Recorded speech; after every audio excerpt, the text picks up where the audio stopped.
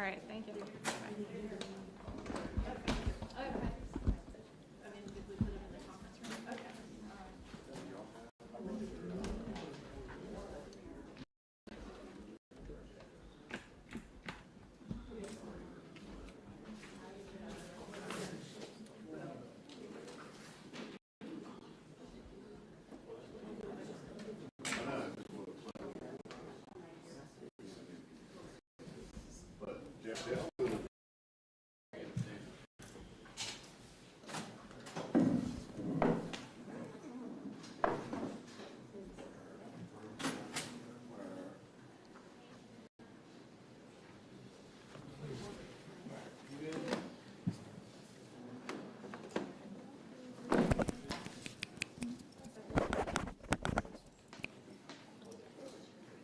First coast action, y'all good?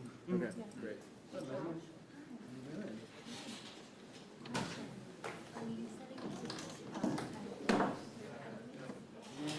probably should.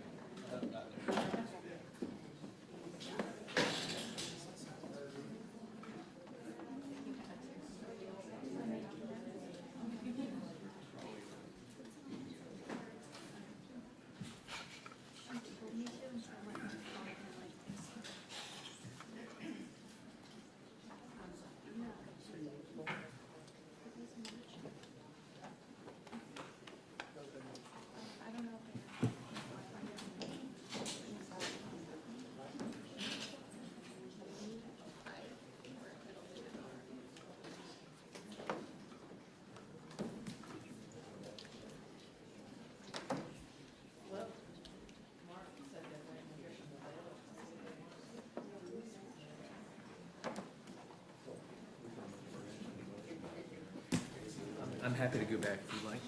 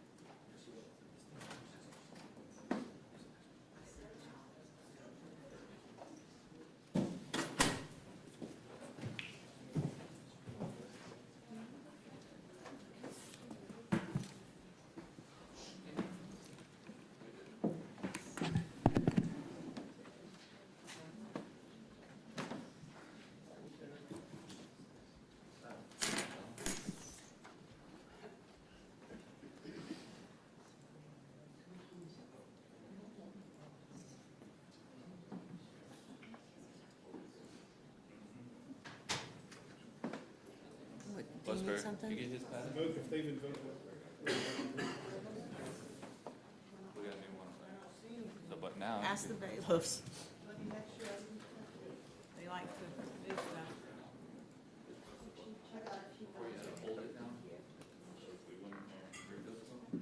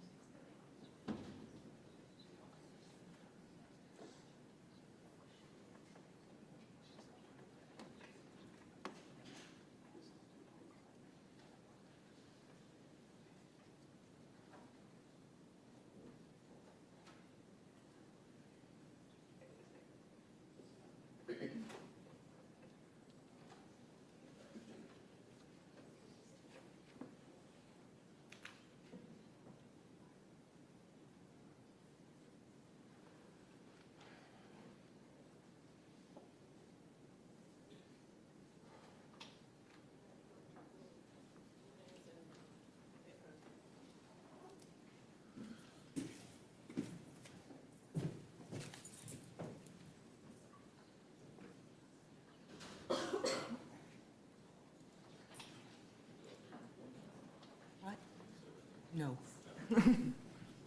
No, sir.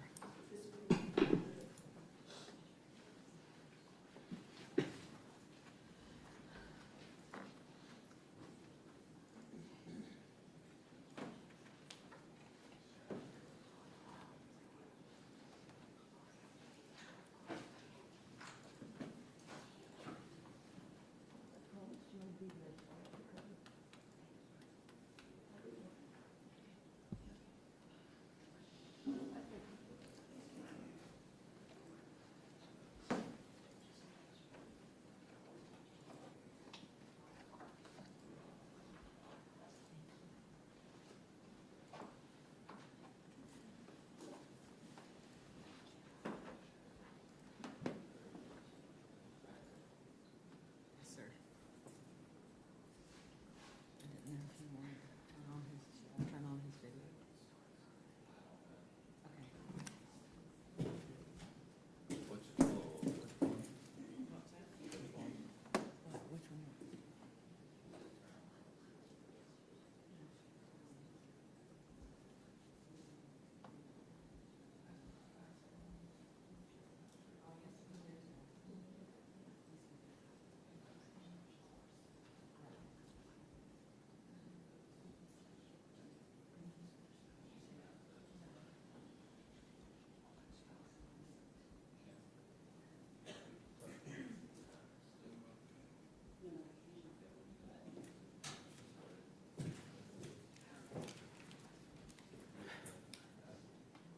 There's no password, but that's the ID.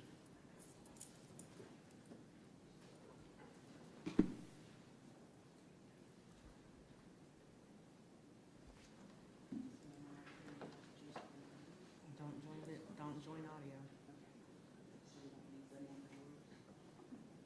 Yeah.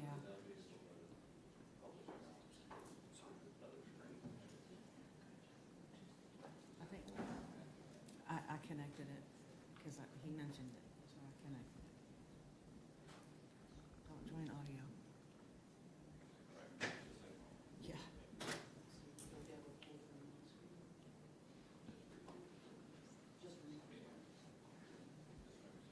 I'm waiting for it. Okay. Oh, yeah. Please.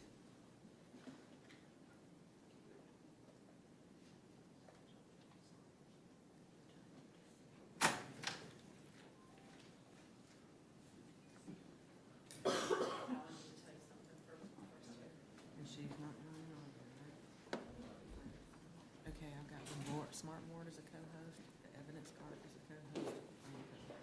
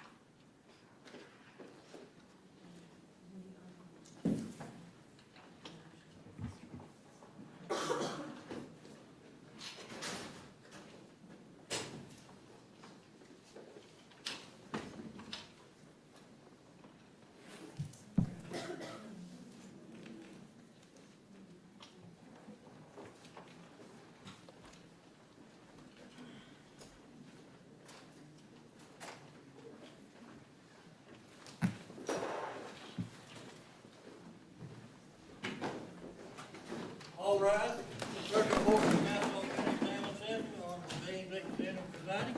If you have a cell phone, make sure it's turned off. All right, everyone have a seat. Good morning to all. A couple of matters we need to take up before I bring the jury in. I know that the defense wants to make a motion for the record. Certainly, why don't you go ahead and just do that right now? Good morning, Your Honor. Yesterday, we filed a motion for mistrial due to the victim impact testimony. We had previously, prior to trial, filed 2 motions seeking to exclude the victim impact testimony. And one of those was a motion to present the victim impact evidence to the court rather than to the jury, because as the court well knows, the Florida law and the jury instruction limits the purpose for which a jury can consider that victim impact testimony. So it seems like a legal fiction to have the impact testimony presented to a jury who is not supposed to consider it, especially when it was so impactful as it was in this case, which I've outlined in my motion, the facts, which I think we put on the record at the conclusion of the testimony. We believe that the presentation was so intensely emotional and inflammatory that a curative instruction will not suffice to cure the impact upon the jurors. Mistrial is necessary to ensure a fair and just trial, or in the alternative, we request that the jurors be voir dired to determine whether at this point they're able to follow the court's instructions to set aside what was a very emotionally powerful, and as the court said also, that it was very tough testimony. So I believe that it would be in the best interest of justice to grant the mistrial because of the prejudice to Mr. McDowell, or in the alternative to allow voir dire as to that issue. Thank you. All right, state wish to be heard. Judge, the law is clear on this issue. We believe the motion should be denied on its face. We also object to the inquiry of any of the jurors related to this issue. We don't highlight the issue more than already it is placed in the motion issue. Here, instruction is sufficient for the jurors to follow the law. This was brought up in the jury selection. All the jurors said they could follow the court's instructions when it came to victim impact. All right. The motion for mistrial is denied.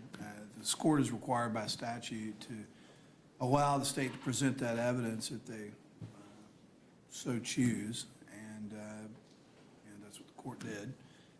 It was particularly hard testimony, I think, for everyone to hear. But at the same time, the jury was appropriate, I believe. There were some that had tears, some did not. And, the court gave that instruction. I will give the standard instruction at the close as well. I do not find that there's a need to individually voir dire the jury as to whether or not they can follow the court's instruction. And so the secondary request is also denied. Now, another thing we need to take care of, I'm assuming the state has invoked the rule of sequestration with respect to defense witnesses, correct? Yes, Your Honor, and specifically, the civilian witnesses, obviously, there was an exception to the rule when it comes to mental health experts, so we have Right. no objection if, for whatever reason, they need to observe any portion of the testimony, because that's allowed under the law. However, with the civilians, both sides have agreed that the rule will be invoked until the witnesses have testified, and I do not believe any are subject to recall. So. Okay, and I'll just rely on the defense. If you have anybody here that's, a family member that is in attendance that is going to be testifying, to just have them outside until after they're done, and then they can stay in the courtroom. We'll do that. Okay. And lastly, I know there's some that will be testifying by Zoom today. We have Zoom up and running. We have our IT person here for you all to coordinate with that. You just need to let us know, obviously, not in advance, but give us a little bit of time to get it up and running and get everybody brought in. If you have a witness that's going to be testifying in that manner. One thing I would ask, we've got the smart board over here, the camera is working on that, and we've got a couple of the state's exhibits that are in the camera field. And we're gonna need to move those deputies somewhere if you could. Just, I mean, if you can just be moved around the corner or something like that. Particularly the box with the rifle right in front of the camera. And Your Honor, I'm assuming, counsel, maybe you can confirm this, are any of our exhibits going to be utilized during the examination? I don't think so. Okay, and I was going to say, so we have no objection, they're in evidence, they're in the court's possession at this point in time, if we just move them to the back. Yeah, I don't think they're pretty going to much. be utilized until the closing argument. I mean, I don't want to cover Judge Foster's portrait, but if we have to, I'm sure he'll be understanding. We will need this area. Can you kind of move it back towards the corner there, Lieutenant? Because I'm sure if we have a sidebar, we'll need that. That's perfect. Thank you, that works. All right, is there anything else before I bring the jury out? Nothing from the state, no. Nor the defense. Okay, and you all, our Ms. Gay, our deputy clerk, has confirmed one juror has gotten food poisoning and has been excused at this point. That's for the record as well. And just for the record, I believe that was juror number 95, who was already an alternate juror anyway, and so obviously the parties are aware of that excuse. Yeah, so juror 95 has been excused for illness. All right, seeing nothing else, why don't we bring the jury in?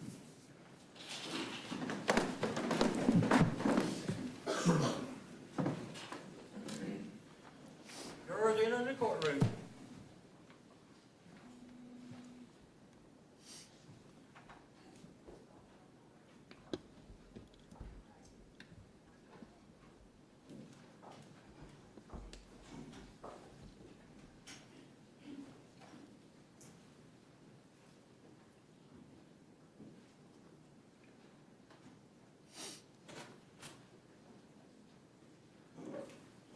All right, everybody have a seat. Ladies and gentlemen, welcome back.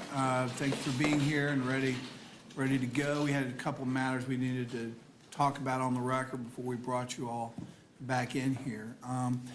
We have one of your co-jurors has gotten sick, taken ill, and so we have excused him. And so if you wanted to, the last 4 jurors or last 3 jurors, if you want to just move over one, that way that'll put you in the seat there when he, that way we can move that chair. That gives a little bit more room.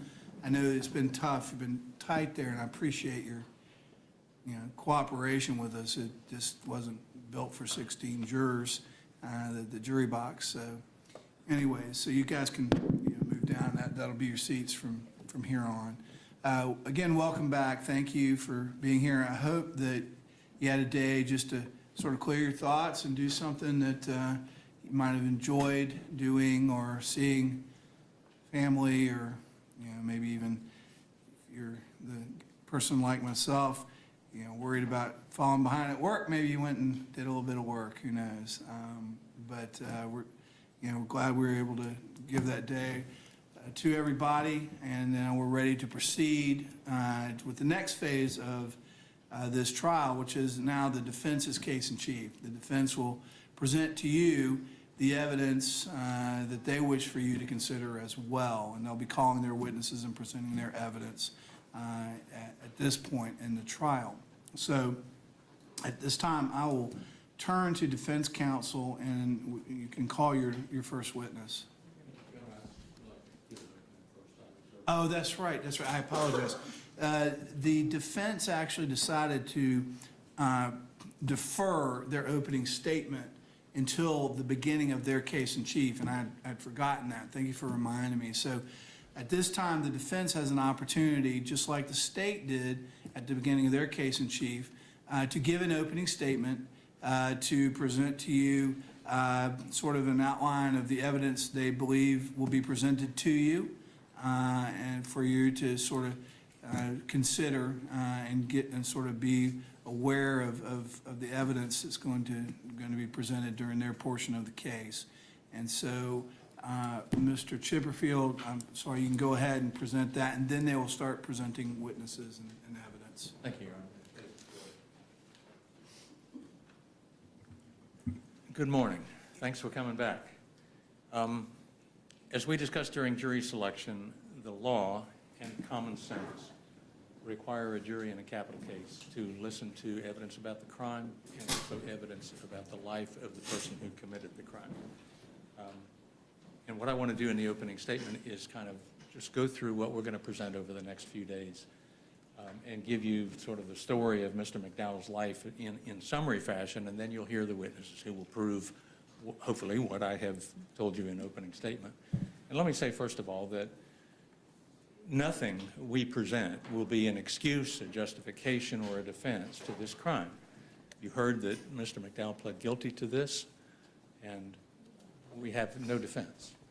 But the law requires you to understand his life so that the crime can be placed in context, so that you can understand better what was going on in his life and what was going on in his head at the time that this happened.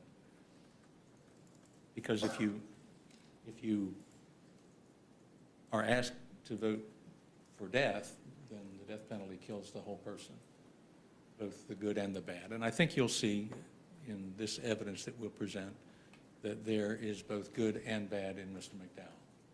And there were times when he was the best of the best and not the worst of the worst. Mr. McDowell had just turned 35 when he committed this crime. He was born in Jacksonville. His father was Richard McDowell. His father was fresh out of the Marines when he met Rena McDowell, and they got married. Her maiden name was Rena Pavlonis. She was 18 years old. Patrick was the first child for both of them, and they'd been together about a year when he was born, and their relationship had already started to turn rocky. They split up when Patrick McDowell was about 6 months old, and Rena moved back to where she had lived in Harrisburg, Illinois, which is a real small town in Illinois. Population 10,000, 15,000, something like that. She took Patrick with her. She remarried when Patrick was a toddler. She remarried a man named Mike Jones, who was a police officer in Harrisburg, Illinois. And he was a good stepfather to Patrick. He and Rena also had a child together, Patrick's younger brother, and his name was Tim. And as it turned out, years later, Tim became an officer with the FBI. The two of them grew up together as brothers. Mike Jones remained a police officer, and as it turned out, he remained a police officer for 30 years and then retired. While Patrick was growing up in Illinois, he would visit his father, Richard McDowell, in Florida, and also in Michigan, where Richard lived for a while. And he'd visit usually twice a year, Christmas or maybe every other Christmas, and for part of the summer. Patrick did pretty well in school. He graduated on time, about in the middle of his class, in 2004. And before he graduated, he signed up for the early admission program, or the delayed entry program in the United States Marine Corps. He did that during his junior year in high school. His father, Richard, had been a sergeant in the Marines, and his grandfather had been a Navy captain. So he signed up for that delayed entry program in 2003. At that time, the United States was fighting a war in Iraq. The war was raging, and in 1984, when he graduated, his enlistment early was delayed. And it was delayed because he hurt his knee. And while his knee was recovering, he had a lot of idle time, and he got in trouble. He and some other boys broke into some storage units, and he was charged. That caused Richard, his father from Florida, to go get him and bring him to Florida because he perceived that Patrick was hanging around with a bad crowd, and he wanted to take control of him. Richard lived at that time in Titusville, Florida. Patrick got a job with a company called Asplund Tree Company, and he was a tree trimmer. He learned how to climb trees and trim limbs and cut down trees. He also helped Richard and Richard's third wife with a business that they had, a cleaning business where they cleaned offices. Patrick paid off the restitution that he owed for the storage sheds back in Harrisburg, Illinois, and that case was resolved on a plea of guilty to misdemeanors. After working in Titusville for about a year for Asplund and for his dad's cleaning company, he contacted a recruiter because he still wanted to get into the Marines. And that recruiter helped him get into the Marines. That was 2005, and the war in Iraq was still going on. So he went to boot camp as a Marine to Parris Island. Then he was stationed in Camp Pendleton in California. And he went through a short period of infantry training, like all Marines have to do. But his MOS, or his military occupational specialty, and let me say this, you'll hear in this case a lot of triple letter acronyms. The Marines and the rest of the military refer to things that way as an abbreviated conversation. And we will try our best when Marines testify to interpret for you or ask them to tell you what the abbreviations mean, because they very easily slip into that language. But his military occupational specialty, or MOS, was comms, communications. In short, and in simpler terms, he was a radio operator. In the Marines, in 2007 and 2008, he deployed to Okinawa, Japan, Australia, Korea, and other places in the Pacific Ocean. He was part of an MEU, Marine Expeditionary Unit. And a Marine Expeditionary Unit, their job was sort of a force in readiness. They trained with the armies and the military forces of those countries that they visited, and they were also available at any time there was a disaster or a problem or a conflict in that part of the world.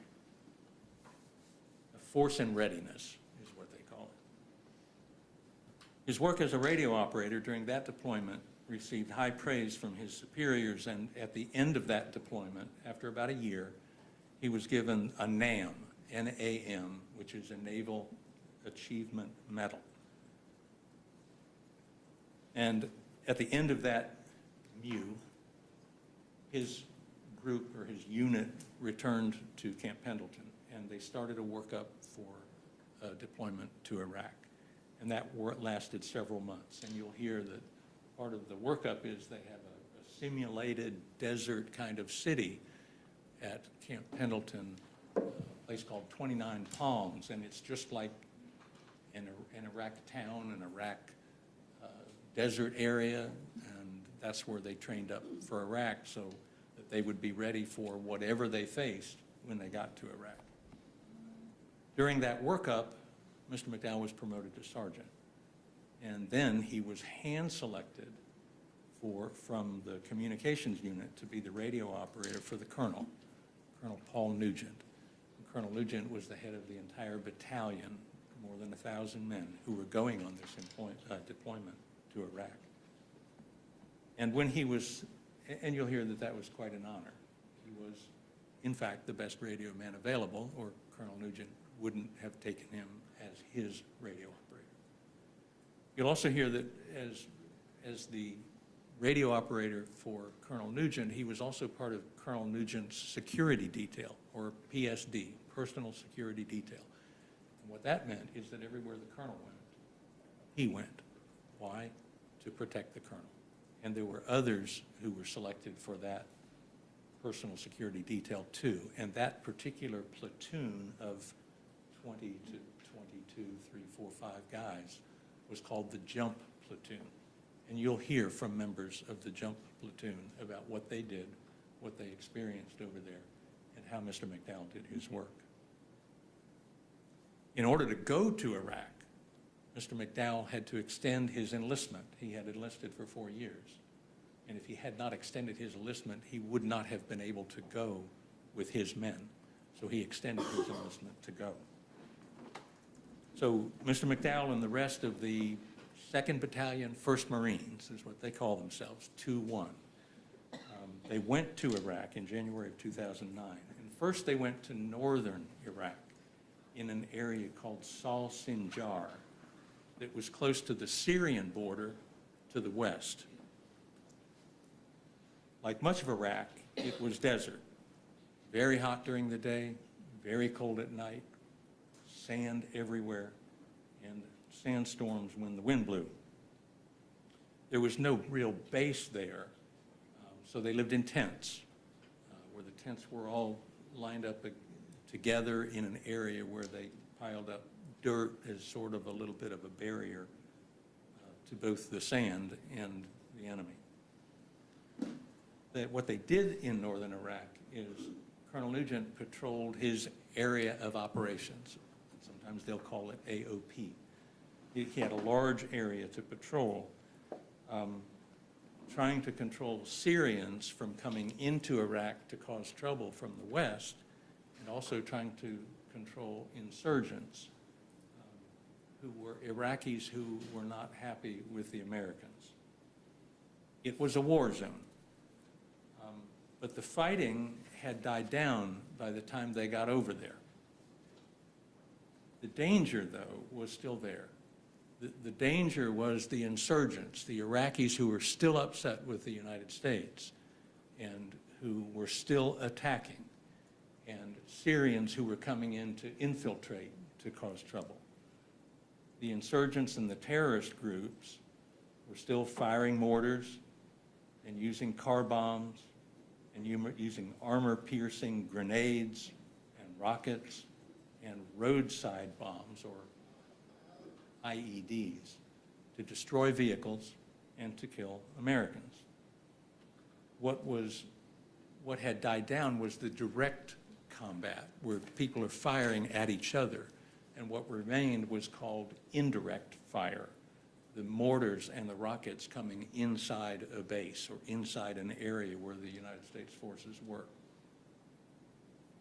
After about a month and a half in northern Iraq, Colonel Nugent's unit went to central Iraq, and there they had a little bit more of a fortified base, and it was called Camp Rawah, R-A-W-A-H, I think it is. It was in a very large desert area called the Werv, and that's the Western Euphrates River Valley.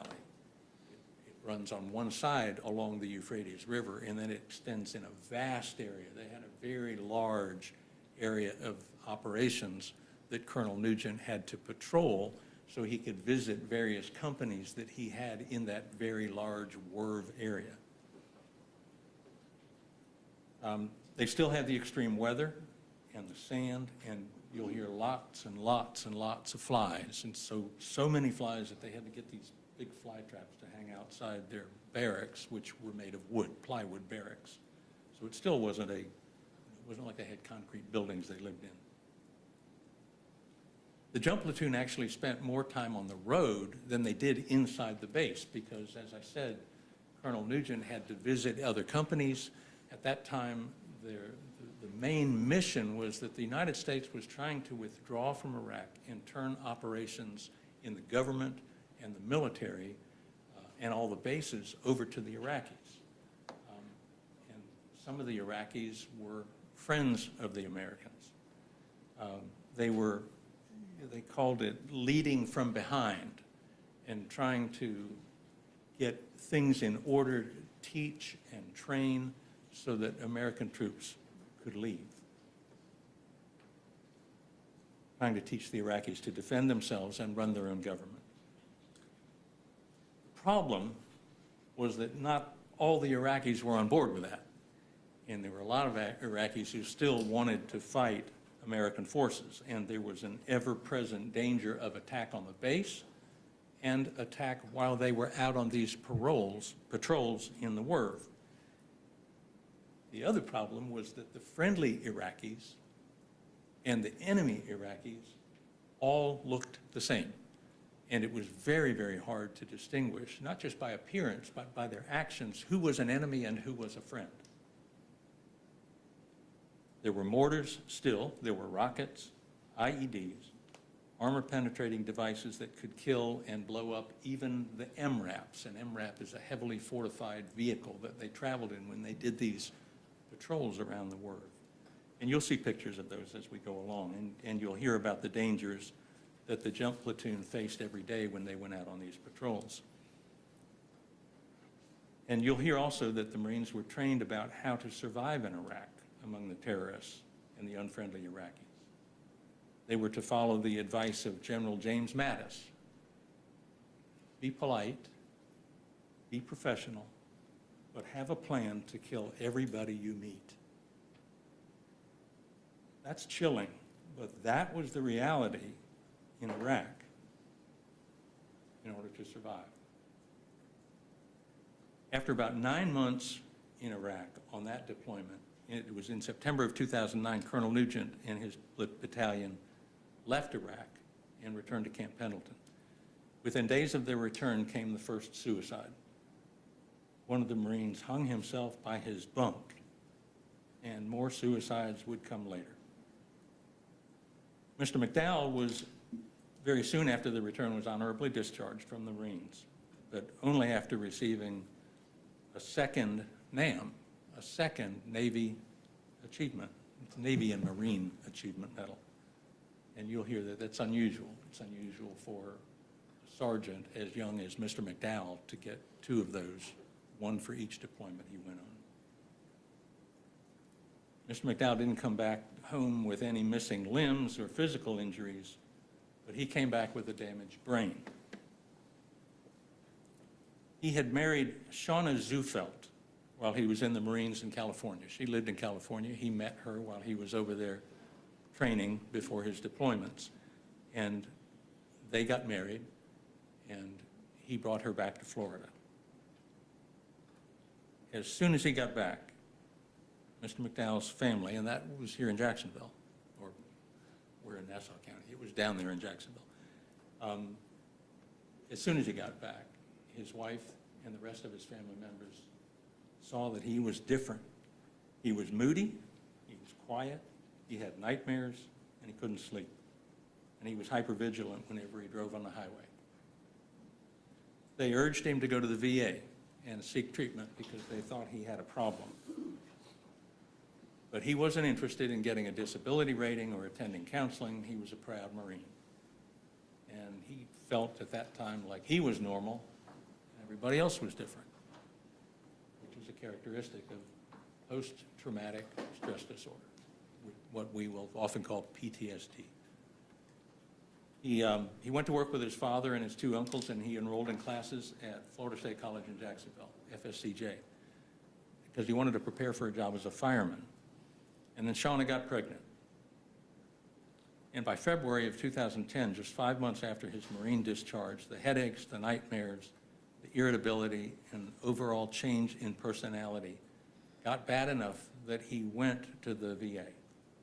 And he was prescribed medication called sertraline. And that is an antidepressant that's often given for people suffering from PTSD. He had a screen for PTSD, and it was positive.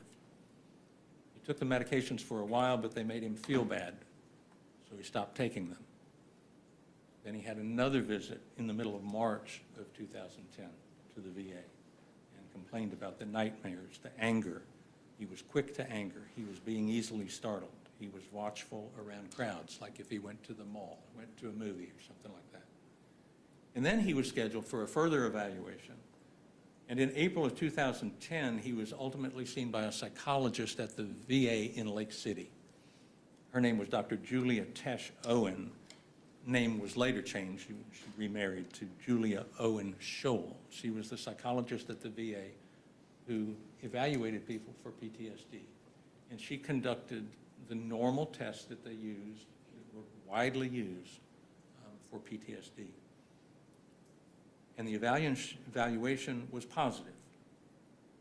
she determined that he had what she called subthreshold PTSD.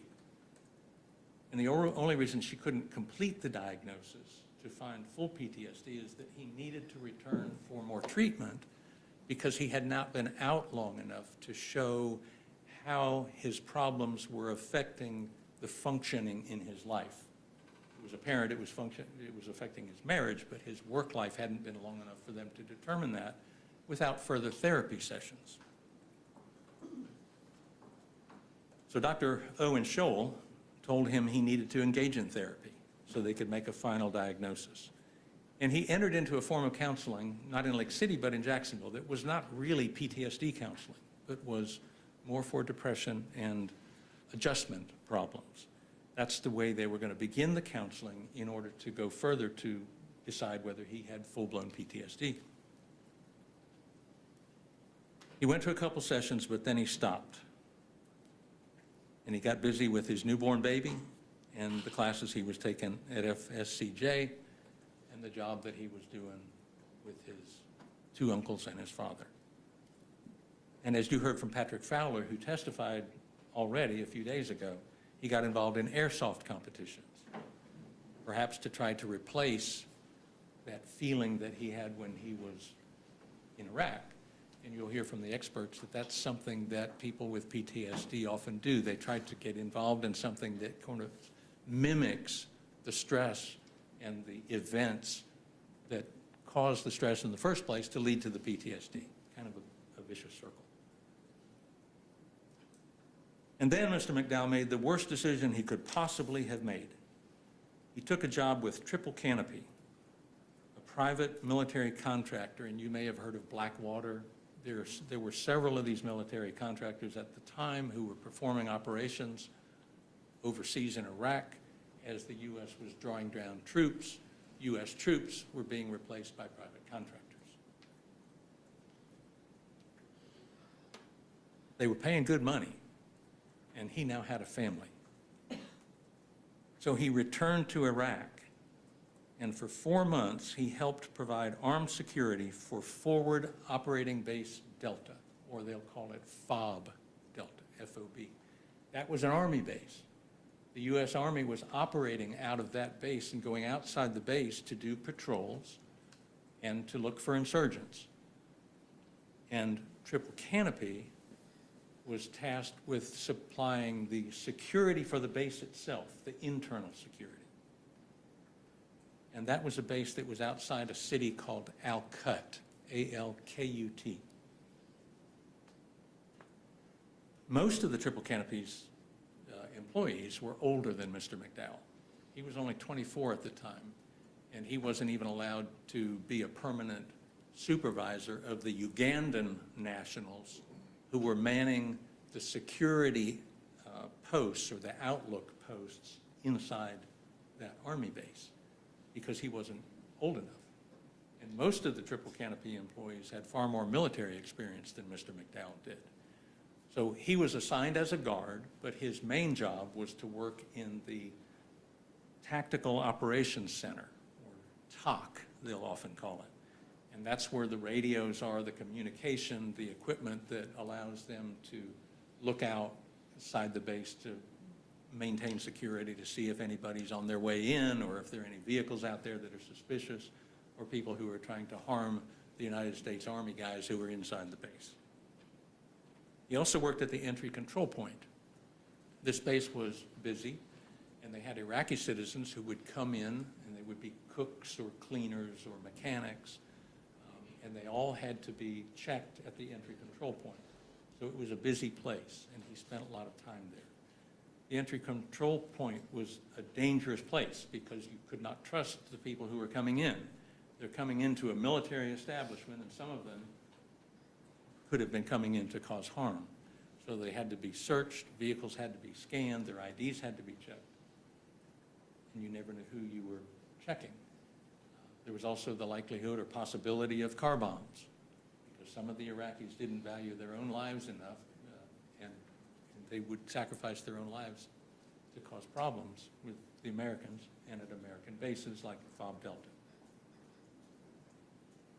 They received incoming indirect attack.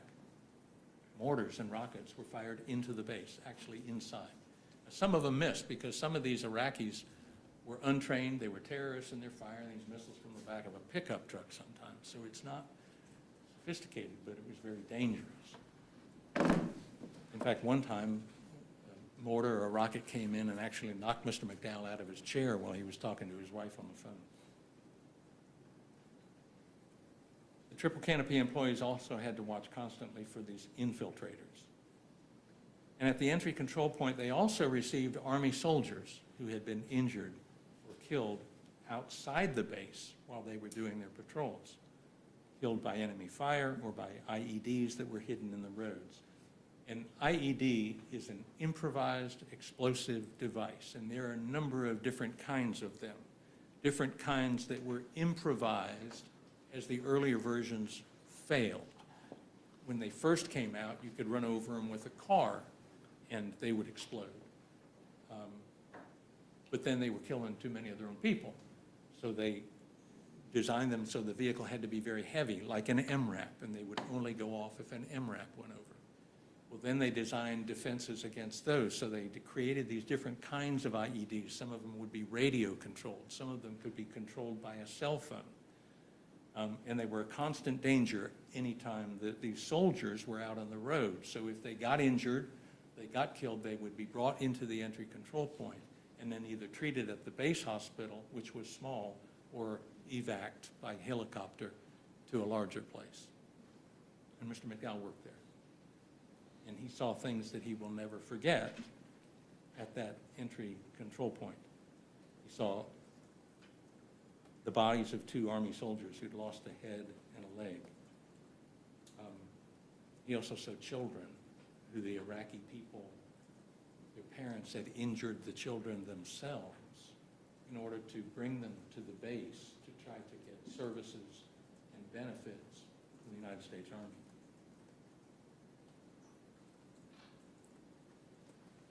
So Mr. McDowell, after about 4 months of that, resigned from Triple Canopy, came back to Florida with a worse condition of PTSD than he had left with. 4 to 5 months after he returned, Shauna left him. Shauna went back to California and took their son Nathan with her. You already heard from his friend Patrick Fowler, who testified earlier this week, that Mr. McDowell was depressed about that. But life went on, and he started working at Signal 88, or State Protective Group. And Mr. Fowler told you that Mr. McDowell got him a job there, and they both worked there together. And they worked at some of the worst apartment complexes in Jacksonville. They were armed security guards. And as Mr. Fowler told you, Patrick was a hard worker, and he was able to engage with troublemakers without being aggressive. And they worked closely with the police, and when the police were called, Mr. McDowell got along with the police. You heard Patrick Fowler testify about that. But then Mr. McDowell fell for Haley Wheeler, and you heard Mr. Fowler explain what kind of person Haley was, that he didn't like the relationship, that he encouraged Mr. McDowell not to hang around with Haley Wheeler, but he fell in love with her. She later struggled with drugs, and he later struggled with drugs. And you'll hear from family members who will tell you that they agree with the sentiment that Mr. Fowler expressed, that Haley Wheeler was a bad influence on Mr. McDowell. And he was just unable to shake her until she had another man's child. And that ended their relationship, but only after it had gone on for years. Mr. McDowell's struggles with drugs got so bad that you'll hear he stole from his own family, including Francis and Pete Winecoop, his grandparents. Pete Winecoop is the one who had been a captain in the Navy, and his wife was Frances, and they had known Patrick McDowell since he was a baby, since the day he was born, and had been very, very close to him. Yet, on drugs, he did what drug addicts do. He stole from those who love him. He stole checks from them and cashed them for drug money. And he was arrested for that. And now we're up to 2019 when that happened. And in that case, the prosecutor agreed that he should be placed into Veterans Court. And you'll hear from people in Veterans Court. Veterans Court is a special, what they call a specialty court. It removes a criminal case from the criminal court, and they put it in Veterans Court, which is it's a therapeutic kind of community where there's one judge, there are counselors, and they engage in attempts to try to help veterans who are troubled in all kinds of ways, but often PTSD and drug problems that often come from the PTSD itself. For months, you'll hear that Mr. McDowell did very, very well. You'll hear from one of the directors of the Veterans Court, who himself is a veteran, that Mr. McDowell set a good example for everybody else, and everyone thought he was going to do well. And the counseling and the regular urine tests and the contact with other people seem to be working. But you'll hear from experts that relapse is a part of recovery. It's expected. You heard it already from Noelle Gale. She had the same experience, trying to recover from the use of meth. And he did relapse. When the relapse began, right after it began, COVID hit in March of 2020, and everything shut down. And that included Veterans Court and the urine tests and the therapy sessions. Couldn't go in person anymore. And when a drug addict has a loophole, he takes it. And that's what happened. And Mr. McDowell got back on drugs. He would attend therapy sessions remotely by Zoom or something else, but he's still doing the drugs while he's attending the sessions because there was no accountability when he didn't have to show up and drop urine to prove that he wasn't doing drugs. So during that period, he takes a trip to Georgia with friends and gets arrested in a van where drugs are present and firearms. And he sat in jail in Georgia for a year because even though he was only charged with misdemeanors, his father wanted him to get clean. And his family was desperately trying to get back the old Patrick, the one that they knew before he got on drugs. So his father let him sit in jail up there for a year before he made his bond. And for some reason, probably largely due to COVID, the Georgia courts didn't handle his case. Mr. McDowell, Richard McDowell, his father, brought him back to Jacksonville. But he couldn't go back to Veterans Court because he had violated his stay there. He had violated their rules and he had abandoned the program, so he went to jail. Then he pled guilty to the forgery charge that you heard about, and he was placed on the probation that you heard about already from the probation officer. He was placed on drug probation, where he was supposed to get drug treatment and supposed to meet the requirements of probation. And you heard already that through June and into July, he followed the rules. He reported to the probation officer. He went to the drug classes. But then that too failed. And what you'll hear is that abstinence from drugs for that year in Georgia without treatment doesn't cure the drug addiction. In fact, you never cure drug addiction. It's a day-to-day battle. Every day you have to resist that. So he got back on drugs. And then, while he was out of jail, supposed to be reporting on probation, the prosecutors in Georgia decided that they were going to raise his charges to a felony. And he got word that they were going to seek 30 years in prison. And then he just completely fell off the wagon.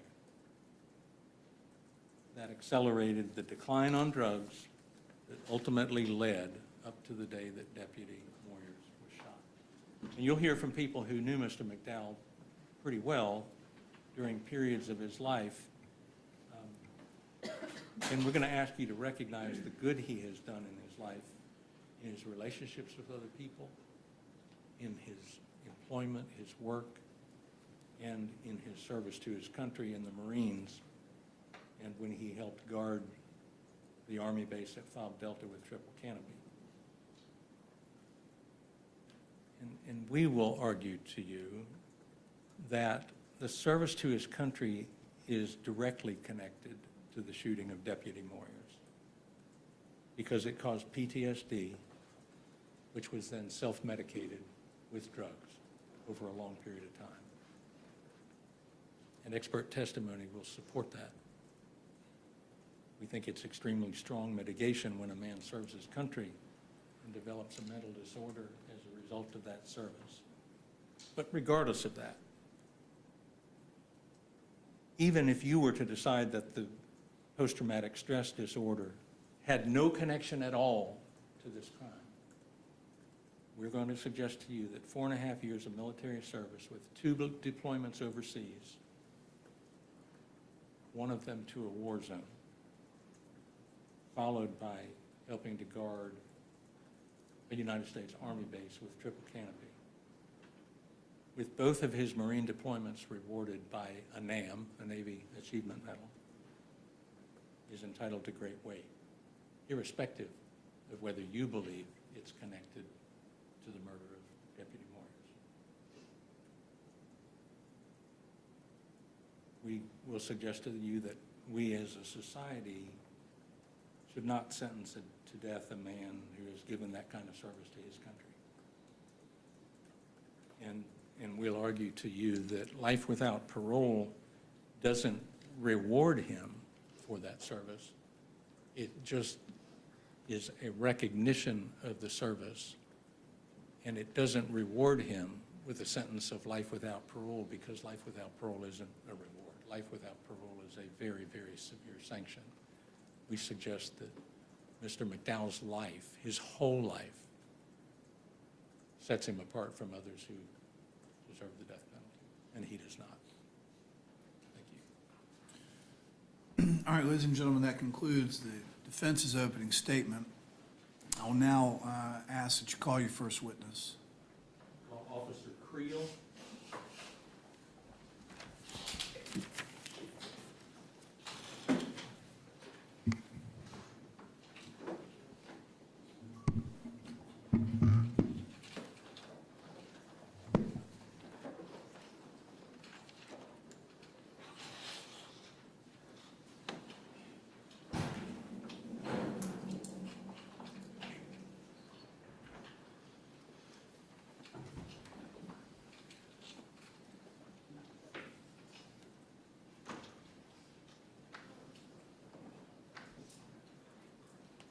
Do you solemnly swear or affirm the testimony you're about to give is the truth, the whole truth, and nothing but the truth, so help you God?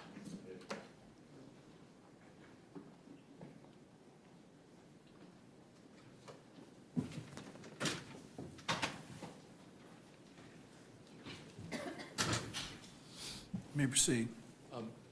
Mr. Creel, could you tell us your full name and spell your last name for the court? My name is Seth Creel, last name C-R-E-E-L. And you've testified earlier about your involvement in this case, and I think you testified that you're no longer with Nassau County Sheriff's Office, correct? That's correct. I just want to ask you very specific questions about just a single part of your involvement in this case. Did you go to the hospital after Mr. McDowell was arrested Yes, with him? correct. And did you overhear a statement that he made to you and to Lieutenant Blackwell? He didn't make it to me. He did make a statement to, at the time, Lieutenant Blackwell. And did you overheard the statement? I heard some of the statements, yes. Can you tell us what you heard Mr. McDowell say?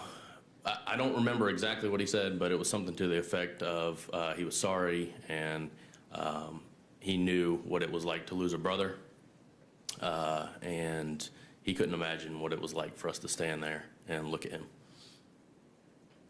Thank you. That's all I have for this witness. Cross. Mr. Creel, that was after he had been on the run for 5 days, correct? Correct. That was after he was already detained and at the hospital. No further questions. All right, any redirect? No, you're. And he can All right. speak. You may step down and you are excused. Call your next witness. At this time, I ask the court to take a very brief recess. All right, just, we need, all right. Ladies and gentlemen, we're going to have you step back and leave your notes face down on the chair. Just, you know the drill. Don't talk about the case back there while you're taking a break. We'll bring you back out very shortly, okay? Jurors leaving the courtroom.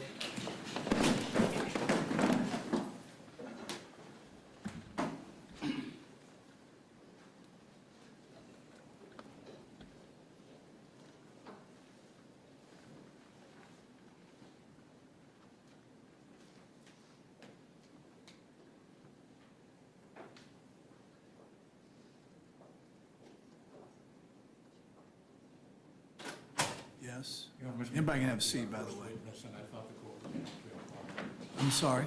Mr. McDowell will be our first witness, and I thought the court might want to inquire. All right.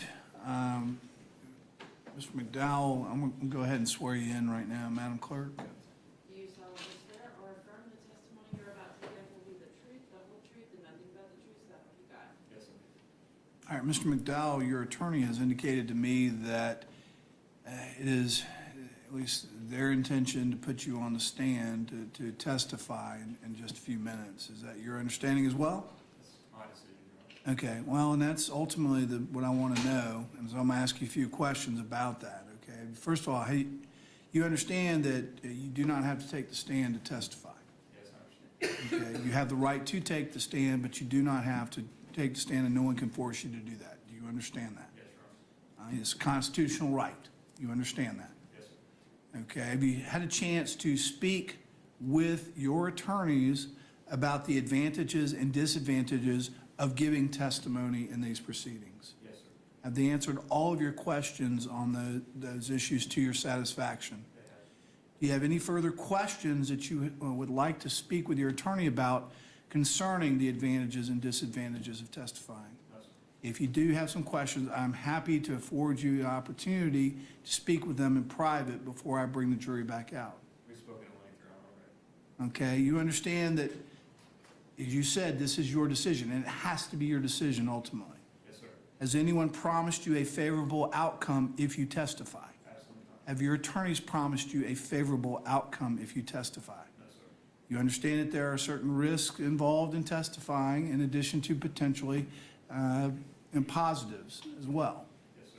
You know you'll be subject to cross-examination by the state of Florida. Yes, sir. They will be able to ask you all the questions that they have not been able to ask you up to this point. Yes, sir. And they will delve most likely into your background, into what happened in that, on the evening in question, and also your criminal history. Yes, sir. Knowing all this, do you still believe you want to testify? Yes, sir, I do. Do you believe it's in your best interest to testify? Yes, sir. Okay, any further questions of your attorney or of the court? No, sir. Are you satisfied with your attorney's advice and counsel up to this point? Yes, sir. All right. At this time, I am finding that the defendant has made a decision to testify freely and voluntarily with a full understanding of the consequences. One other question that I did need to ask you that I forgot. Take any medication today? No, sir. Okay, you under the influence of any alcoholic beverage or any drug right now? No, sir. All right, I still stand by those findings. Do you want just a minute for a break? Because it's going to take, I assume his testimony is going to take some time. Okay, what we're going to do is, I'm going to recess for, we'll try to get started at about 9:35. That'll be about 10 minutes. I'm looking at that clock up there, okay? So we'll be in recess until then. All right.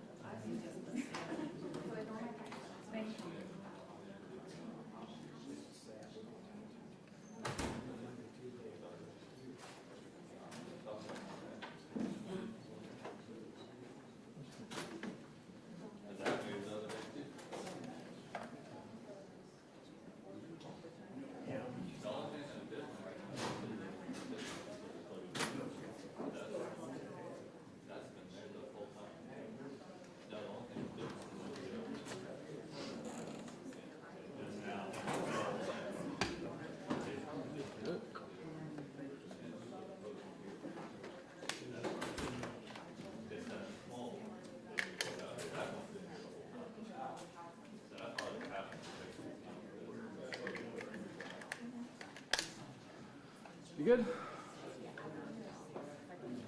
Oh, yeah.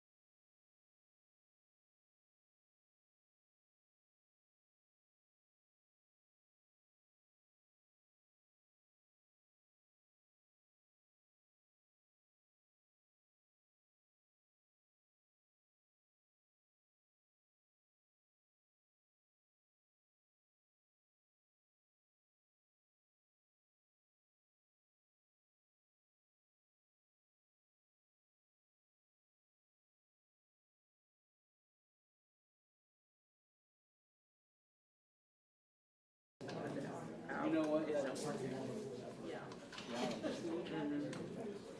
was working for me earlier, so unless I plug the power, Yes, it is. Well, what do you want me to do? I'll take care of it. What do you want to do? Okay, I'll do it. Is it popping? Yeah. no, this is, it's not.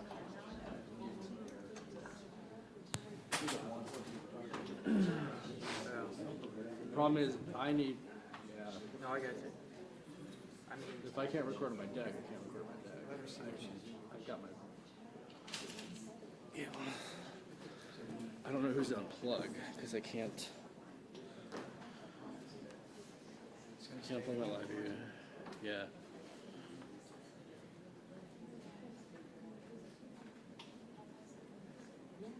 Wait, you have a signal though, right? yeah. You said really good. Okay, so what's your issue? What you're not? No, mine's good. Oh, you're all good? Yeah. Oh, okay. But when I plug it into out, it doesn't work. But I plug it in. I get that too. It says input error. It's the. I wonder if I can just change it.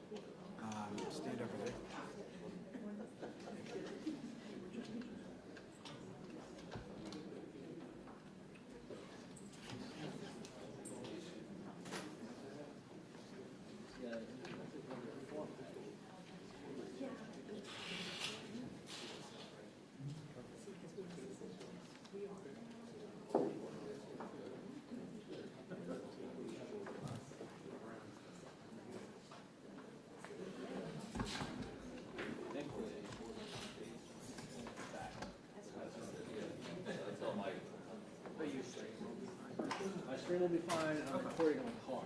I'm just wondering why.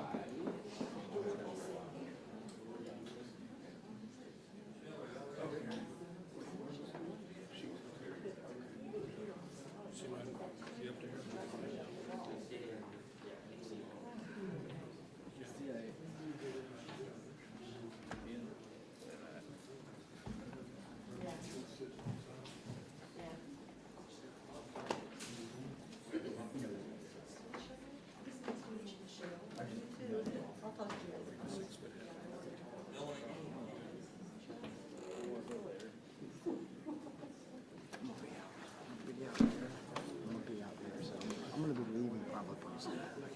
That's good.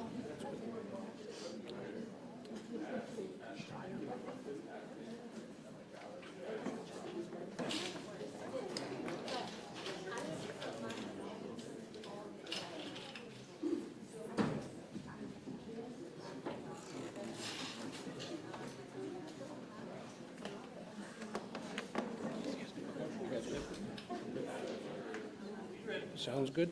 Sorry. Yeah, sounds good. Good.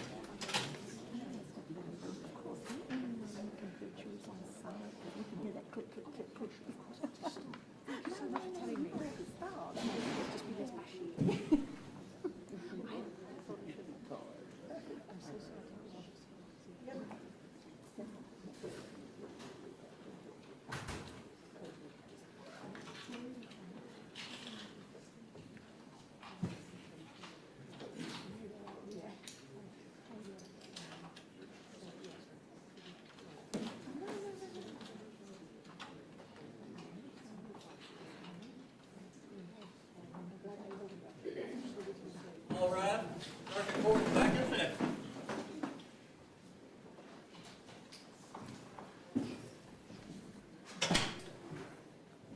Everyone, please be seated. Are we technologically straight now? Okay, want to make sure that was ready. All right, I'm going to bring the jury in.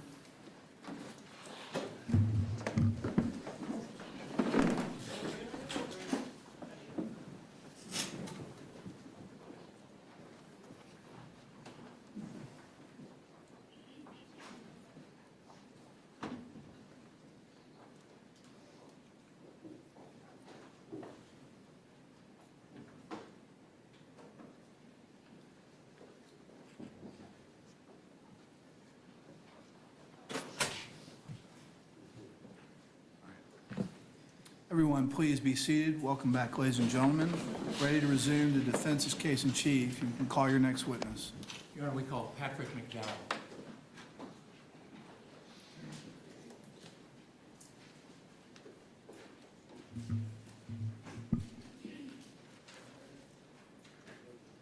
you solemnly swear or affirm the testimony you're about to give will be the truth, the whole truth, and nothing but the truth, so help you God?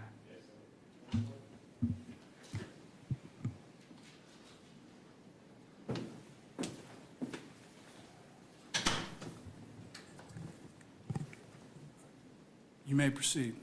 Please tell us your name and spell your name for the court reporter. Patrick McDowell, last name McDowell, And what was your date of birth? 8/27/86. Mr. McDowell, how do you feel about what you did? Well, the first thing is I want to take the opportunity to apologize to the family of Deputy Moyers and the deputies that he works with, all the people that I took something I can't give back. And if I had my way, if my death could bring him back, we wouldn't be here today. I wouldn't be here today. And I want to apologize to everybody that was affected by what I did, both my family, the residents in Callahan who were afraid for their children while I was on the run, all the people I put in danger. I feel like I feel like it's not fair for everyone to get up here and speak for me about what I did. I feel like these people deserve to hear what happened and why.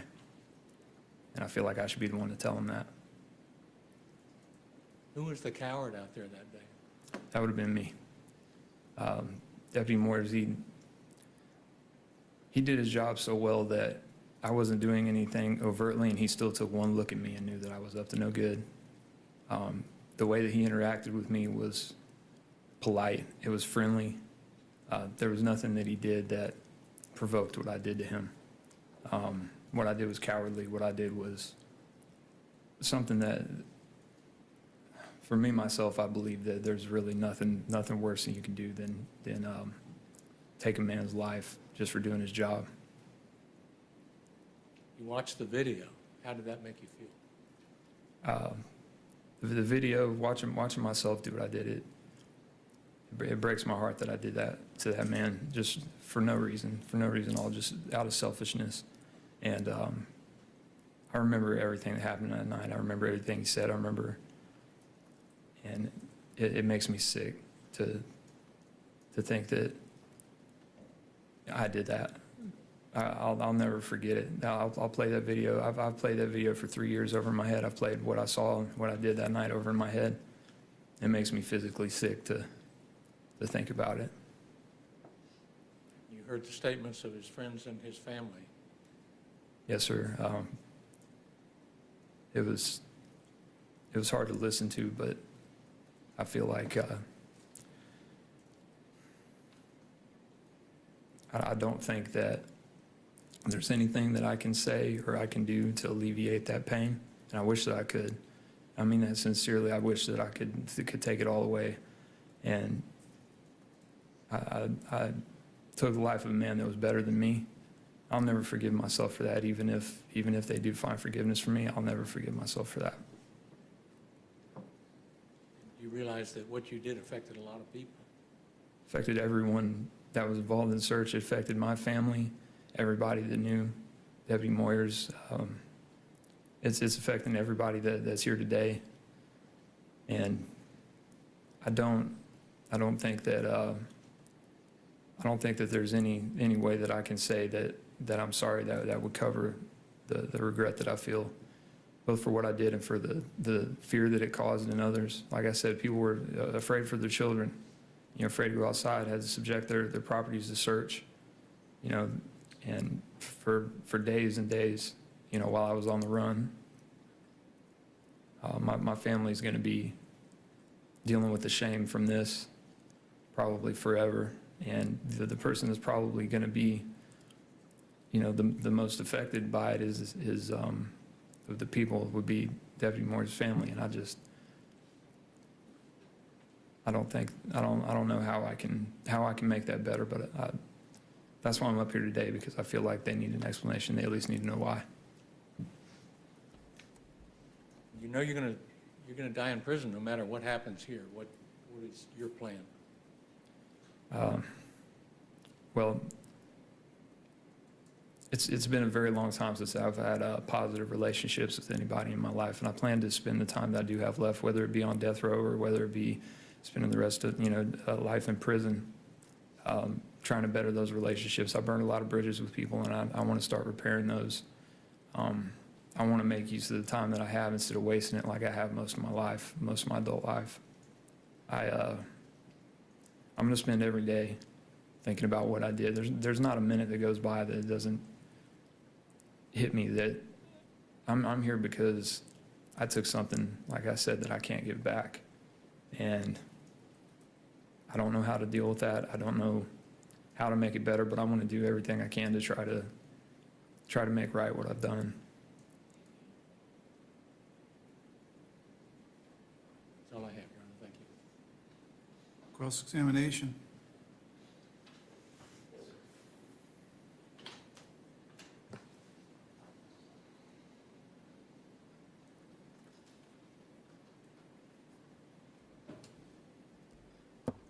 Good morning, sir.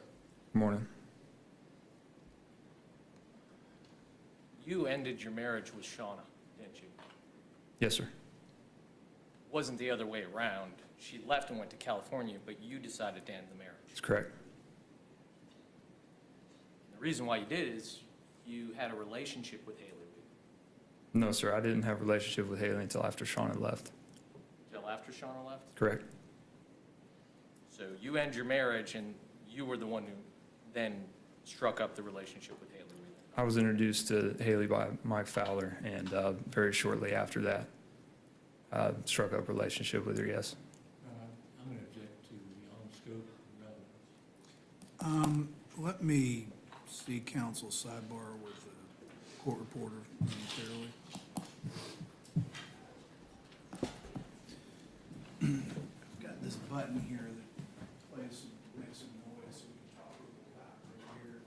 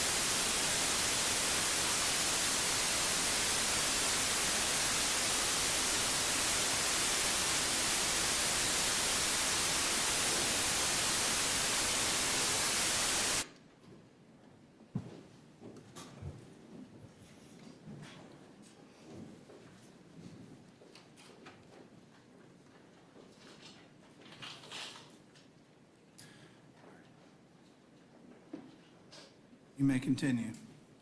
Thank you. struck up a relationship with Miss Wheeler. Yes, At the time you did, you were 25 years old, correct? correct.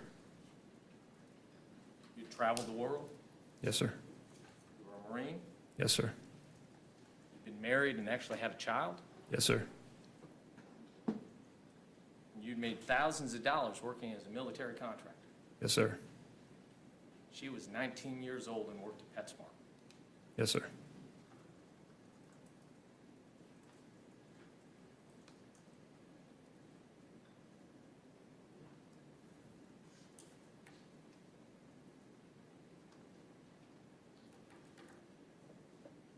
You've heard about your legal troubles here in Florida, and Mr. Chipperfield discussed your troubles in Illinois before the Marine Corps, correct? Yes, sir.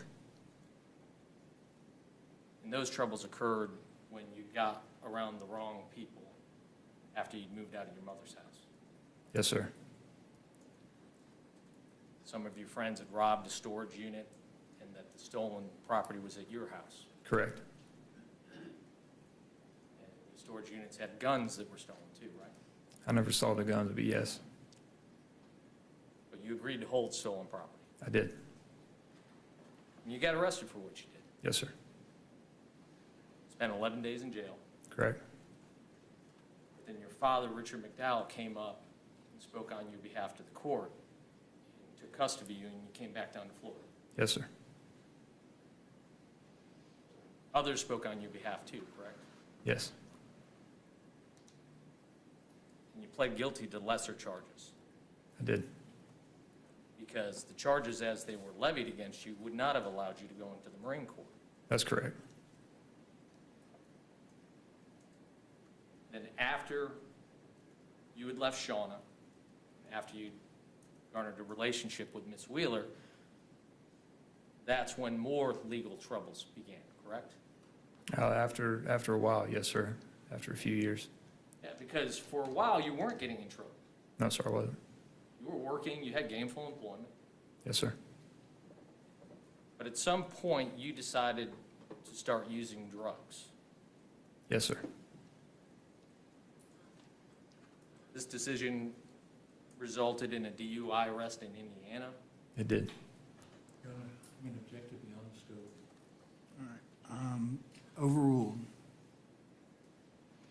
Resulted in the arrest where you'd stolen from your grandparents Yes, sir.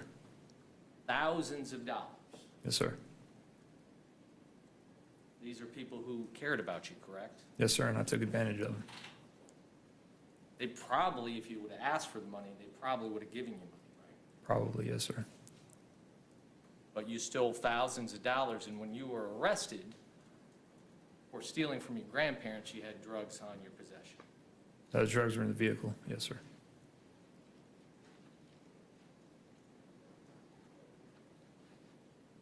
But as a result of your military service, this arrest was referred to a treatment court, Veterans Treatment Court, correct? Yes, sir. And initially in Veterans Treatment Court, you were complying, correct? Yes, I was. But that ended pretty quickly. Yes. You failed to appear because you were using drugs after you were given this opportunity to go to Veterans Treatment Court. Yes, sir. In fact, I had used fentanyl in a suicide attempt and ended up in the hospital.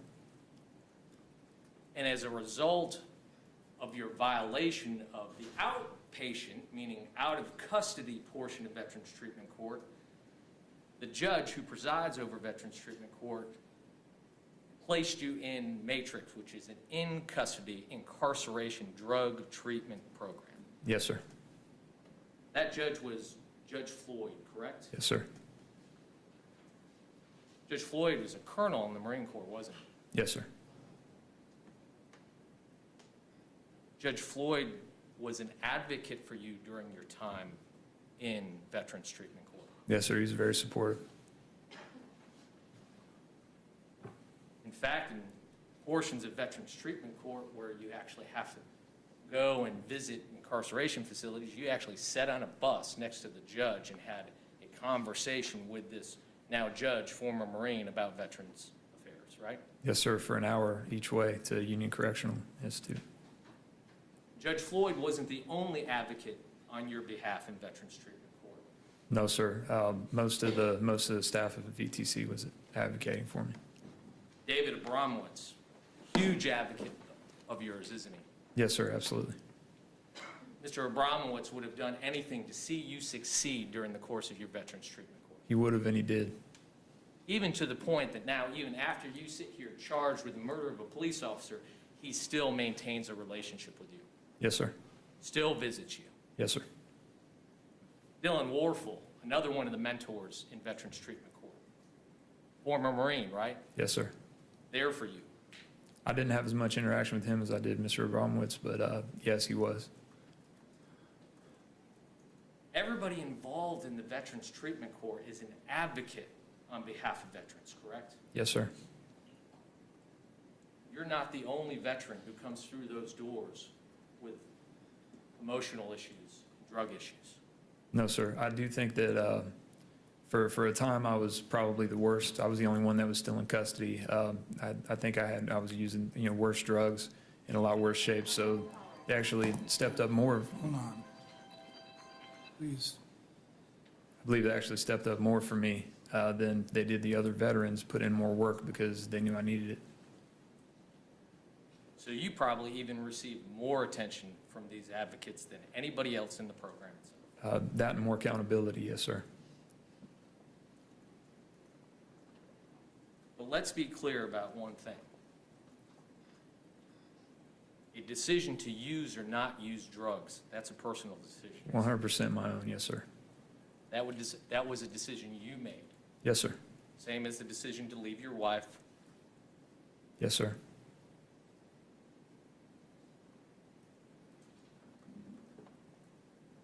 And after you were released from the in-custody portion of your treatment in Veterans Court, where you were incarcerated in the Matrix program, there was a period of time where, again, you were doing well. Yes, sir. You had all those advocates working on your behalf. Yes, sir. And as I said before, accountability, which is extremely important to somebody that's a drug addict, especially, that soon after being released. But sometime between December and March of 2020,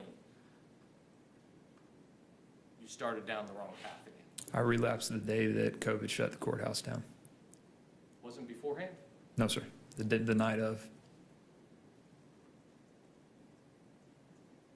Wasn't there an incident when you had borrowed a gun from a friend, a family friend that your father knew, after you were released from Matrix, and that gun never made its way back? No, it made its way back, yes, sir. But you borrowed a gun. Yes, and that was after I relapsed, after COVID had hit. They shut the courthouse and most of the services for VTC down. Okay, so that was, based upon your memory, that was after COVID hit. Yes, sir, absolutely.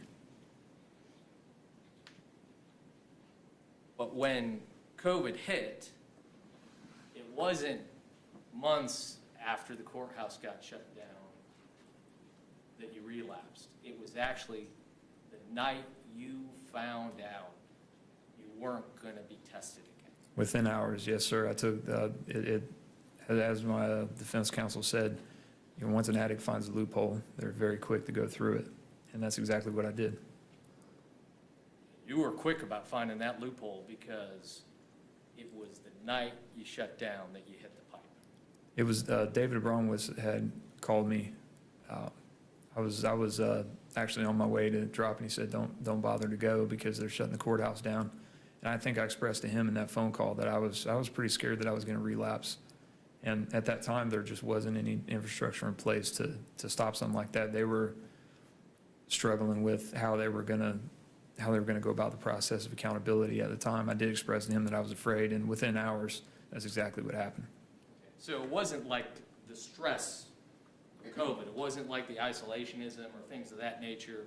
It was once you knew nobody was going to be looking over your shoulder, you took advantage of that opportunity. More or less, it was the fact that there was a lot of stress involved in just the fear of not having accountability, but I was in a really vulnerable place. I was doing well in VTC, but that is largely because there was so much accountability. I wasn't ready to lose that, that backing, that accountability that they did have in place. So once you lost it, you went down the rabbit hole. Yes, sir. You got arrested in Georgia with drugs and guns in the car. I did. And you spent over a year in the Dooley County Jail. Yes, sir. Well, you weren't using then, but you also weren't getting treatment. Exactly.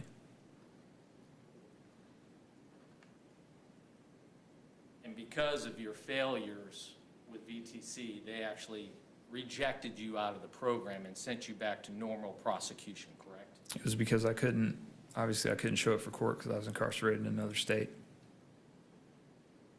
But when they got you back from the other state, they didn't send you back to VTC at that point. No, sir. They offered me a choice when they gave my case back to a regular circuit judge, and they offered me a choice to take probation and upon completion, drop the felony charges so I wouldn't be a convicted felon, and the option of just taking the felony charges with no probation, paying restitution. And you decided to go on drug offender probation. Yes, sir. I was looking for the accountability. And you were able to make it for about a month A little over, yes, sir. before you made the decision not to be accountable. That's correct. You heard from the probation officer during the course of the state's case, right? I did. He was there to support you, correct? Yes, sir. Him, the probation officer that had dealt with me prior to that, before I had changed my address, both of them tried to be supportive. Even to the point where the state agreed to pay for your drug treatment. Yes, sir. I was enrolled in a group treatment program, similar to what they use in Matrix. Similar to the program that was successful while you were in VTC. I have different opinions about the successful nature of the Matrix program. A lot of us that have been through the program refer to it as like a finishing school for drug dealers. And they release you into halfway houses, and really the only people that you interact with as part of the program are other drug addicts. And relapse is contagious as well. You go to the same meetings with these people. When I got back from Georgia, the first thing that happened was I started running into people I knew from Matrix, and those are the people that I ended up relapsing with. Because just like every program, it's only as good as the individual who's going through the program and making the life choices at that point in time. That's correct, and I would expand that to say that it's more inclusive than that. It also relies on the willingness of other participants in the program because it's more of a community-centered thing. We're supposed to support each other. In addition to the Veterans Court employees and your probation officers, you have a family who loves you, Yes, sir. a family who was supportive of you, Yes, sir. a family who wanted to see you get help. Yes, sir. At some point in time after about a month or so, you knew that you had a warrant outstanding for your arrest. Yes, sir. You knew you were facing potentially up to 30 years, according to what was being told to you in Georgia. That was the point at which I relapsed. Once actually, my dad had sent me an email of a letter that he had received at his house, and it stated that I had 17 new charges in addition to the ones that, or 15 new charges in addition to the ones that I'd been held in Georgia for. I went from being 2 low misdemeanors to some pretty high degree felonies. And so family members, your dad, your mom, others, were trying to encourage you to turn yourself in. Yes, sir, they were. But you turned your back on that, and you turned to the drugs. Yes, sir, I did.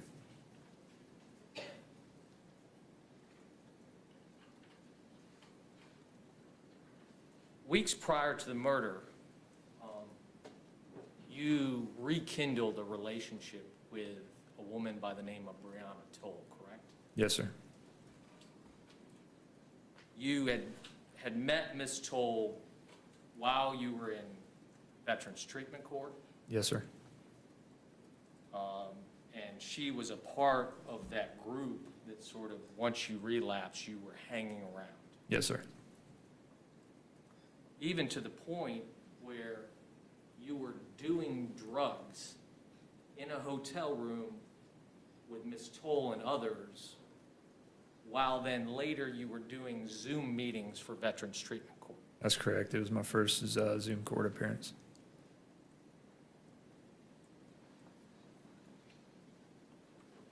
So in one moment, acting like you're being compliant with Veterans Treatment Court, and in the other moment, you're back at the drugs. That's correct. And you rekindled this relationship after being incarcerated for over a year, sort of by happenstance, right?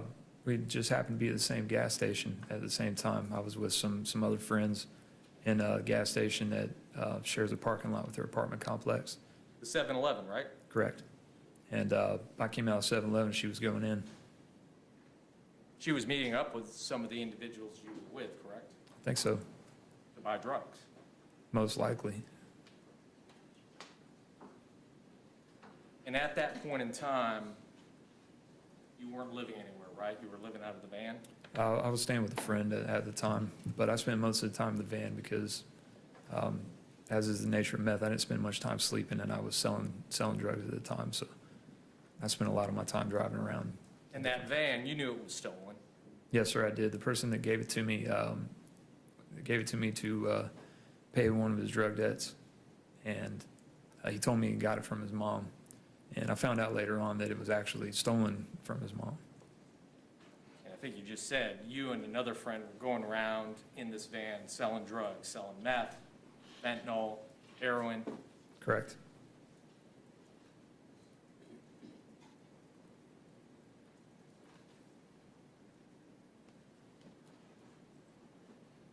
On the day,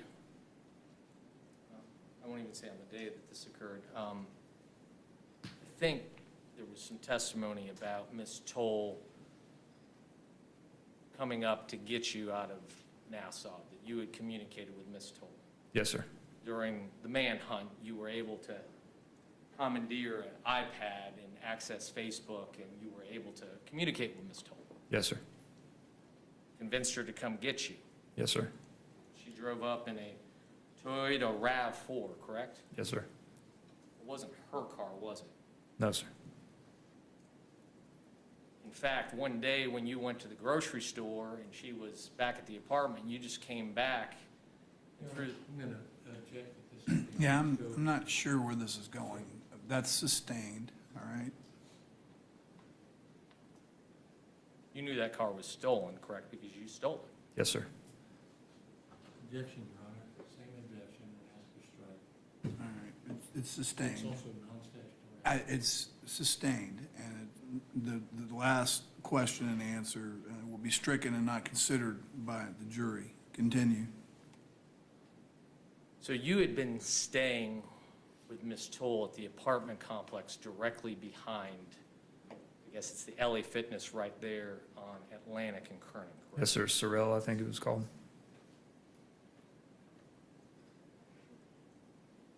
And the rifle that's here in the courtroom that you took into the woods that night, Ms. Toll actually stole that and gave it to you. She did. But on September 23rd, even though you'd been doing drugs and staying with Ms. Toll, you decided to go out with Noel Gale.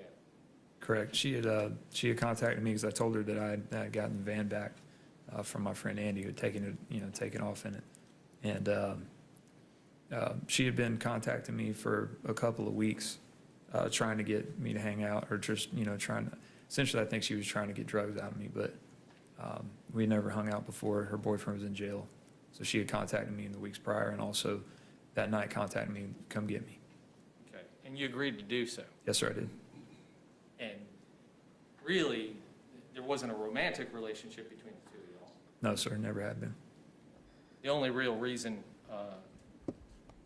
for you all to get together was to get drugs. To hang out together and get drugs, yes. But you lied to Miss Toll that night and told her that you were going to your father's to have dinner and potentially get a stimulus check. Yes, sir. If there wasn't anything romantic between you all and you're just going out to do drugs that Miss Toll uses with you, why'd you lie to her? That's a very good question. It's one I've been asking myself as well. It's a pretty illogical thing to do considering that Bree and I had a mutual agreement that we weren't in any kind of exclusive relationship. I mean, it was pretty explicit between us that, there's no title, there's no exclusivity. I'm still not sure why I felt like I had to lie to her. But you did lie to her, and you went out and you picked up Miss Gale and you went and bought the drugs from Kane behind the big lights, like she said. Yes, sir. And it was your decision to come to Nassau County. It was. I had, for, I don't know, maybe 100 times I'd been to the boat ramp off of Route 2 in that area to ride four-wheelers with my son and go out there by myself, fish or camp or whatever. Just spend time out there in the quiet. And so you were going to go out and go trail riding, right? More or less, yes, sir. Shoot guns and do drugs. Yes, sir. And at some point, you looked down and you realized you were low on gas, so you had to go and try to find gas, right? Yes, sir. Went to St. George. The two gas stations in St. George were both closed. We went to one right there at Brandy Branch River Road, and that was closed, so we just continued on to Callahan. And you ended up at the gas station where Deputy Moyers' truck was parked in the parking lot. He wasn't there at the time we pulled in. There were several other jacked up trucks there at the time, peeling out, doing donuts in the parking lot, things like that. And Noelle and I both went inside. She went to the bathroom. I went to the bathroom, came back out, and as I was standing in the gas station, I saw his truck pull up just in front of the front doors. So you knew Deputy Moyers was in the parking lot when you came out of the gas station? When I came out of the gas station, I looked at him and actually nodded to him. You actually rearranged some stuff in the van, right? Yes, sir. Cleaned the windows in the van. Yes, sir. Waiting on Noelle to come out. Noelle said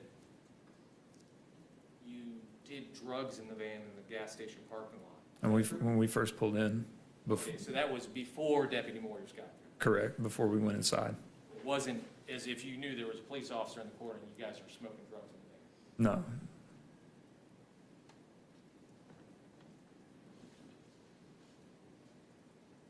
But when you went to pull out of the gas station parking lot, you knew Deputy Moyers was there.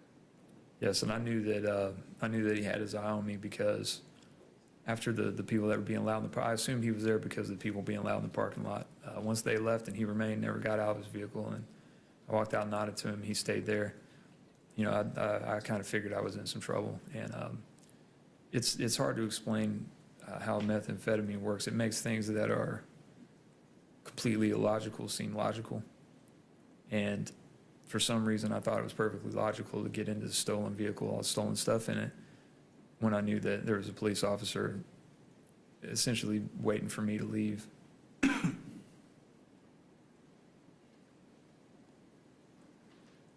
you knew he was there, and the moment when you pulled out and he pulled out after you, you were concerned that he was following you. I knew that he was. Now, the video that we've watched shows from 30 seconds before when he actually activates his lights, but he was actually behind you after he pulled out of the gas station for longer. Behind me in one lane to the left. Behind me in one lane to the left. I think you described that as he was in an observation position. Yes, sir. So when I timed it, it was from the point in time the video starts to when he actually goes up and makes contact with you at the driver's door it was 1 minute and 40 seconds, but you actually knew he was behind you for longer than that period. I knew he was going to be behind me before I left the gas station. Actually, as I started to pull away, I stopped. I told Noelle that we're probably going to end up getting stopped. And as I pulled forward, I actually hit the brakes and stopped, and to show her that he was going to wait until we pulled out to come behind us. Knowing that he was going to be following you, pull behind you, you were freaking out. Yes, sir. You didn't want to interact with the police that night. No, I absolutely did not. You were high.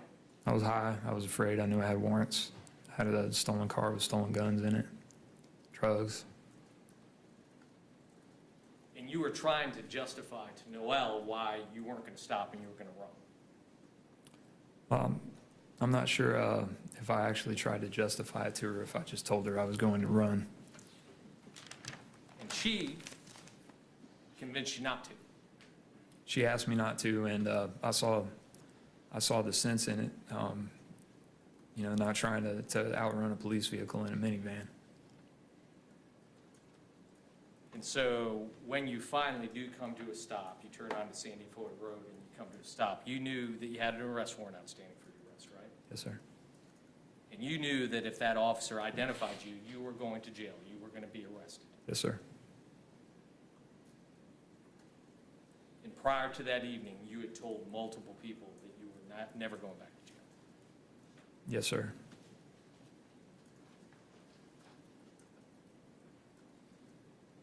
But your first option was to try to talk your way out of the situation, wasn't it? Yes, sir, it was.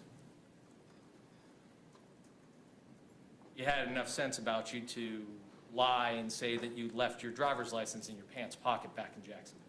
Yes. You stated that you had borrowed what is the stolen van from a friend. Yes, sir. And when you were asked whether or not there was active insurance on the van, you had enough wherewithal at that point in time to say you assumed you did because it was a Lyft car, and if he's driving Lyft, then he must have insurance. Correct.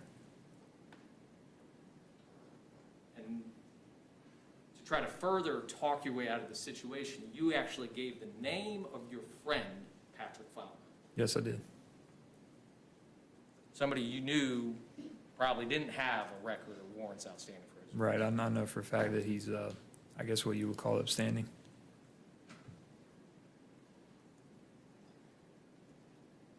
Tried as hard as you could to talk your way out of that situation. Yes, sir. But you had stolen van, stolen guns, drugs, you're high, and you knew you had an arrest warrant. Correct. You also knew you had that H&K 40 caliber in that car, right? Yes, sir. That was one of the stolen guns that you had received as payment for drugs. Correct. And the other was the .308 rifle, the Remington 700.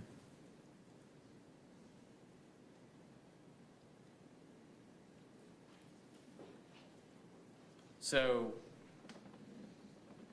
the gun at some point in time was in a holster that was sort of screwed to the console, right? Correct. Right next to my right knee. But prior to Deputy Moyers approaching that car, you took that gun and you moved it from that location to right off your hip where it could be concealed next to the seatbelt clip holder. Where I could hide it from his sight, yes. Had it from his sight and also be readily accessible to you if you needed it, right? Yes, sir.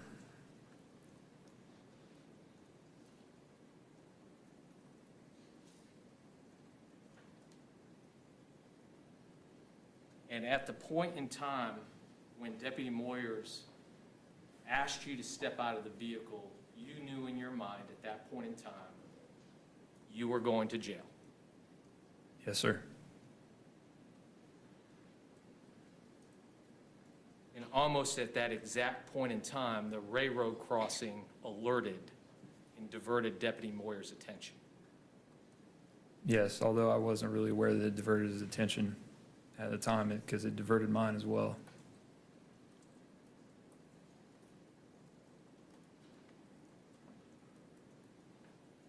Deputy Moyers looked up at the railroad crossing, and you swiveled and grabbed that gun, shot him in the face. Yes, sir. Because you knew in the car, in your words, was good news.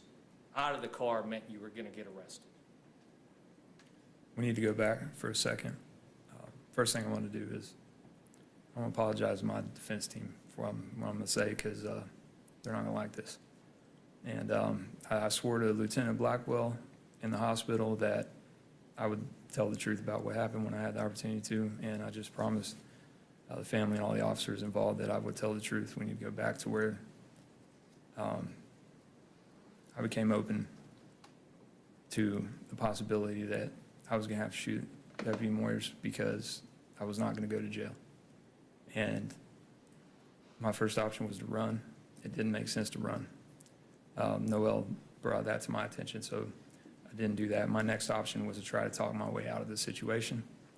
I knew that there wasn't much of a likelihood of that. And then as I was trying to talk my way out of it, I started to hear a train coming in. As I said, the illogical seems logical when you're on meth. That's not an excuse. I want you to understand anything I'm saying about the drugs is not an excuse. I was the one that made the decision to use them.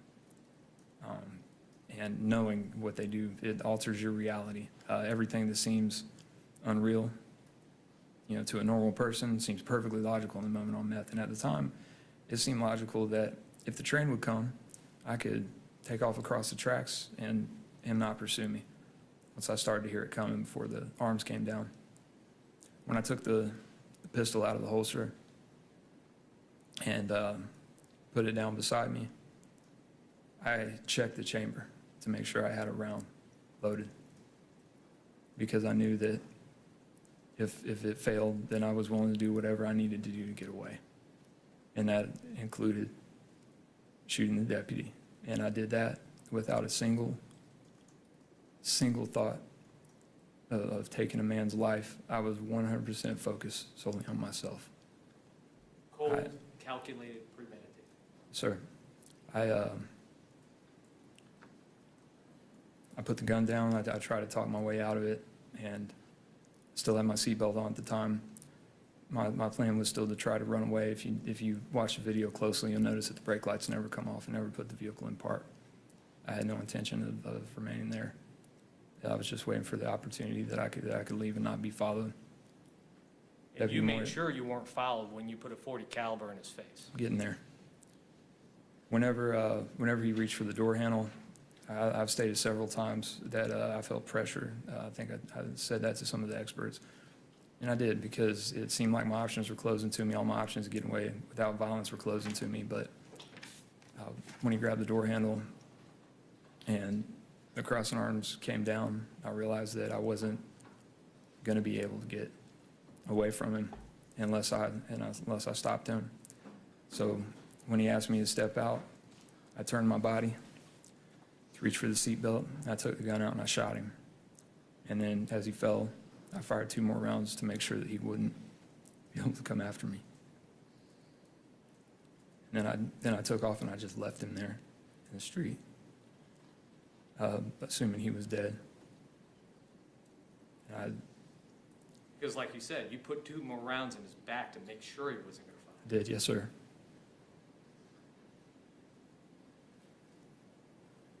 Noelle is freaking out at this point in time, isn't she? No, sir. Actually, Noelle turned to me and she said, "Oh my God, did you shoot an officer?" And I apologized to her and I told her that it was him or me. And that's absolutely how I felt at the time, because I felt like I'm not going to go to jail. And I 100% acted on the selfish intention just to get away. I didn't give anything else any other consideration. Noelle was in shock at the time, and she was having trouble formulating words. I think in her mind she was probably freaking out, but outwardly she was nearly catatonic. As we drove down the road, I told her to turn her phone off, and then I told her wait, and when we got to the end of the dead end, she decided that she was going to try to use GPS to get us out of there. At the time, I told her that she told me just to ditch the car and get out and run. I was still driving at the time, and I said, Said no, because if they see you, they're gonna kill you too. They're gonna kill me on sight. Let me go back for a second. Told her to turn off the phone because given your training and experience, you know police can track phones. Yes, sir. I was raised by police officers, and I work very closely with them at Signal 8. I know a lot about some of their procedures and. So you know they could track your phone and her phone. Correct. And so you're concerned about effectuating your escape. Eventually, you come to a point where you ditch the van, right? Yes. Actually, we went to the end of the dead-end road. I had been down that road before, and there's several other small roads that come off of it. One of the ones that I've used previously was gated. And so I went to the end of Sandy Ford, and I realized there was really no way out, at least not one that I knew. And I had told her that I was going to go back, and that was probably the only way she was going to survive, is if I, gave myself up to him. But when I got back, the train was still crossing. I saw other lights. I heard yelling on the other side, and I'm not sure if it was on the video or not. You should have seen my parking lights. And I was afraid because I was driving pretty fast down a pitch black road with the lights off. She had me turn my parking lights on so she could see the road. I went back. I saw the guys on the other side of the train with rifles out there. I got scared, and I turned around and decided I was going to run. I didn't want to die. So that's when you crashed the minivan into the trees? There was almost like a berm that I drove over so that it would be at least partially concealed from the road. And when you got out, you got the rifle out of the back to take with you. Yes, sir.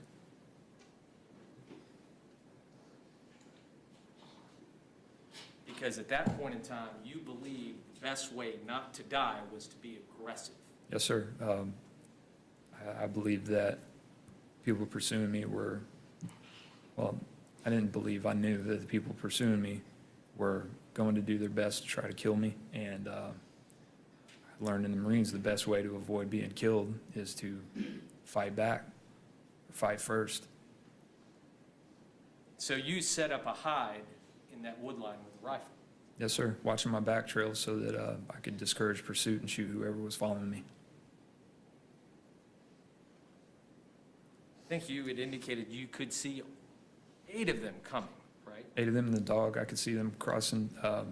They were using their flashlights intermittently, but the way that the moon was that night, it was almost like they were backlit. I saw them very clearly. I was looking at them through the rifle scope with the round chamber and the safety off. I was ready to engage them as they came across the field, beginning with the dog handler because he was using his light continuously, and that was the easiest target.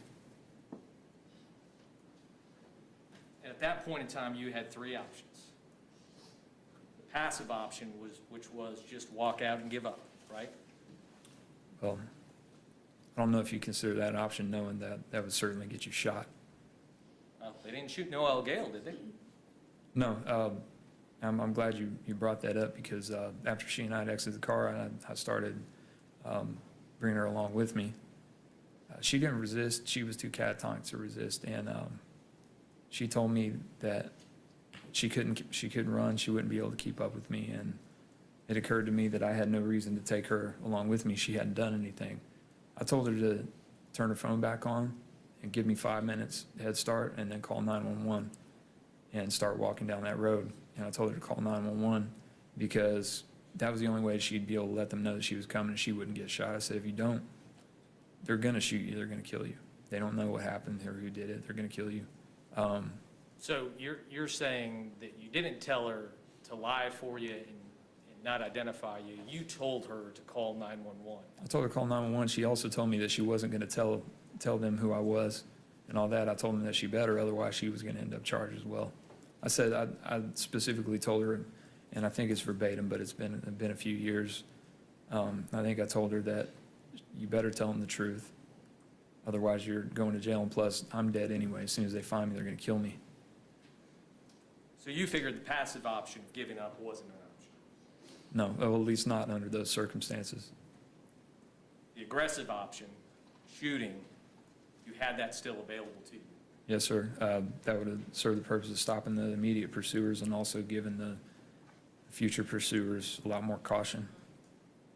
Make them less effective in a search because they'd be more concerned about their safety. So to be clear, when you fired, you did it deliberately to instill fear in those officers? No, whenever I fired, actually while I was behind the rifle, and I'm not sure why, but the feeling came to me, I didn't want to hurt anybody else. It was at that time I started to feel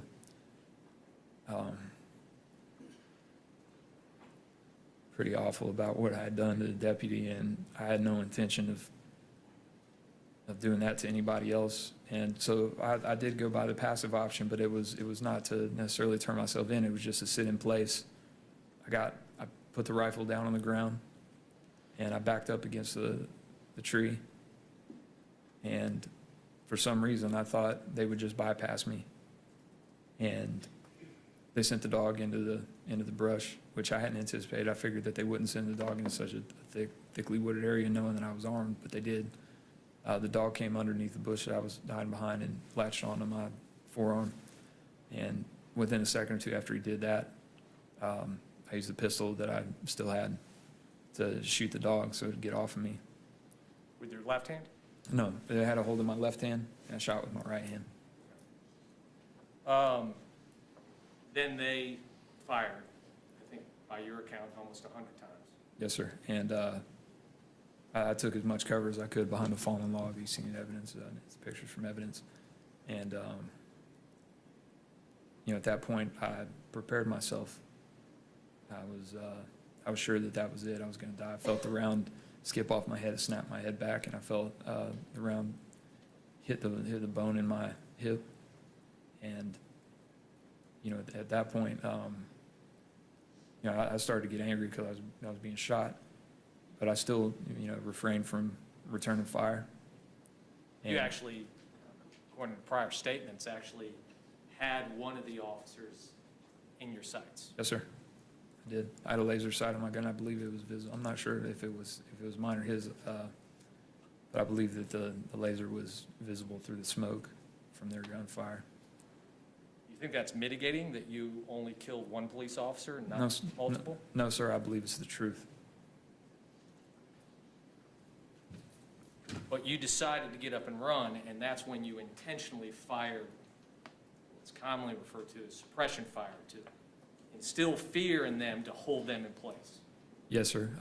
Well, it was for two reasons, not just to instill fear, but just to give them notice that I was still alive, because after firing that many rounds at that close a range, if it were me, I would be expecting to find a body, in that wood line. And Well, explain that to me, because that doesn't seem to make much sense to me. So, if you were quiet, they wouldn't know you're not dead, and maybe that could have assisted in your escape.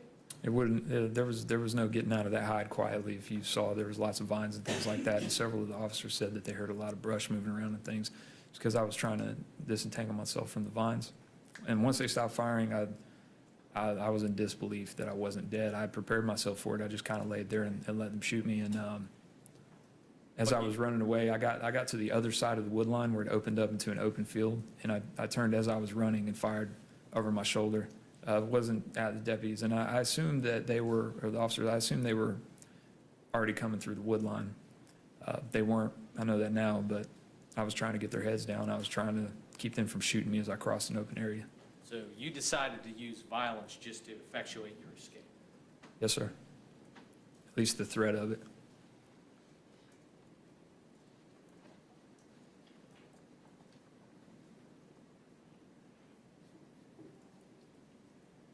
I think you said this, but obviously, while high, you fully knew that when Deputy Moyers approached your car,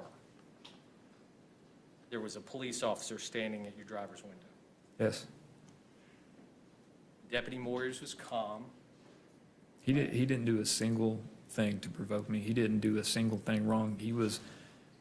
actually more polite and friendly than I would have expected. And I believe it was Ms. Ivy Carr's victim impact statement where she said that he was proactive at work.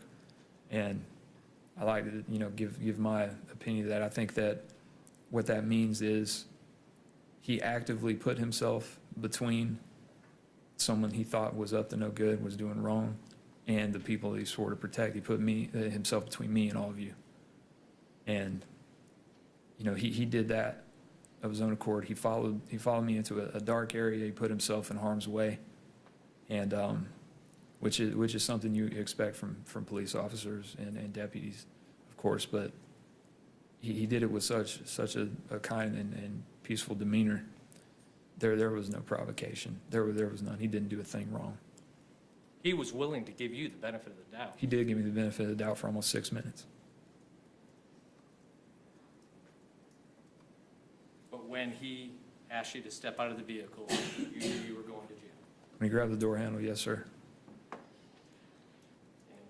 at that time, after your preparation, you decided your freedom was more valuable than the life of Deputy Moyers. No, sir, I didn't even consider his life at all. I just wanted to get away. That was the only thought in my mind, was to get away. Because it was either him or you. Yes, sir. I don't have any further questions. Redirect.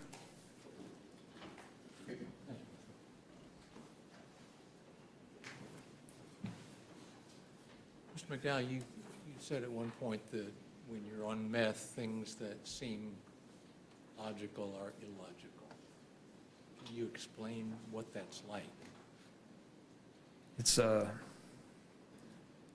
separate from the paranoia and things like that. It's something I don't think most people know about when they think of methamphetamine, unless they've done it before. But once you've done it for days on end, you don't really understand that the decisions you're making, the things that you're seeing, or how you're perceiving events, you don't really understand that they're abnormal. At the time, it seems perfectly natural to you. It's like a normal reaction to things. And for instance, that night, a lot of the decisions I made were completely illogical. They didn't make any sense. And, I remember making these decisions. I remember my mind state at the time, and I remember thinking that the things that I were doing made perfect sense. And now looking back on it, I realize how illogical they actually were. And I don't think I would have made, I know I wouldn't have made a lot of the same decisions if I hadn't been on drugs, but as I said before, I did take them of my own accord, knowing that was one of the effects. And I had been on for several days with no sleep. Well, Ms. Gale talked about the drug use that night. Had you been on a binge? Yes, sir. And had you had any sleep in the last couple of nights? No, and the last sleep that I had was only for a couple hours, and it had been several days before that I hadn't slept. You said that you could have shot these officers who were coming towards you backlit with flashlights on. Why did you not shoot them? Because I didn't want to hurt anyone else. I had already taken the life of the deputy, and as contradictory as it's going to sound, like I said, I was raised by a police officer. My brother was a police officer. He's an FBI agent now. I have several friends that are police officers back home. I grew up around them. They used to come watch wrestling at the house. I know what they do for a living. I know the risks that they take. And of all the people that I could have hurt, for me to have hurt a police officer, a deputy, doing the exact same job as some of my closest family members and friends do, something that at the time would have, at the time where I was working with them, would have angered me to the point that I would have loved to chase down and shoot the guy that hurt one of my brothers. It's just, I don't know where in my life things changed to where I would kill someone serving a role that is one of the most respectable things in my eyes. I don't understand where that happened, where I became capable of doing that.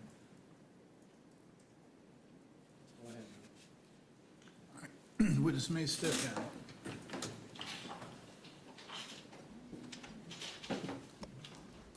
All right, ladies and gentlemen, it's 10:30. It's a good time to take the mid-morning break. All right, so please leave your notes face down, take a step back. please do not talk about the case while you're on break. If you use your electronic devices to communicate, please do not use them to communicate about the case or otherwise conduct any research. Thank you. You can all step back now.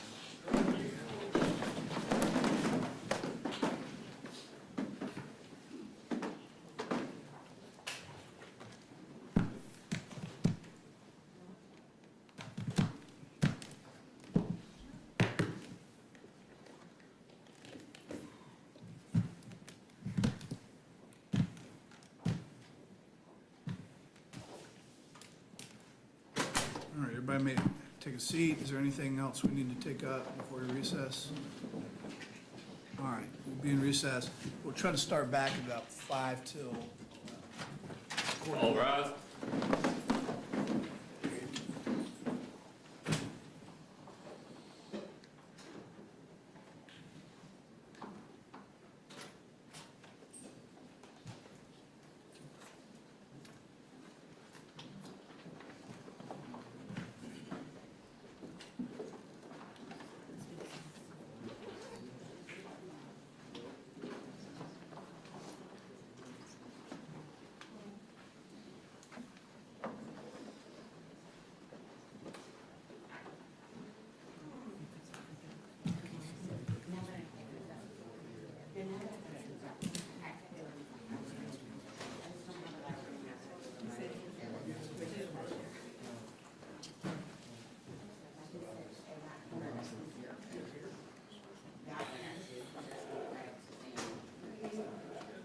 Are you doing yours next, or is it Rena over? Wally.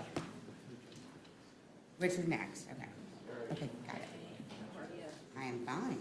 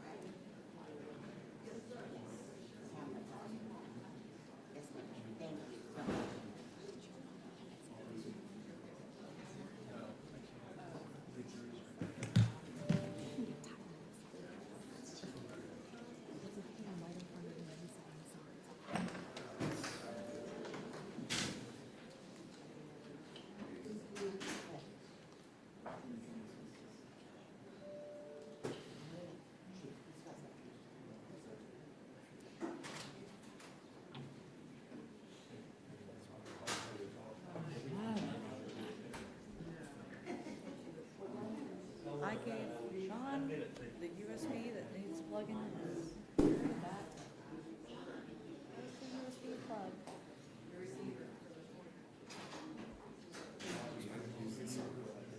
Well, that doesn't go with this.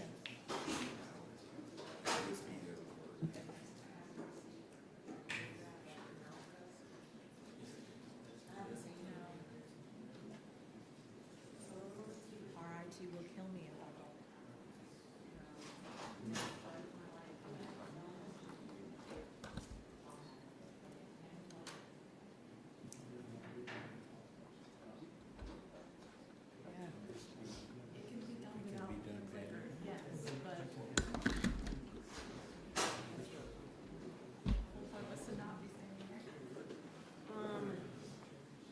Yeah, but where is that? Are you? Right.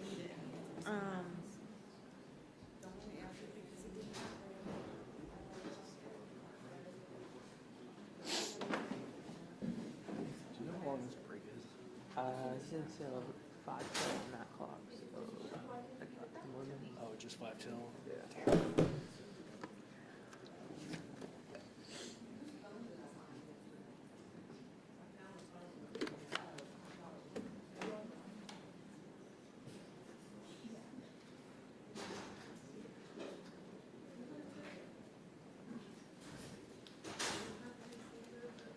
It's a little black thing that says Kensington. Kensington. Where did it go?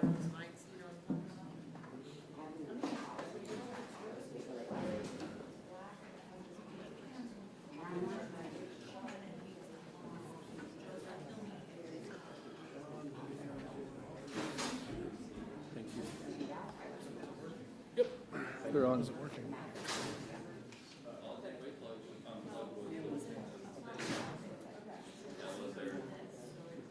But it looked like a flash. Receiver for this. We didn't know that. We thought it was a flash drive that didn't work. Did y'all plug it in?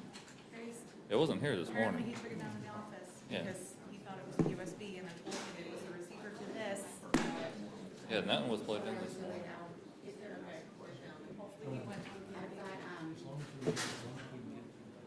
We absolutely can, it's just a matter of not understanding the number of exhibits, but I have this video ready to go. That's the other thing. I wanted to do. Ready to go. You know. Yes, sir.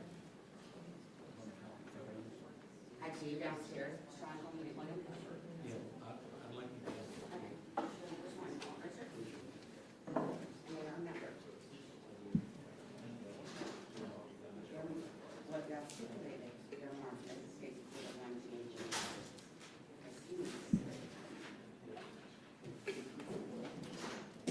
Yeah, I need a drink.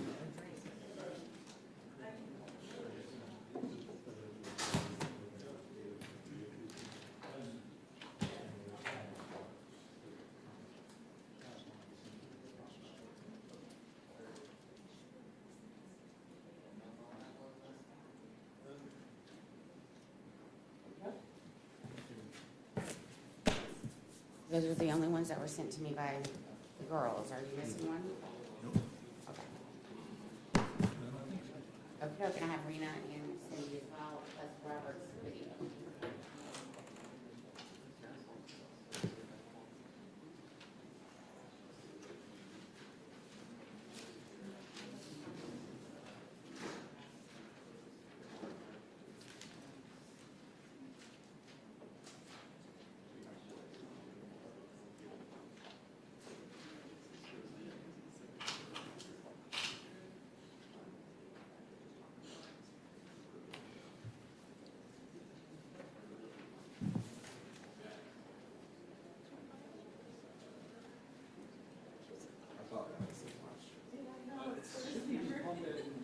Color bars and television. Are you still getting audio? Yeah. I haven't heard you talk about it. I'm not looking at it, but my boss is. I don't know if this, there.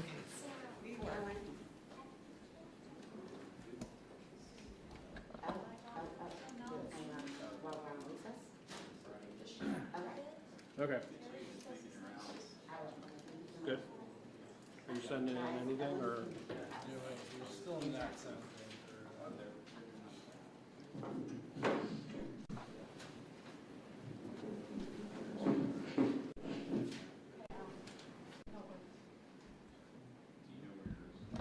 Turn the camera off? Whatever's the best.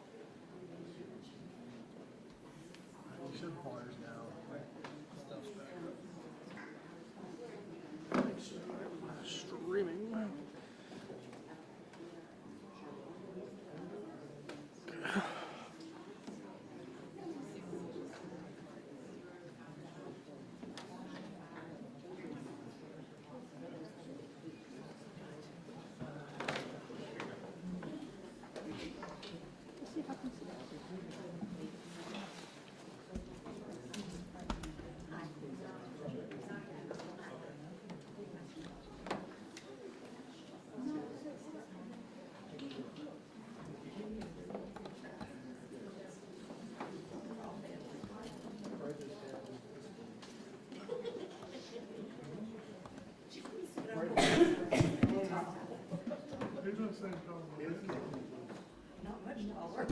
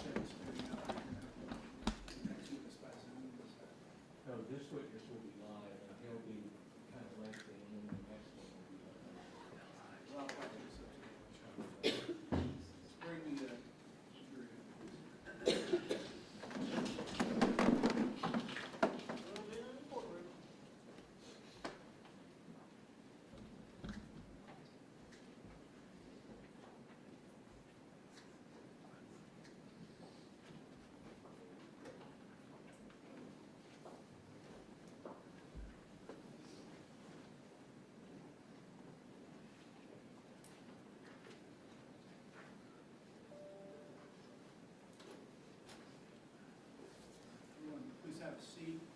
Now, turn to the recording. Can we call Richard McDowell?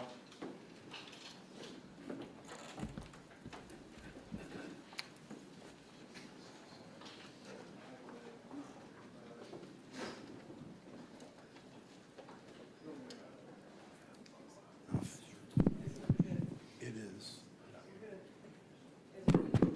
Ah, gotcha. Thank you.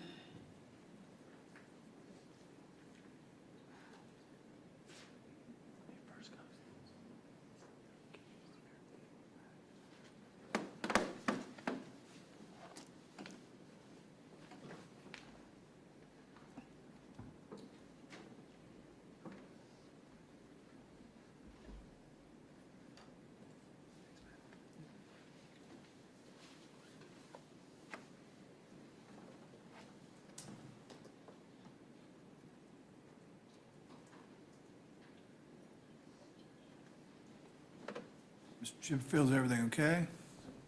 Well, he may be in the restroom now. Well, that's, all right.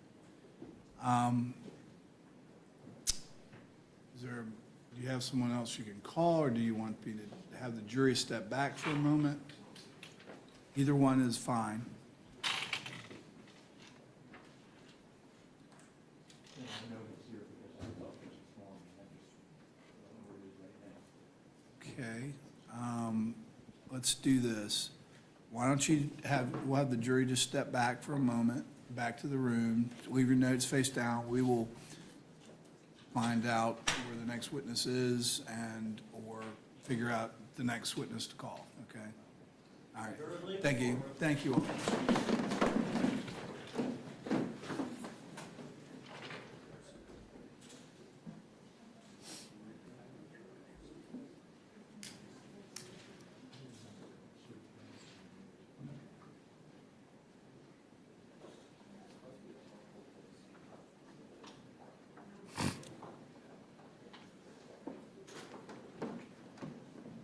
Everybody can have a seat, by the way. Yeah. Sorry about that.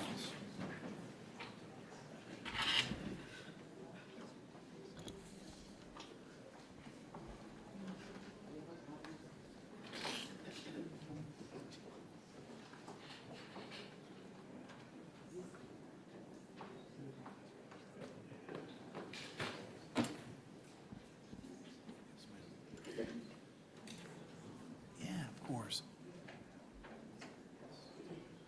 No, we're fine. Thank you. Soon, Richard McDowell is here right now. You can have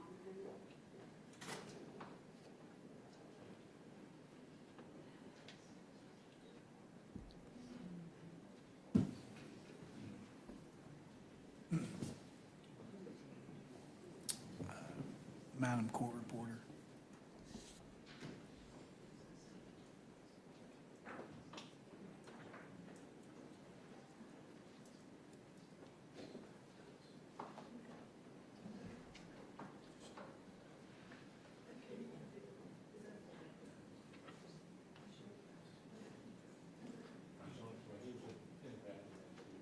Okay. Then let's, if you want to notice, the deputy, one of them to see, bring them back, just line them up.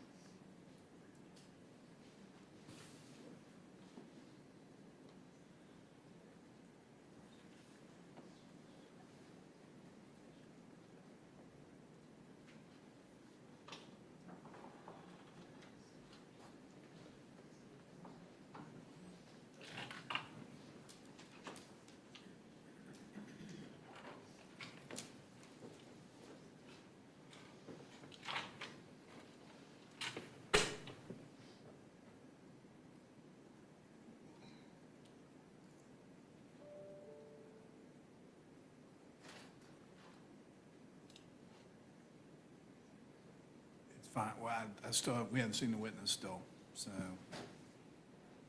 just sit tight.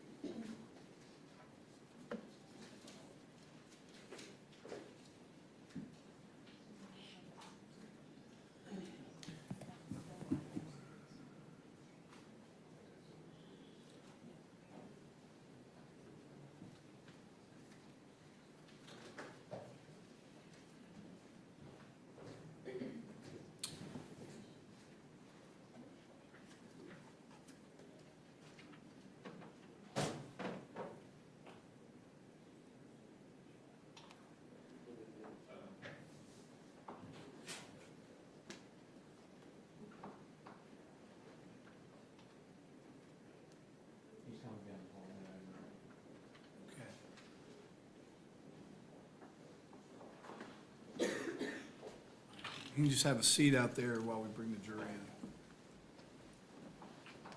Just have them sit down right there or he can stand right there, it's fine. And we'll bring the jury in.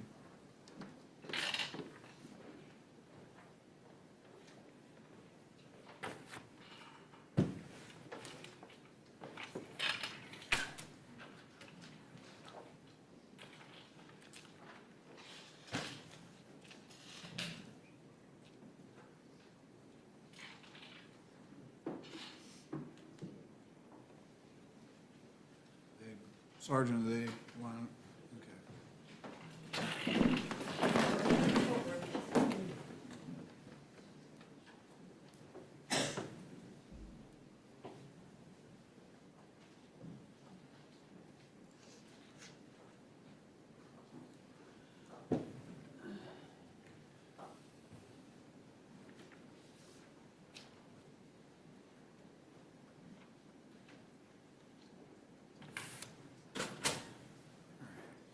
Everyone, please be seated. Ladies and gentlemen, thank you for being patient with us.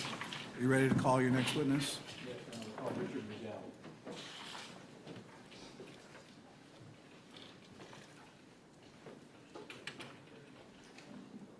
Do you solemnly swear or affirm the testimony you're about to give will be the truth, the whole truth, and nothing but the truth, so help you God?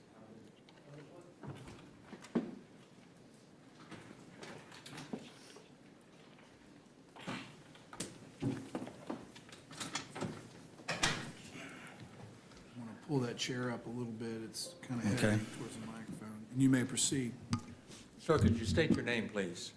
My name is Richard McDowell, McDowell. What is your date of birth? September 11th, 1963. So you're 60 years old? Yes. And where do you live? Live in Arlington and Jacksonville. Are you married? Yes. What is your wife's name? Kelly Dillon, And are you employed or retired or what? semi-retired, work for myself. What kind of work do you do? Light construction work, handyman things. Does your wife work? Yes, right now she's injured, but she works at a liquor store around the corner from the house. Right. And Mr. McDowell, where were you born? I was born in Pontiac, Michigan. And have you lived in Jacksonville much of your life? Yes, moved here in 1970. And are you Patrick McDowell's father? Yes. When was Patrick born? He was born on August 27th, 1986. And so you were 23, 22 then? I turned 23 2 weeks after he was born. And where did you live when Patrick was born? We lived in Mandarin, And off of Losco Road. who is Patrick's mother? Rena Pavlonis is her maiden name. How did you meet her? I was visiting my grandparents in a small town in southern Illinois where my father grew up. My grandparents were there, and a friend of mine introduced us. Right. And was that Harrisburg, Illinois? Yes. And how long after you met Rena did you get married? Within 6 months. Right. And what was the date of your marriage? We got married on Marine Corps birthday, November 10th, 1985, And how old was Rena when you married her? 18. And then after you got married, did you move to Jacksonville? Yes, And was Patrick born here in Jacksonville? yes, he was born in Memorial Hospital in Jacksonville. Were you and Rena living together here in Jacksonville when Patrick was born? Yes, And was Patrick your first child? yes, And was he Rena's first child? yes. All right, I want to show you a picture that has been marked as Defense Exhibit 1. Can you see that on your screen? Not yet. Touch the screen, just touch it.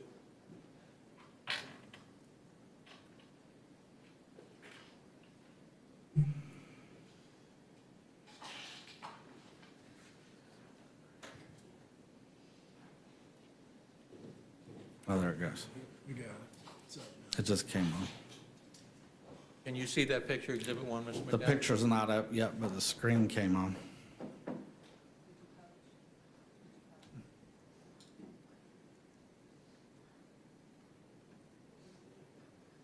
Are they up on the monitors? Okay, well, this monitor may take a second. I'm going to turn my monitor. I can approach with, I have a hard copy. You have the photo? Yes, sir. All right, go ahead.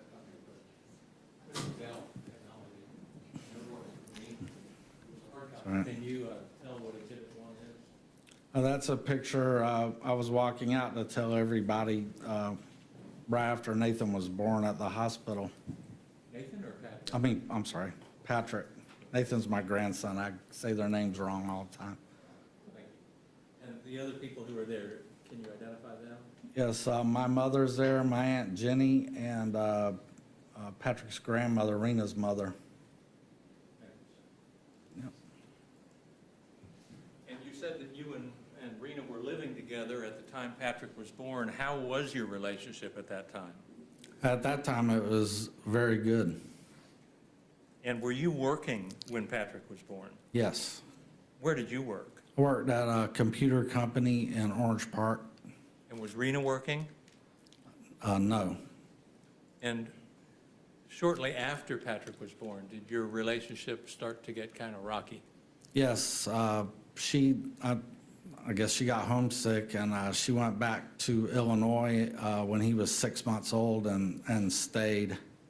And we ended up getting divorced in June of 1987. Right. And she took Patrick with her? Yes. And you were divorced a little bit later. Was it amicable? No, it wasn't. In the divorce, did you get the right to visit your son? Yes. I saw him every summer and every other Christmas and every other Thanksgiving. All right. And how long was he able to stay with you in the summertime? It varied at least a month. As he got older, he would stay longer. And were there times when you went to Illinois to see him? Yes. In between times, I still have family there, and my grandmother was still living up there, so I would go to visit her and him at the same time. And when he would come to Florida, how would he get here? Did you go get him? I would go get him and bring him back. And did Rena have family in Illinois? Yes, her whole family lived in Harrisburg. What were her parents' names? Robert and Cindy Pavlonis. So they were grandparents of Patrick on the mother's side. Yes.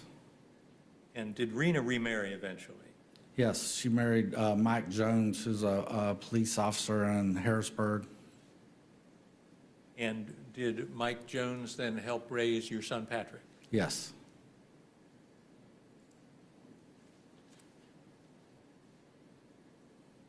How long was he a police officer?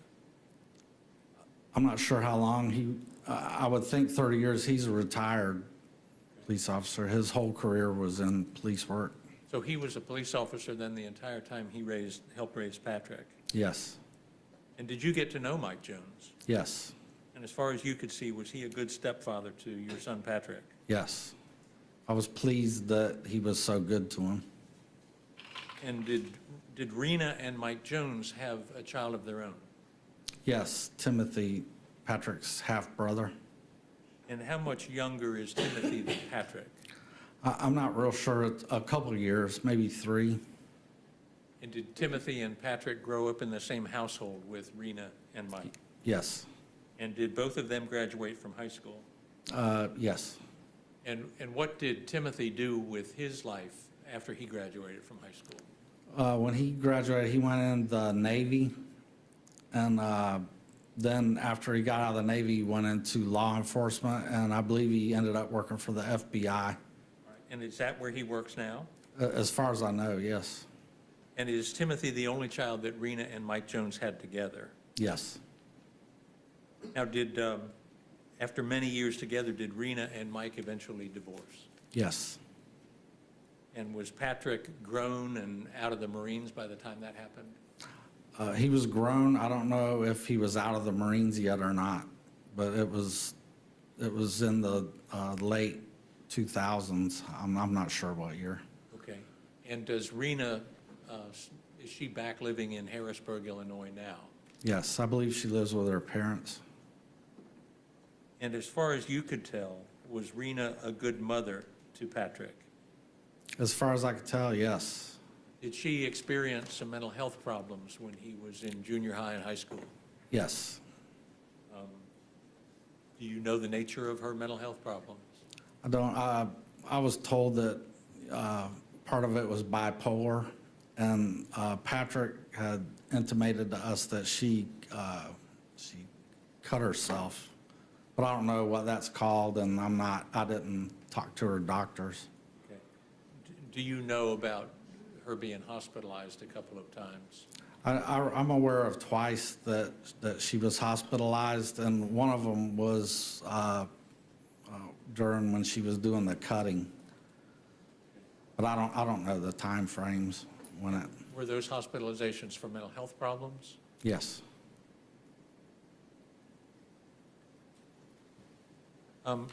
Let me now jump to your life after you and Rena got divorced.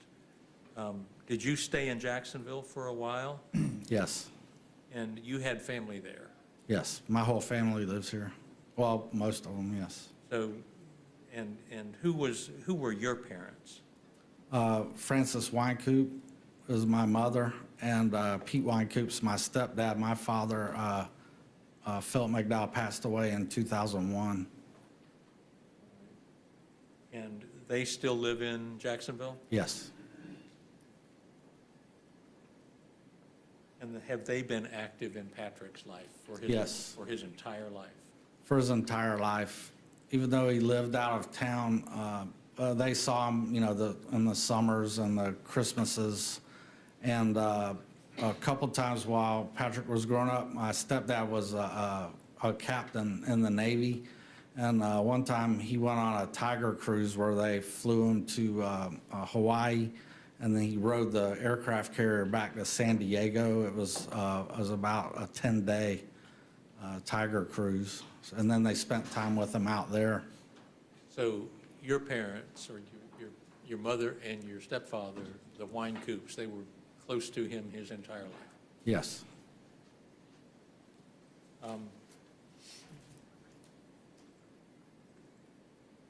Were you in the service? Yes. Did you go into the service right out of high school? Yes. And did you graduate from high school in Jacksonville? I did. I graduated from Inglewood in June of 1981, and I went to Parris Island in July of 1981. So you served in the Marines then? Yes. For how long? 4 years. And what was your rank when you were discharged? I was a sergeant. And what was your job in the Marines? I was in communications and electronics.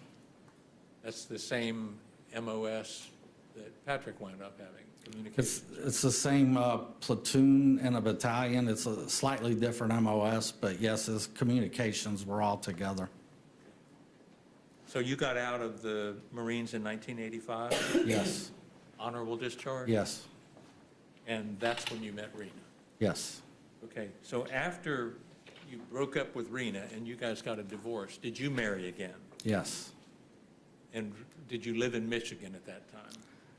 Yes, lived in Jacksonville for a while, and then I had an opportunity for a job, union job up in Michigan, so I moved up there, and I lived up there most of the 90s. And your wife at that time was Donna? Donna, yes. And did Patrick visit with you in Michigan while you lived up there? Yes, we had the same visitation. It just wasn't quite as far of a drive. And did you and Donna have a child together? Yes, Tyler McDowell. And did he and Patrick get to know each other on these visits when Patrick would come up there? Yes, And did they have a relationship with you? they did. Patrick was 5 years older than him, and he kind of looked out for him. And we tried to do, camping and fishing and those kind of things, and he would help show him how to fish and ride his bike, things like that. And did you and Donna eventually break up? Yes, And when you broke up, did Tyler stay with Donna? yes, And did you move out of Michigan and come back to Florida? yes, I did. And did you have Tyler visit you in Florida coming from Michigan? Yes, And Patrick was coming to visit you in Florida from Illinois? right. I tried to have them both at the same time. Some years it didn't work out. One or the other had, camp or something like that, or was a baseball team that ran over, but I generally tried to have them at the same time. So they knew each other then throughout their growing up years? Yes, I wanted them to get to know each other, and I like spending time with both of them at the same time. So back in Florida again, did you marry again? Yes, And where did you live with that wife? in Titusville. Did you work in Titusville? Yes, I started a janitorial service cleaning offices, banks and offices. And did your wife work with you in that? She did a little bit, then she went to school and became a elementary school teacher. All right. And what was her name? Sharon? So we're up to about year 2000, I guess, when Patrick would have been about 14? Yes, And did he visit with you in Titusville? he did. And again, that's during the summers and alternate Christmases, Thanksgivings? Yes, when he got about that age, he would stay longer than a month. Excuse me, when they were younger, they get homesick, but when he got that old, he liked staying because, I had a boat and we liked to go out fishing, and he had a good time there, so he would stay longer. And you encouraged that, I guess? You enjoyed Yes. spending time with I took him every chance I got. And then did that marriage eventually end? It did, And you got married again? yes, And your fourth wife you're with right now? yes, Right. And her name is Kelly? yes.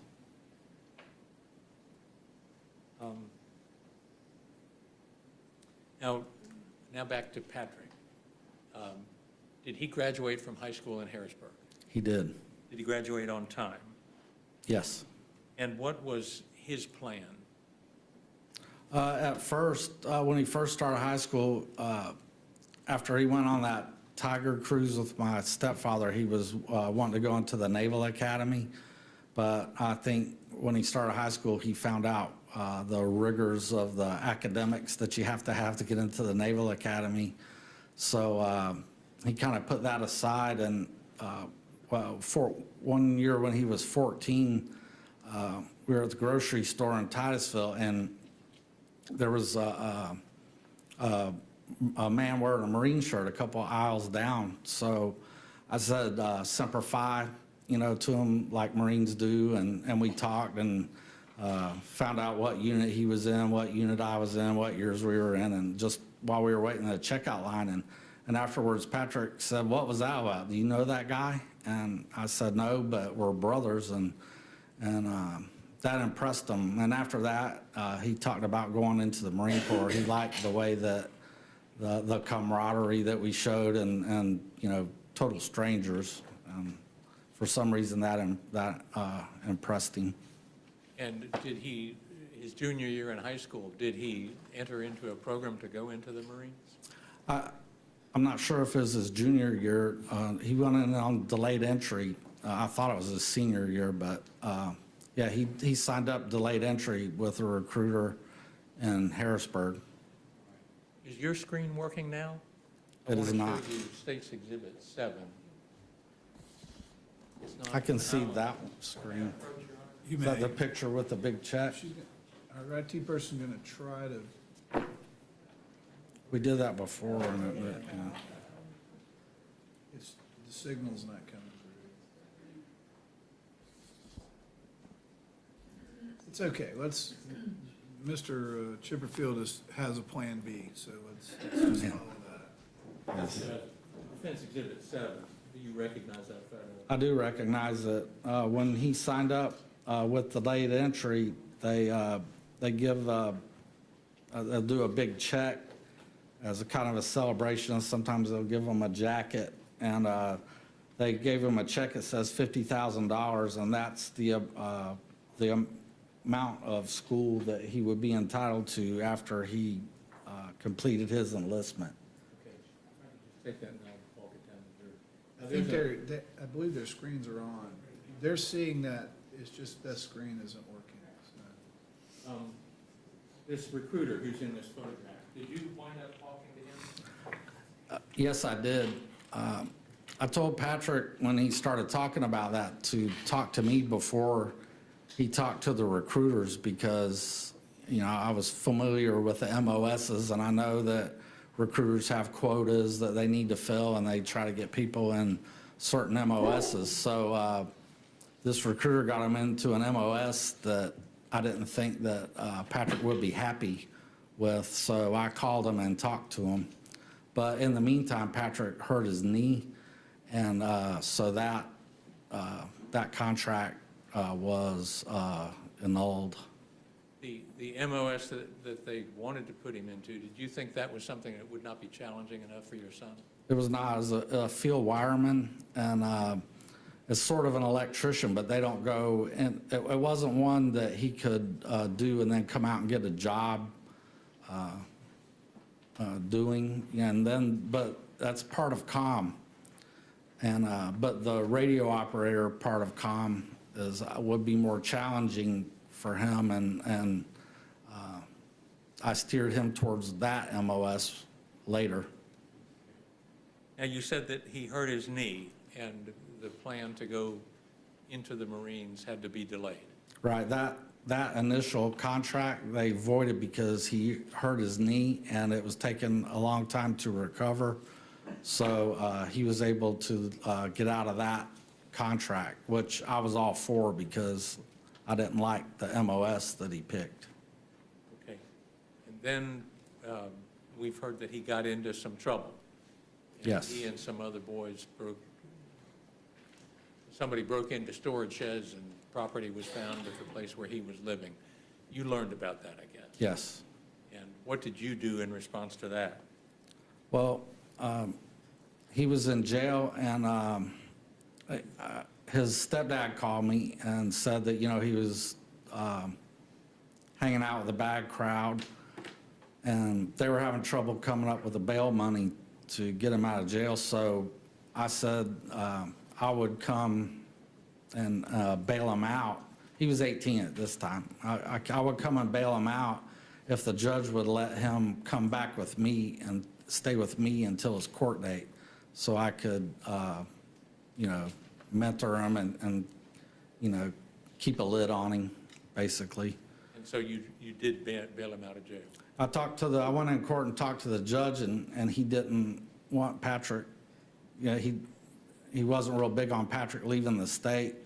And he said, why should I let him go with you? And I said, well, Your Honor, I was a sergeant in the Marine Corps, and I know how to handle an unruly 18-year-old. So he said, that's good enough for me, and he let Patrick go back to Florida. And I got him I had that janitorial service. I made him work with me at night, and I got him a job with Asplund Tree Company in the daytime, so he was too busy to get in trouble. And did he work hard at those two jobs? He did. At first, you know, it was a lot on him, and he grew into it, and then I could see that he was starting to build pride back into himself, and he saved up enough money and bought a car And he was really proud of that. But soon after that, he came to me and said that he's ready to go back and go back into the Marine Corps. And did he take care of his obligation on the case in Harrisburg, Illinois? Yes, I wasn't sure what original charges were, but they were, I guess they were made a misdemeanor, and he paid the restitution. And whatever, I don't remember the charge, but it wasn't enough that it would preclude him from enlisting into the Marine Corps. And he paid the restitution, and I made him pay back the bail money that I paid to get him out. And he did that with money that he made? Yes, he worked and paid me back. I think I took half of his paychecks until he paid me back, and then I let him pay the court cost and everything on his own, which he did. All right, and then did he enlist in Titusville into the Marines? Yes, we went and found a recruiter in Titusville, and I went with him this time, and, you know, I explained what happened, you know, with the MOS before, and I told him, you know, that, you know, in COM you get to do all the fun Marine stuff, you know, flying in helicopters and going on ships and shooting guns, but you also have an important job to do. And so the recruiter liked that, so he put him in that MOS as a radio operator. And within short time, less than 2 months, he was gone to boot camp. All right, now at that time, that was 2005, correct? Yes, 2005. Now, at that time, there was a war that Marines were in Iraq. Yes. Were you aware of that at the time? Yes. And was he aware of that at the time? Yes. And did you discuss that with him? I did. I told him, you know,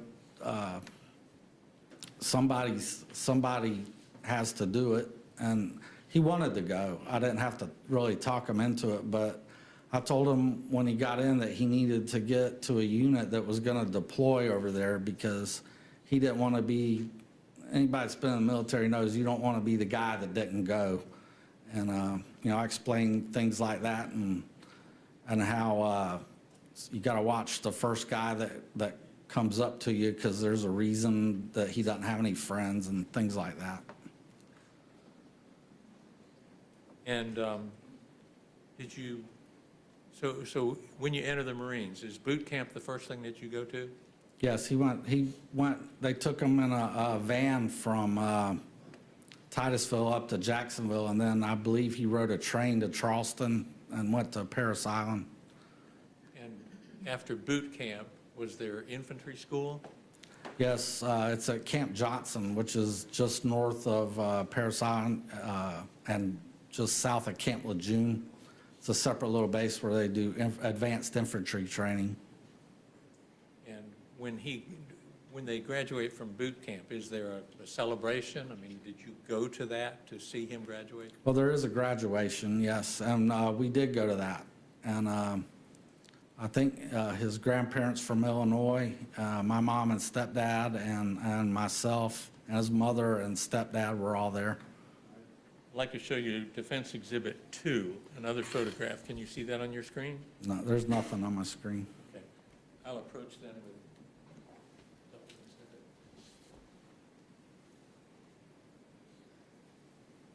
Exhibit 2. Do you recognize that? Can you explain that? Yes, that's when you get on Parris Island in the middle of the night, the drill instructor tells you to get off the bus and find a set of yellow footprints. It's much coarser language, but they have the footprints painted on the ground, and it's a famous thing of what day you got on the footprints is the day you started boot camp. So when he graduated, we had him stand on the yellow footprints. All right, and now I'll show you Defense Exhibit 3. Can you explain what that photograph is? Yes, that's my mom, stepdad, and me, and Patrick out in front of his barracks where he went to boot camp. All right. And Defense Exhibit 4. Is that a boot camp photo, or is that at another occasion? No, this is, I believe this is when he and Shauna got married. because by then he's a sergeant and Timothy's an E4. Mr. Chipperfield, I don't think the picture he's looking at is the same picture that's on our screen. This one? It is. It is. Okay. Who are the two people in that photo? That's Patrick on the left and his brother Timothy on the right, who was in the Navy at the time. And you think that was taken when Patrick married Sean? I believe so, because I could see by then he's already a sergeant and Tim's an E4, so it would have had to have been some time. And then I want to show you also Defense Exhibit 5. That's, People in those photos. that's 3 generations of my family that served in the military. The middle one is my dad, who was in the Navy, stationed here at Cecil Field. And I'm the one on the left, and that's me in 1981. And then the one on the right is Patrick in 2005. Yep.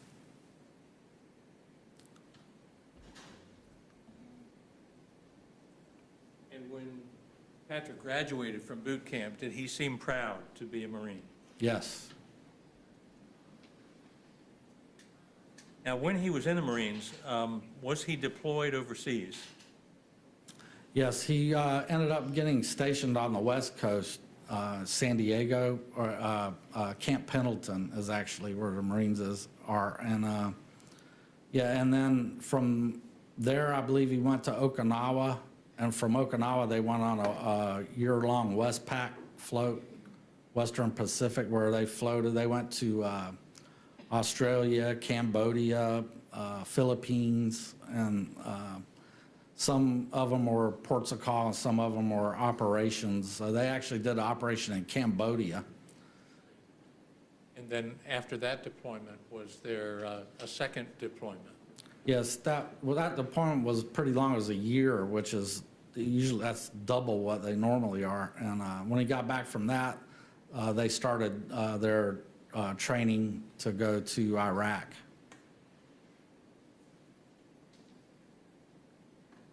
And after about 4 years in the Marines, was Patrick honorably discharged? Yes.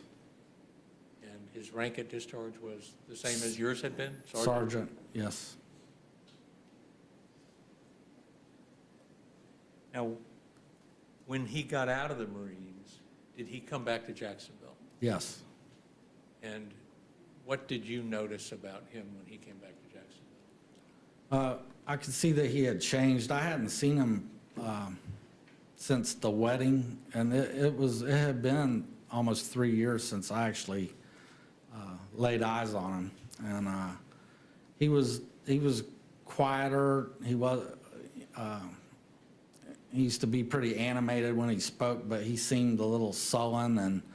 And the first day he was back, we were on my mom's back porch, and he came out and he sat down. He pulled his 9mm out of his pocket and set it on the table, and a bottle of Jeremiah weed or something like that, whiskey, and sat down and started smoking. And I told him he didn't need to be carrying that around here. He didn't have to, because he had just got back from Iraq maybe 2 months before that. And was he as sociable with people? Was he interacting with people the same way he had before? Not the same as before. So he was different, and but I mean he still interacted. Went to all the family get-togethers, but he was much more quiet than he used to be before that. And is that something that other family members observed as well? I believe so. My mother and I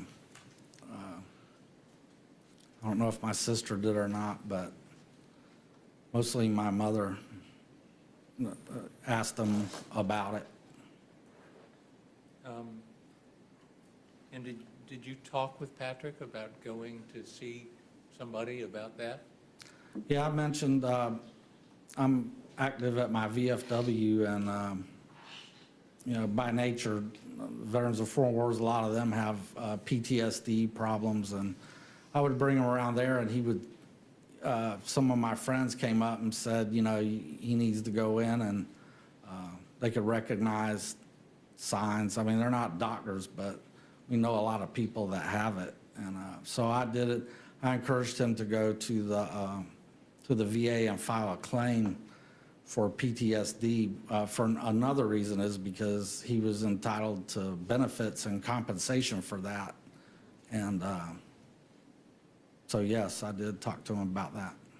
And his reaction was? Well, at first, he told me that he heard that if you had a PTSD diagnosis, you weren't allowed to own a firearm. And I guess that he heard that when he was in the service, not after he got out. And I told him that wasn't true, but for some reason that stuck with him. And I think that made him hesitant to go in and get treated. Did he eventually agree to go? Yes, I know he went and he was enrolled in the VA. I don't know exactly the timeline on it. He enrolled and he had seen the primary care doctor, and then he went to, I don't know if it's a psychologist or a social worker or an actual psychiatrist at that time. He didn't share the details of the VA treatment with me. And was he working when he got out of the Marines? Yes, he worked with my brother-in-law and me doing, well, we did more back then, we were younger, but some light construction, and he worked, we had some jobs where he would cut down trees because of what skills he learned when he worked for Asplund before he went in the Marine Corps. And we were hoping to expand the business and have him run a branch to just do the tree service. And did he also take classes at FSCJ? I remember him taking classes for a while, but I don't remember which ones. What is triple canopy? It's it's like Blackwater. It's a military, I can't think of the right word, but. Contractor? Contractor, yeah. It's a civilian military contractor that augmented the guarding of emissaries over in Iraq, you know, where the military would be spread too thin. They put them on security details. And did there come a time when he began to talk to you about triple canopy and about being employed with them? Yes, he did. Did you like the idea? I wasn't big on the idea. They were throwing so much money at those guys that were getting out. I mean, $100,000, $200,000. I mean, it was a considerable amount of money. But I told him, I said that, you know, when you're over there with the Marines, you know, your brothers, you know, you got each other's back, you know, and it's a different thing than when you're with civilian contractors. It's like being with mercenaries. You know, they're not gonna, it's not gonna be the same level of protection. You know, they won't have your back the same, basically. But by that time, Shauna had their son, Nathan. Yes. Correct? And did he ultimately join up with Triple Canopy? Yes. Did they send him to Iraq? Yes. When he returned from Iraq after serving with Triple Canopy, did you interact with him again? Yes. And he came back to Jacksonville then? Yes, he did.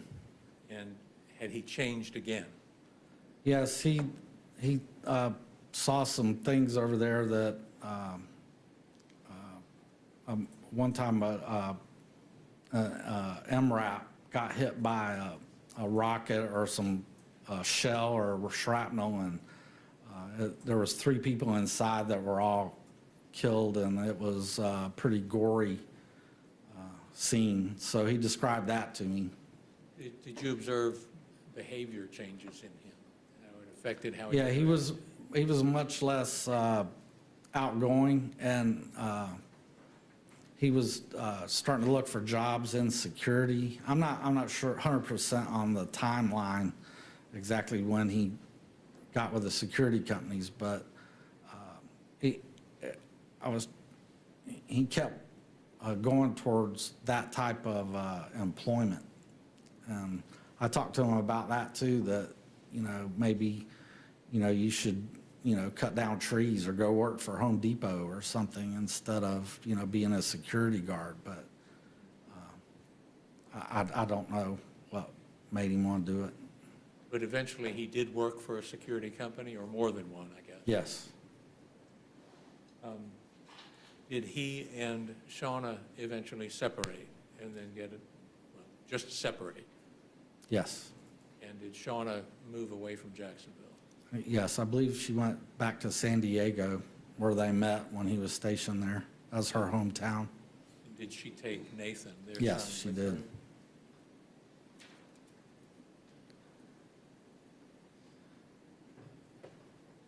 I want to jump to a period of time after that. Did you ever meet a woman named Haley Wheeler? Yes. And was that a girlfriend of Patrick's? Yes. Did you get to know her a little bit? I did a little bit. Did she attend some family gatherings with Patrick? Maybe a couple, but I guess we weren't real fond of her. Was that a feeling that everyone in the family shared? Anyone that spent much time with her felt that way, as far as I know. Did you feel like Patrick was in love with her? I did feel like he loved her. I didn't understand why, but yes, I believe he loved her. Now, did she have a child of her own? She did. And was that a boy? named Yes, William? Noah. Noah? Yes. And did you see Patrick interact with Haley and Noah? Yes, Did he treat them well? he did. And did she treat him well?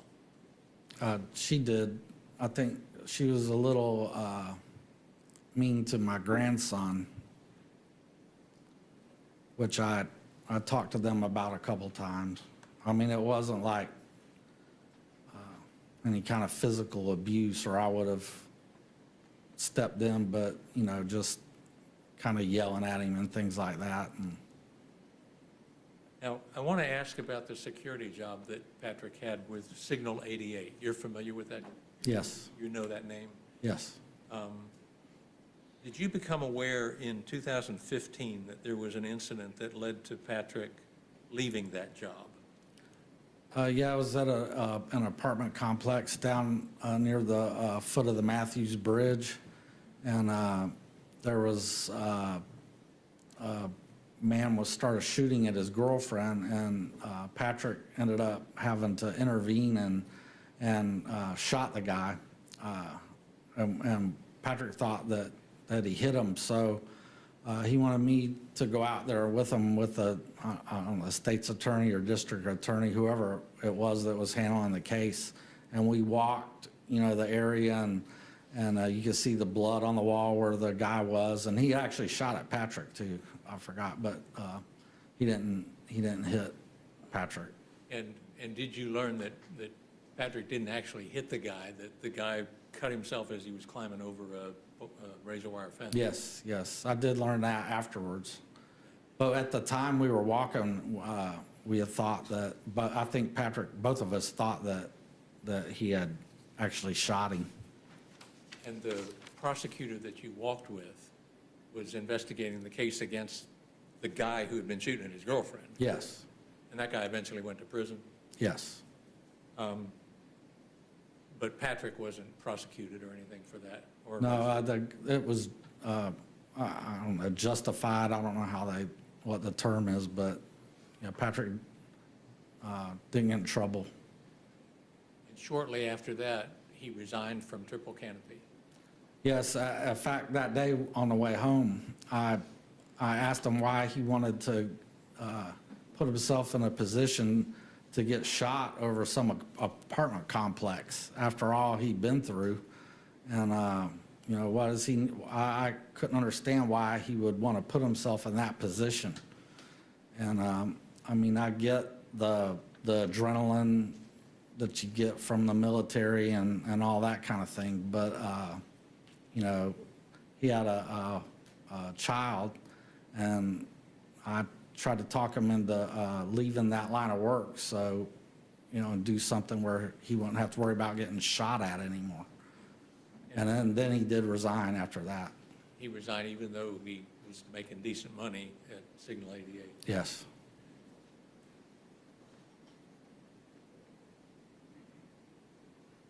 Now, jumping ahead in time, did there come a time where you believed that Haley Wheeler was doing drugs? Yes. And did there come a time when you believed that Patrick was also doing drugs? Yes. And what kinds of things did you notice that made you realize he was doing drugs? Well, he was always having headaches, and then he was almost every time late for work. And if he didn't show up to work, he'd send me a picture that he had been bitten by a spider. And I mean, that almost became a joke. And we were telling him he needed to move somewhere there wasn't so many spiders. And, you know, just, and then he quit coming to family functions. And did you recognize those as signs that he was on drugs?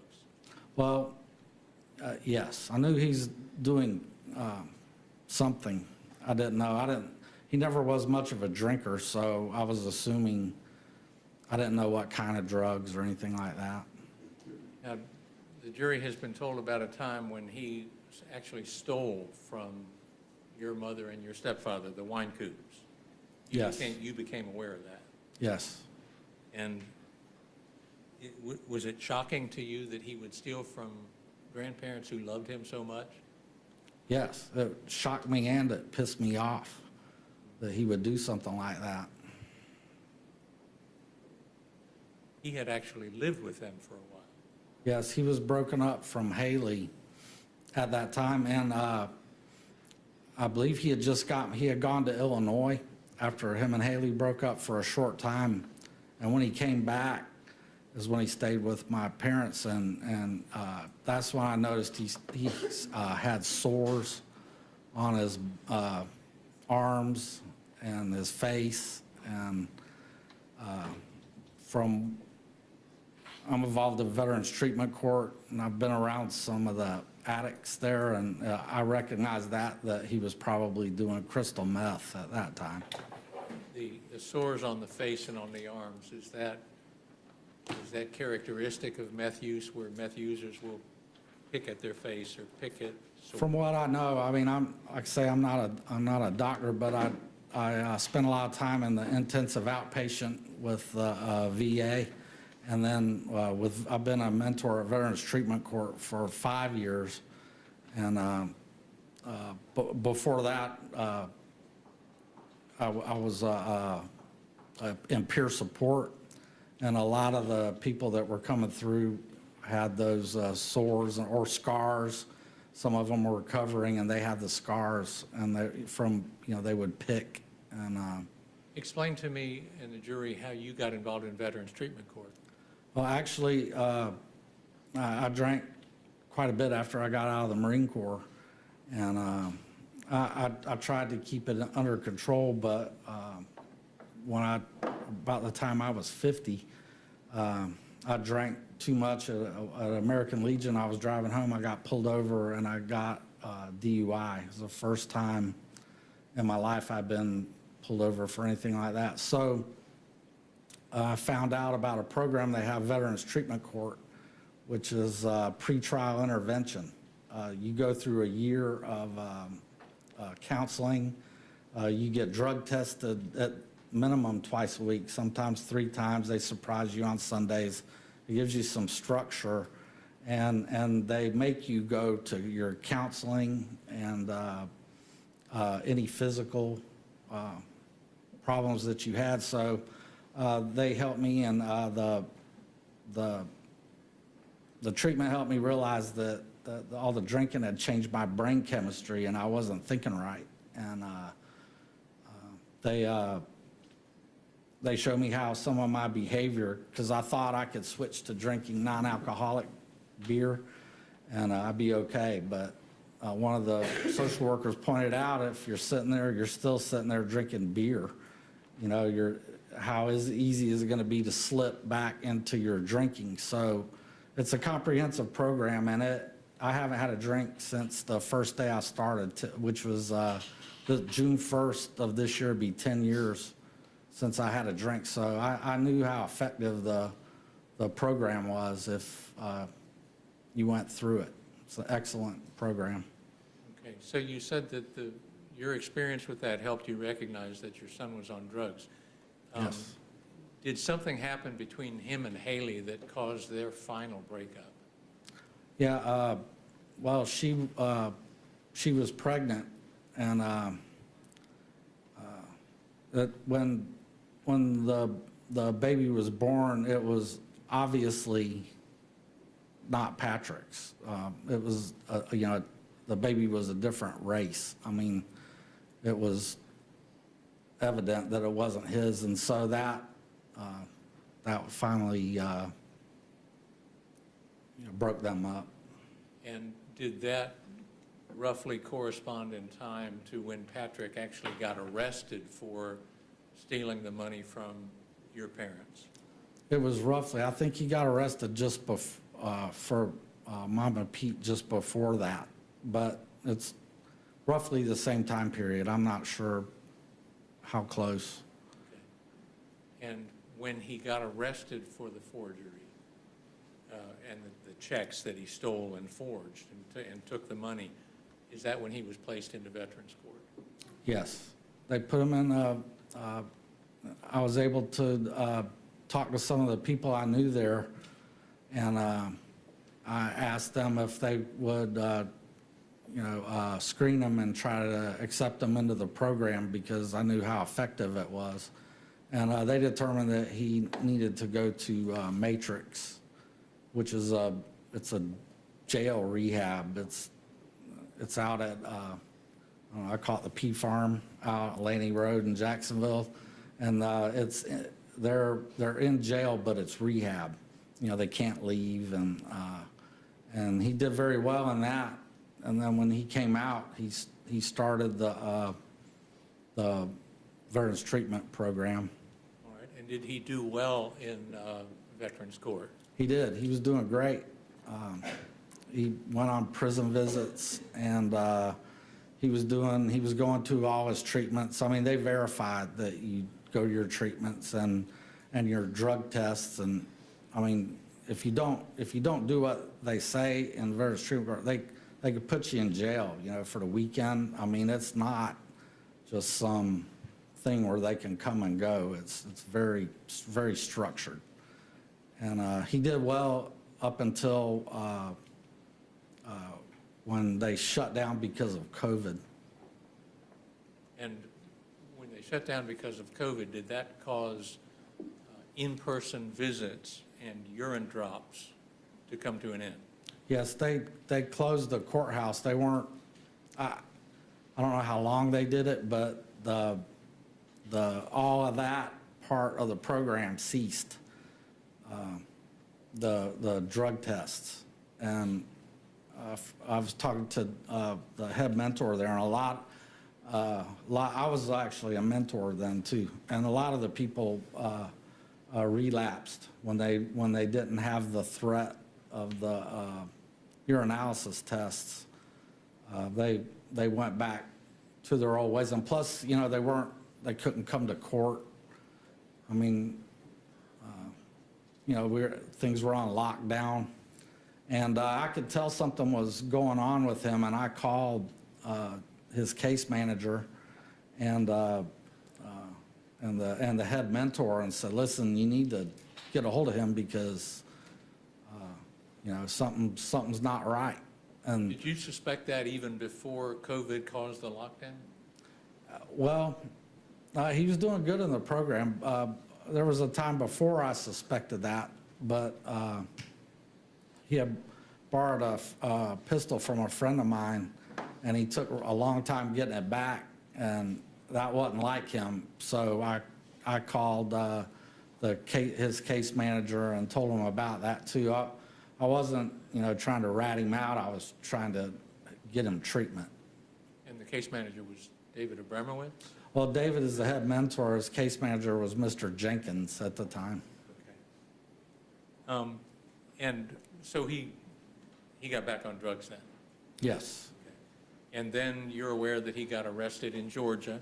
Yes. And stayed in jail up there for quite some time? Yes, for a year. And you refused to bond him out because you thought he could clean himself up in jail? Right. When he took off like that, and from what I knew, he wouldn't even answer phone calls, for a couple weeks when they stopped the drug test, and they called him in, and he just took off. And so when I found out he was in jail in Georgia, I was thinking that was the best place for him for a while, because that way he would clean up, and I don't know if they can get drugs in jail or not, but it would be harder anyway. So I thought that leaving him in there would, aside from teaching him a lesson, it would help him get clean. But eventually, after a year, you did help him get out of jail? Yes. Yeah, he was able to talk on the phone, and I talked to him, and he assured me he would go to the VA to get treatment. They have different places you can go for the treatment, but the VA, I think, is better for veterans because the interaction with other veterans, they hold you more accountable. So when he when back here, he was no longer eligible for Veterans Court and went into regular court. You remember that? Yes. Well, when I bailed him out in Georgia, I didn't know it. They didn't let him come home with me because he had a warrant from Jacksonville. For the violation For of Veterans the Court? check thing wasn't resolved yet because that was on hold because he was in a Veterans Treatment Court. So anyway, that came back. So when I got him out in Georgia, I had to drive home myself. Jacksonville came and picked him up and brought him back, and then he made I don't know what he pled to, or he made some kind of deal and got on probation. Okay. And he wasn't successful on probation. That didn't last very long. No, it was that when he got back from jail in Georgia, it was you could see the spark had gone out of him. Now, did he receive some kind of correspondence? Well, after he got out in Georgia, did you take him back up there for a court date? To Georgia? Yes. Yes. We got a letter he was using my address, and they sent a letter to the house, and when I bailed him out there, it was fairly cheap. I think they only had him down for a couple misdemeanors, so the bail wasn't very high. But then when we got the letter, there was like 17 charges, and I called him and I said, "What's all this?" And so anyway, we went there, and then they gave him a public defender. And I mean, he hadn't been to court that whole year. He still hadn't been to court because of COVID. He was in jail, and he wasn't even formally charged. But so we got that letter of 17 charges, and then when we went up there, he got a public defender, and that the amount of charges surprised him. And was he really worried about that, depressed about it? He was. I mean, I expected him to take off again, actually.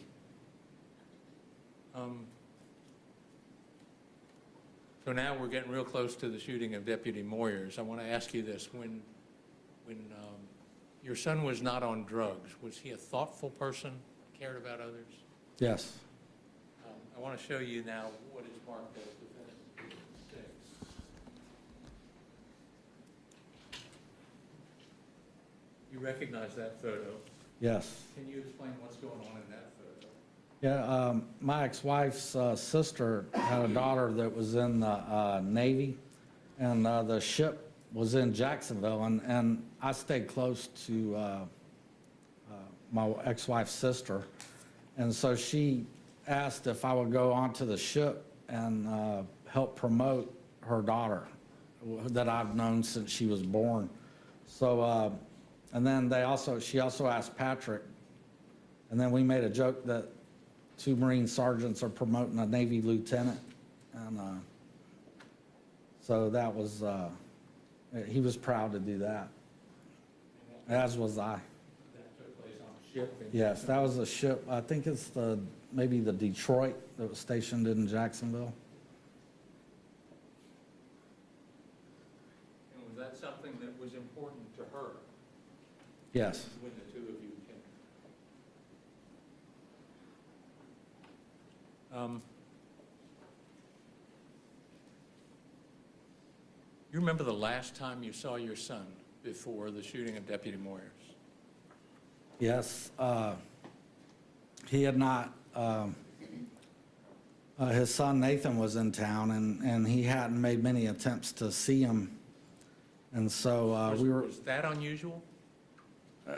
Yes. Yeah, before that he would take them and they would go four-wheeling and, go fishing, and we took them camping down in Brevard County a couple times. But anyway, so when Patrick came over, I was taking Nathan back to West Virginia the next day, and when Patrick came over, he looked terrible. He's emaciated, yellow. He had sores all over. In fact, I cried. He looked so bad. So I tried to get him to stay, and I begged him to let me help him. And so I went to take a shower, and when I came back out, he was gone. And that was the last time I saw him. Now, you know that he pled guilty in this case to shooting a deputy. Had he ever shown any disrespect for law enforcement at any time prior to that in his life? No, in fact, the opposite. Him and his stepdad, he loved his stepdad, and I was surprised that he didn't try to go to a police academy or something when he got out of the Marines instead of doing that security guard stuff. But once he got on the drugs, it was, that you couldn't talk to him. Mr. McDowell, you still love your son? Yes. And do you believe he loves you?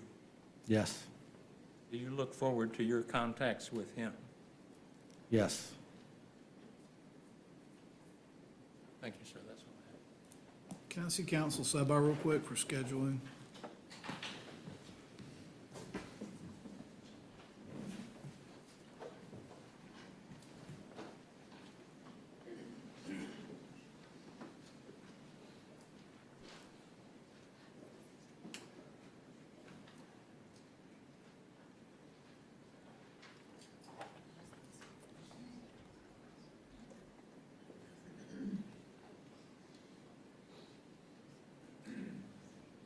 Hey, ladies and gentlemen, we're going to, I know it's in the noon hour. I wanted to talk with council. They think they'll be done close to no later than 12:30 with the cross on this. And so what we're going to do is we're going to go to 12:30 or thereabouts, and we're going to stop, and then we'll take our lunch break. Okay, it'll be later this time than normal, but we'll give you the hour and a half, okay? You may proceed. Thank you, Your Honor. Good afternoon, sir. Good afternoon. Sir, your son ended his marriage because of Haley Wheeler, correct? Yes. And your son actually met Haley Wheeler while he was still in his marriage with Sean? Yes. Haley Wheeler was what brought an end to his marriage. She was a factor in it, absolutely.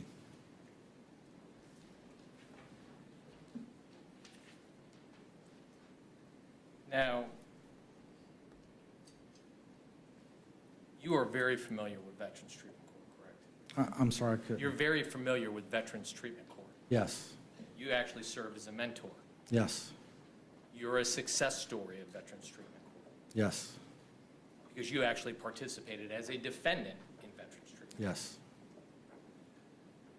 And you, when your son was arrested for the checks and stealing from his grandparents, you encouraged others to allow him to participate in Veterans Treatment Court. yes.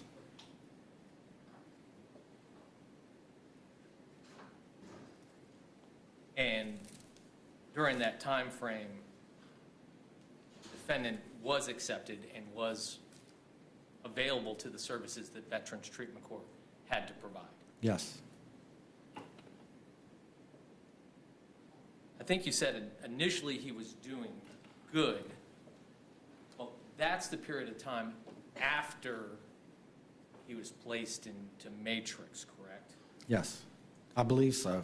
That- There was a period of time before when he was participating in Veterans Treatment Court where he wasn't doing so well, he relapsed, and that's what forced Judge Floyd to actually admit him into the Matrix program.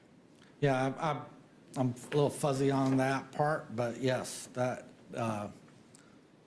when they sent him to when he got out of Matrix, they were saying that he was doing so well that he was a Matrix success story. Are you familiar with an organization called 5 Star? Yes. Hey, can you explain to the members of the jury what 5 Star is? It's an organization that gives housing, counseling, and a safe place to live for veterans that are overcoming addiction. Some of the homeless, but mostly they're set up to help veterans overcome their addictions and give them a safe place to stay, teach them, they keep bad people out of the complex, and they're fed, and it's an excellent organization. And actually, in addition to participating in Veterans Treatment Court, he participated in the 5 Star program not once, but twice during the course of his That's attempts right. at recovery. That's right.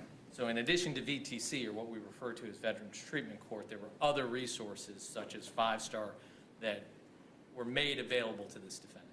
Yes, Housing, counseling, things of that nature. yes, Roof over his head, and food to eat. right, safe place to stay. And it was the second stint in VTC was after he was released from the Matrix program. Yes, that's right.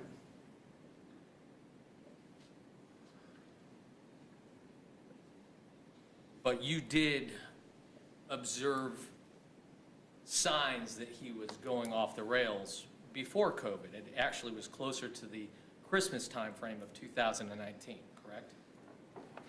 I did contact, it was a couple times, I don't know if it was close to Christmas or not, but I did, when he borrowed my friend's pistol, that was before COVID, but I'm not sure what month. And you had concerns enough at that point in time that your son was struggling that you actually reached out to the mentors within the Veterans Treatment Court program. Yes, I wanted the counseling to come from them instead of me, because I thought it'd be more effective for them to talk to him than, listening to his old man. And then COVID hit, and during the course of COVID is when the Georgia arrest took place. Yes, And that's when you made the decision to get him clean by just leaving him in Georgia for that year's period of time. yes, But eventually you did go up and you did assist him by getting him bond money so that he would then be released and come back down to Jacksonville again. yes. And so you were still very supportive of him at that juncture. Yes.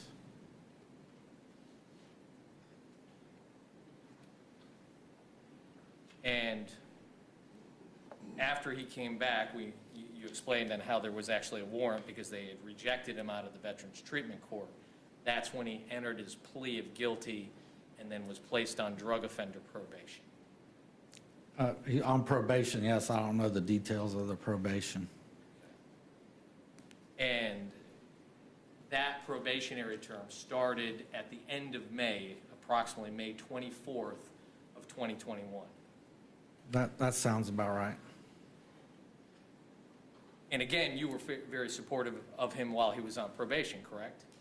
I tried to be, yes. And at some point in time during the probationary term, you actually agreed and spoke to his probation officer about allowing him to live at your residence. Yes. So you had even opened up your home to him to give him assistance during this time frame. Yes. Which I was reluctant to before because, he was stealing. So, I was newly married and I didn't want my wife to have to deal with that. But when it got so bad, I had to try something. You were willing to take on that burden, even though it was at a risk to you and your wife. Yes. And at some point, the probation officer reached out to you and you had to inform him at that point that he was no longer living at your residence and you hadn't seen him for some period of time. Right. And I think you talked about that. Nathan was down in the beginning of July, right? Your grandson? Yes, I believe so. The 1st of July. It could have been before, a little before that, but yeah, that's close. And you described the last time you and Nathan both ever saw your son. He wasn't looking good. No. And you left him in your home with Nathan and you went to go take a shower. Yes. When you came back out, Nathan was there, but the defendant was gone. Right. That was the last time you or Nathan ever saw the defendant. That's right. We went to West Virginia the next morning.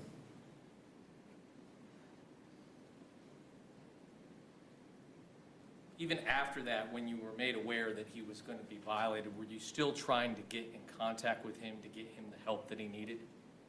I did a couple of times on Facebook. August 27th was his birthday. And I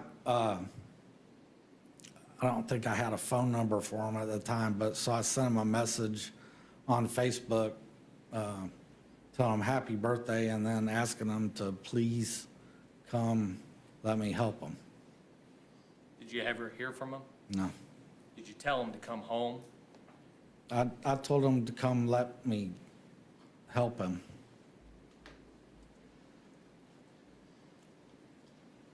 You believe that the defendant did not take advantage of the opportunities that Veterans Treatment Court presented to him to get the help. I believe he had the opportunities. I don't know why, what was in his mind, but, we tried to help him. And you believe that that was his choice, not a failing of the treatment program. I don't believe the treatment programs failed, no. And in addition to you, other members of the veterans community, 5-star with Colonel Loving, correct? Mhm. David Abramowitz, who was one of the lead mentors and caseworkers with the Veterans Treatment Court. Yes. Other people tried to seek to get assistance for this defendant, Yes. but you all failed. Yes. Thank you, sir. I don't have any further questions. Any redirect?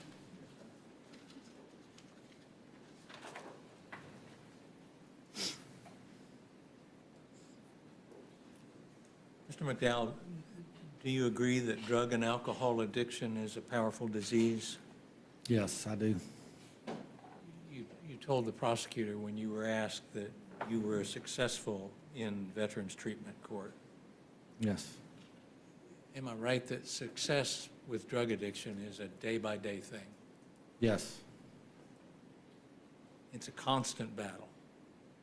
Yes, in fact, I've almost have 10 years, and last week I had a drunk dream, so it never lets up. And you still have cravings for alcohol after Every all this once in a time. while, yes. And you know you're only one drink away from falling off the wagon. That's right. And am I right that relapse is considered a part of recovery? Yeah, for most people, yes.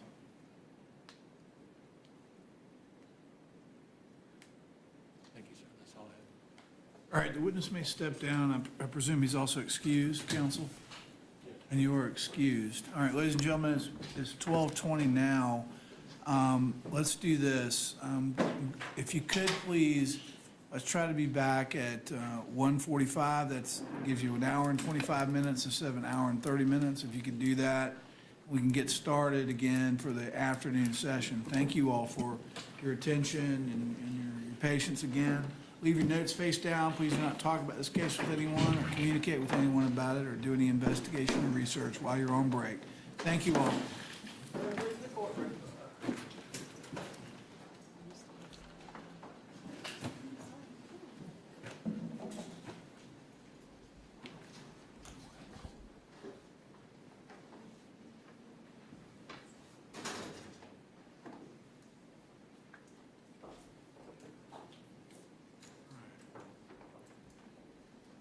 Jury has exited. Everybody can have a seat. Is there anything else we need to take up? All right, then we're going to try to start at a quarter till, if you get a quarter till, I guess, yeah, quarter till 2, excuse me. I think I said quarter to 1. All right, thank you. All right.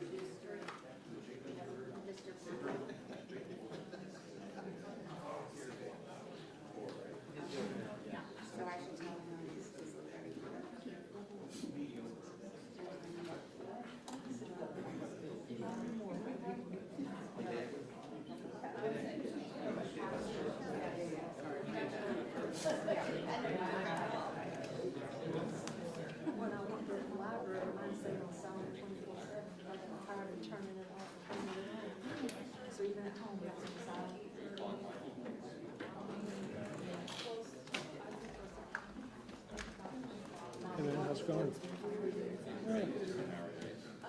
Technical problem. You guys are good? Yeah, we're good. Okay, you're off until you I start, just turned right? it back up, just to make sure everything's good. Okay. But, Okay. No picture, no video, or no audio. Okay. Thank you.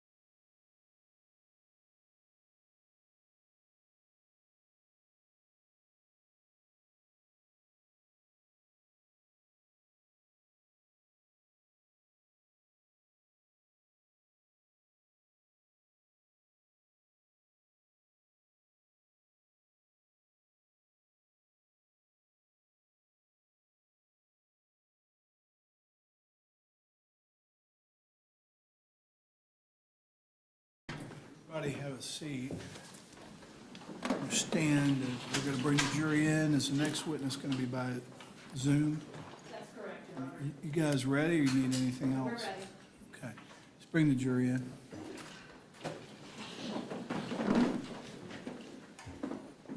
We're in the courtroom.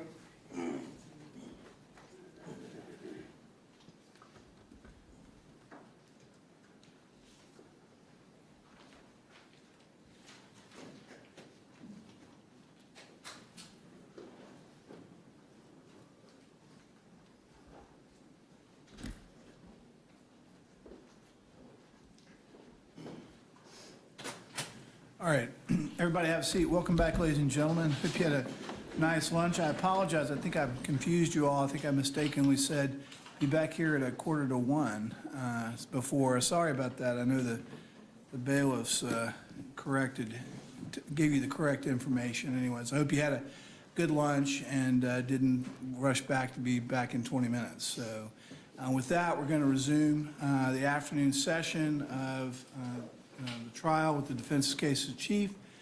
I believe the next witness the defense is going to be calling will be testifying remotely by Zoom, okay? You are to consider this testimony as you would any other testimony that's been presented in this trial, and to consider it as if the witness is here testifying on the stand, all right? You should give no difference to that testimony simply because it's remote. So this time, you want to call your next witness? Yes, thank you, Your Honor. We would call Rena Jones. All right. Now, do I need to let the person in? Do I need to let them in? I believe she's in the waiting room, Your No, Honor. I know. Why don't you go ahead and just handle it then? I don't want to mess it up.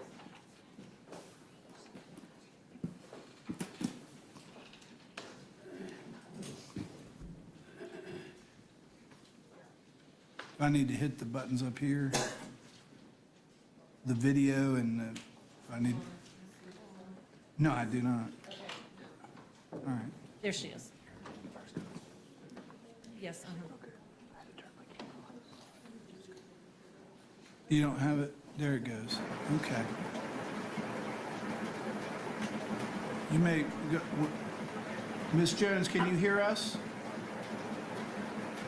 Ms. Jones? Let me do this. Ms. Jones, can you hear us? Yes, I can. All right. Go ahead. Actually, Madam Clerk, will you swear her in, please?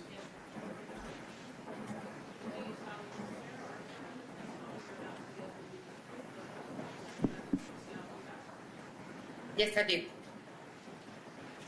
Would you state and spell your name, please? Rena Jones, RenaJones. Ms. Jones, where do you reside? In Harrisburg, Illinois. How old are you? 57. How do you know Patrick McDowell?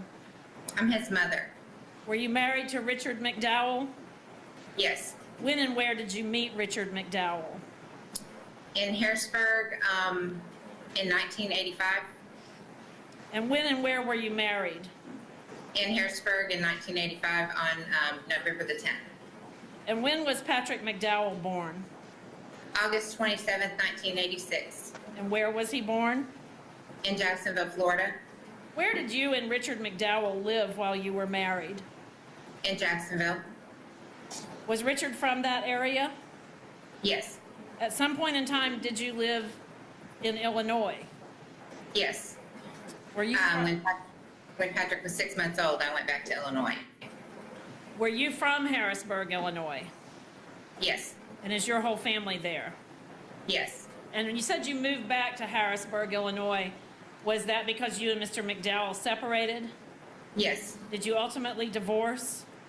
Yes. How old was Patrick at the time you were divorced? I think about 8 or 9 months old, maybe. Did you remarry after your divorce from Richard McDowell? I did. And to whom were you married? Mike Jones. And where was Mike Jones from? He was from El Dorado, Illinois. Is that near Harrisburg? Yeah, it's about 7 miles. And did you have another son with Mike Jones? I did. What is that son's name? Timothy Jones. Did you all live in Harrisburg, you and Mike Jones and Patrick and Timothy Jones? Yes, we did. And what did Mike Jones do for a living in Harrisburg? He's a deputy sheriff. And how long was Mike Jones a deputy sheriff? 30 plus years. Did Mike Jones treat Patrick as his own son? Absolutely. Were you and Mike Jones friends with other law enforcement officers in that, is it Saline County? Saline County, yes. And were you friends with other law enforcement officers in Saline County? Yes. Was your social life involved with other law enforcement officers that were friends of Mike Jones? Yes. Was Patrick raised around law enforcement officers? Yes. Did he respect those officers? Absolutely. Was there any time with Patrick as a child or a young teenager that he showed any disrespect towards Mike Jones or any of his law enforcement friends? No, never. Was there a particular officer named Dave Blazier? Yes, And that's Blazier? I believe so. And was he at your house, or were you all at his house on occasions? Quite frequently, yes. And did Patrick spend time with the Blazier family? Yes, Did Mike and Patrick go to the Blazier wedding? yes, Did law enforcement officers who were in Mike Jones' group of friends come to your house to watch wrestling together? yes, Did Patrick participate in that? yes, Did Mike Jones essentially raise Patrick? he did. Did Patrick travel to Florida in the summertime to visit his father? Yes, he did. And how often did he do that? Every summer. And how long did he stay? 1 to 2 months. And did his father come to Harrisburg to pick him up and take him back to Florida? He did. Sometimes we met halfway, but for the most part, yeah, he came and got him. And did Patrick go for other holiday visits, Christmas or Thanksgiving or holidays such as that? He did. He sometimes went on spring break, and he went every other Christmas to Florida. Where did Patrick go to high school? At Harrisburg High School. And did he play sports in high school? He played football his freshman year, and believe he played basketball his freshman year. I'm going to show you what's been marked as Defendant's Exhibit 12. Can you see that photograph? Yes, that's Patrick in his football uniform. And what year in school was that? He was a freshman. And prior to playing football as a freshman in high school, did Patrick play baseball or softball? He did. He started with t-ball when he was very young and played baseball through the summertime until he got into school. I'm going to show you what's been marked as Defendant's Exhibit 11. Can you see that? I can. That's him in his baseball uniform. And how old was Patrick then? Oh gosh, it looks like he was about 8 maybe. And was that a school league or a local It community? was a summer baseball league through the park system. And when you and Mike Jones were raising Patrick and Tim, did you have birthday parties for Patrick? Yes, we did. Let me show you what's been marked as Defendant's Exhibit 8 and ask if you can identify that. Yeah, that's a birthday party. And do you know how old Patrick is there? Oh my gosh. 5 maybe? I'm not sure. All right. And how about Defendant's Exhibit 9? Do you recognize that? That too is a birthday party. And about how old was Patrick there? Looks like he was maybe 7 or 8. And did your parents participate in family activities with Patrick? Yes. Let me show you what's marked for ID as Defendant's Exhibit 10. Do you see that? Yes. It's not ID, I'm sorry, it's Exhibit 10. Who is in that photo, Miss Jones? I can't see really good. I can pull it up on the computer if it would make That would be good. Yeah, I can't see it good there. If I can have an assistant. I'm doing this the old-fashioned way with the hard copies, so let me see if I can get some smarter people than me to help.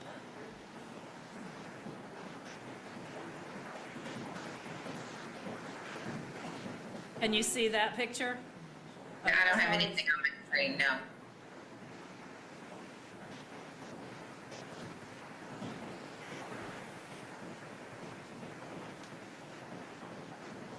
Now are you able to see a picture?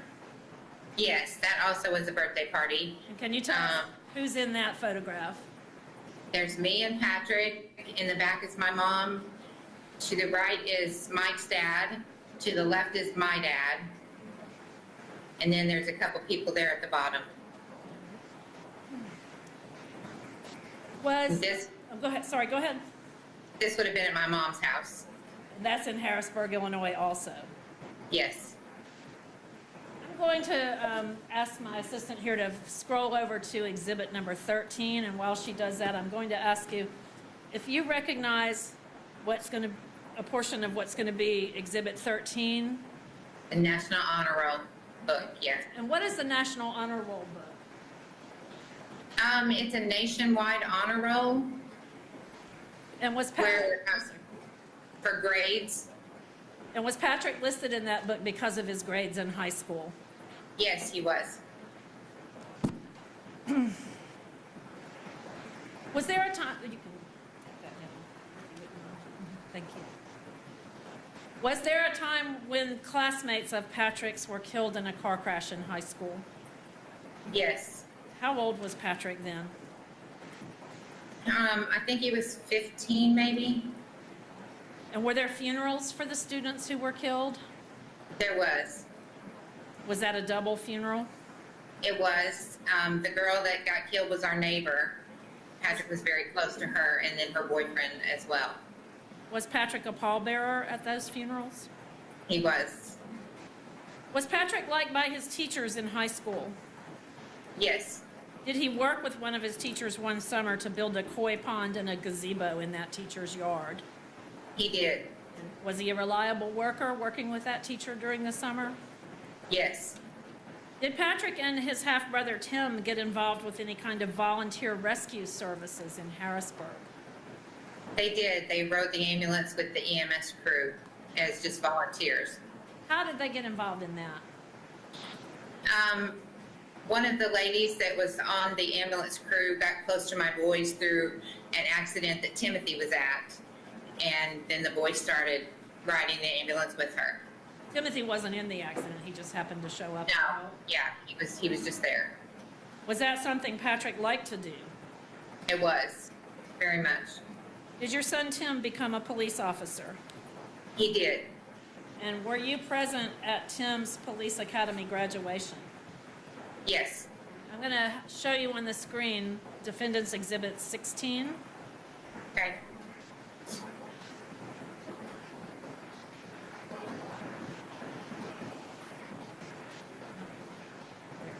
Do you recognize that photograph?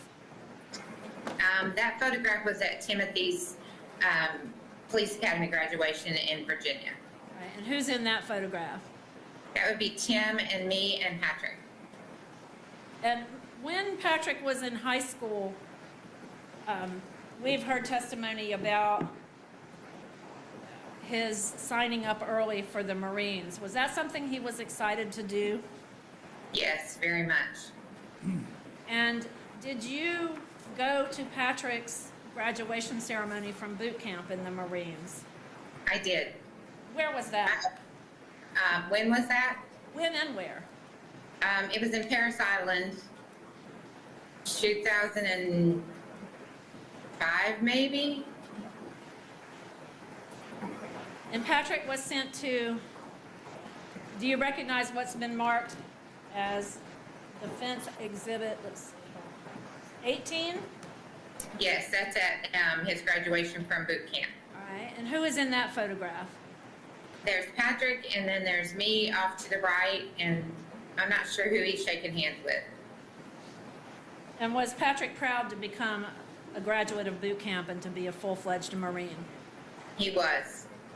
Was he sent to Camp Pendleton in California? Yes. Did he meet his future wife, Shauna, in Camp Pendleton? Yes. Were they married out in California? They were. Did they have a second ceremony in Harrisburg? Yes.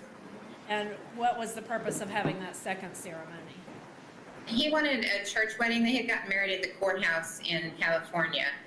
And so when he came home, we went to our church and had a church ceremony and a reception for him there. And did Patrick and Shauna ultimately go to Iraq in the Marines? Yes, he did. And did you see him after he came back from Iraq? Yes. Did you and your husband visit Patrick and Shauna in Florida at that time? Yes. Was Nathan born at that time? Nathan was 9 days old when we went down to Florida. And what kind of father did you observe Patrick to be? He was so good with Nathan. He was overprotective, I think, a little bit, but it was his first child, but no, he was a really good dad. And had Shauna had a cesarean section to deliver Nathan? Yes. And how did Patrick treat Shauna after that surgery? He took really good care of her. Did you notice anything different about Patrick when he came back from Iraq, from the Marines the first time? I did. What was different about him? He was quieter. He was more focused, kind of hyper-vigilant, on edge. He wasn't as talkative as he used to be. And did I'm sorry, go ahead. He just seemed different. And did he enroll in Triple Canopy or sign up to go to work for Triple Canopy in Iraq? Yes. Did that concern you? Yes. Why were you concerned about the Triple Canopy experience? I was worried about him going back to Iraq. And why was that? Because he seemed like when he came back the first time, he was so different, and for him to go back over there just seemed like adding fuel to the fire. Did you see him after he came back from Triple Canopy? I did, but I'm not sure how long after. Where did he live after he came back from Triple Canopy? In Jacksonville. And do you know anything about him having a relationship with a woman named Haley? Yes. Do you know Haley's last name? Wheeler. Do you know how Patrick and Haley met? I don't. Did you know anything about her or her background at the time Patrick was involved with her? No. He had been with her for a little while the first time that he brought her home to meet us. What was your impression of Haley Wheeler when you met her the first time? I didn't like her. Did you ever suspect that she had any kind of influence, negative influence on Patrick? Yes. What was that influence? She seemed like she was in charge of the relationship. He pretty much did what she said to do. Did you ever suspect that Haley Wheeler was using drugs? I wasn't sure. It's suspected, yes, but I wasn't sure. Was there a time that you suspected Patrick was using drugs? Yes. If Patrick were to receive a sentence of life in prison, would you stay in touch with him? Absolutely. And would you visit him in person if you could? I would try, yes. And would you make sure that your family members stay in touch with him? Yes. Just one more picture. Actually, two more. If we could take a look, there we go. Can you see on the screen, that's Defendant's Exhibit 19? Can you tell us where that picture is? That is at our house. Both of my boys were home on leave, and we took a family picture. And who is in that picture? That's me and Patrick. Then let me ask you to take a look at what's marked number 20, and we'll flip over to that. Who's in that picture? That's me and Patrick. When was that? That was the first time that he brought Shauna home. That would have been after the wedding, right around Christmas time. And then Defense Exhibit number 15.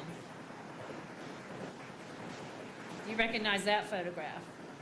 Yes, that was when we went to see Nathan after he was born when he was 9 days old. And where was that photograph taken? That was at his grandma and grandpa's house in Florida. Who's in that photograph? That would be Shauna, Patrick, and Nathan, and me and Mike. And then just finally, this one, check one. Ms. Jones, prior to the shooting that occurred in this case, were you receiving email messages or instant messages from Patrick? Yes.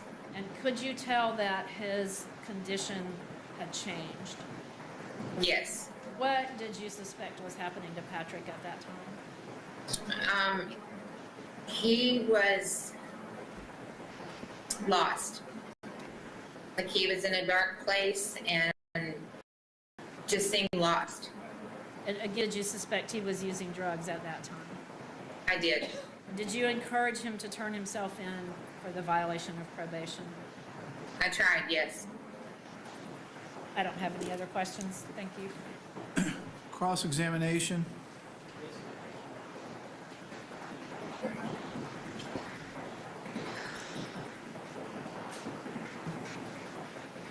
Good afternoon, Ms. Jones. How are you? I'm good. How are you? Doing well. Your son was dating Haley Wheeler when Shauna left him and went back to California, isn't that true? I don't know. I don't know when he and Haley got together. Do you remember when you gave a deposition in this case?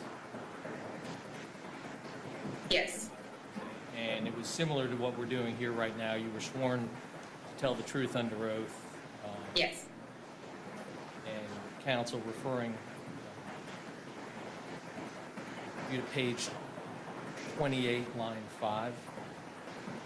And during the course of that deposition, you stated under oath, just like you're under oath here today,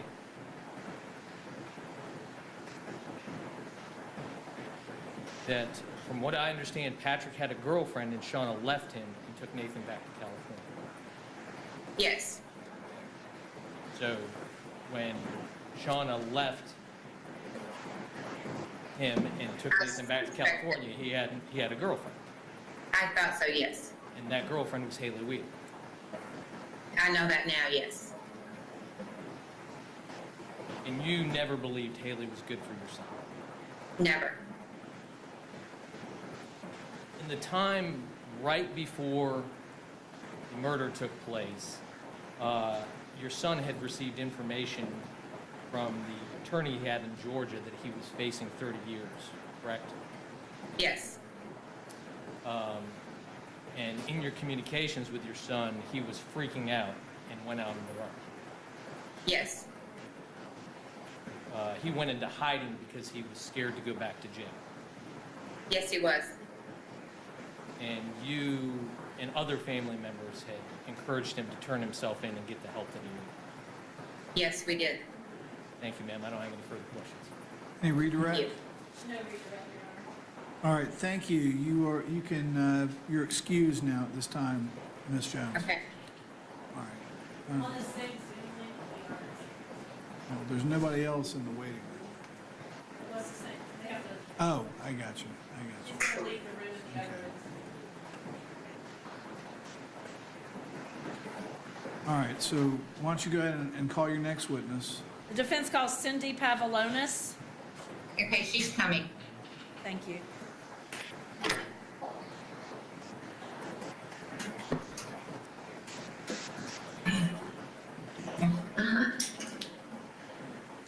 Scoot this where you're in the picture. Do you see yourself? Yeah, I do. All right, Madam Clerk, will you swear in the witness? Right hand, Mom.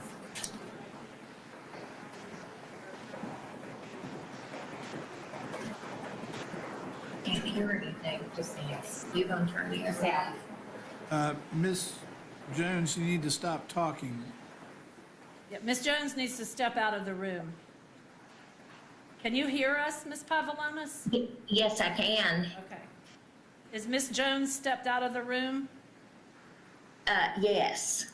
Why don't you go ahead Yes. and swear her? We're going to swear you in, Ms. Pavlonis. Okay. Do you solemnly swear or affirm the testimony you're about to give will be the truth, the whole truth, and nothing but the truth, so help you God? I do. You can put your hand down. Okay. Would you state and spell your name, please? Cindy Pavlonis. CindyPavlonis. And Ms. Pavlonis, where do you live? I live in Harrisburg, Illinois. And how long have you lived there?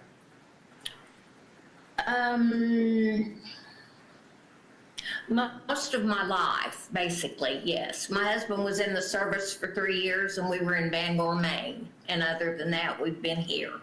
And did you and your husband raise your family there? Yes, we did. How many children do you have? I have 3 daughters. And do they all live in that area now? 2 of them live here in Harrisburg and 1 lives in Carbondale, Illinois. And how far? It's about 45 minutes from here. And are you related to Patrick McDowell? Yes, I am. And how are you related to him? I'm his grandmother. And his mother, Rena Jones, your daughter? Yes. And did Patrick McDowell essentially grow up with Rena Jones and her second husband, Mike Jones, in Harrisburg? Yes, And while Patrick McDowell was a child, did you have contact with their family? a lot. Yes. Did Patrick have cousins in Harrisburg or in the Carbondale area as well? In Harrisburg, yes. We have 7 grandchildren, and they were all around this area when they were young. And were those grandchildren, including Patrick, a part of your life? Very much so, yes. All right, let me show you what's been marked as Defendant's Exhibit 21. Okay.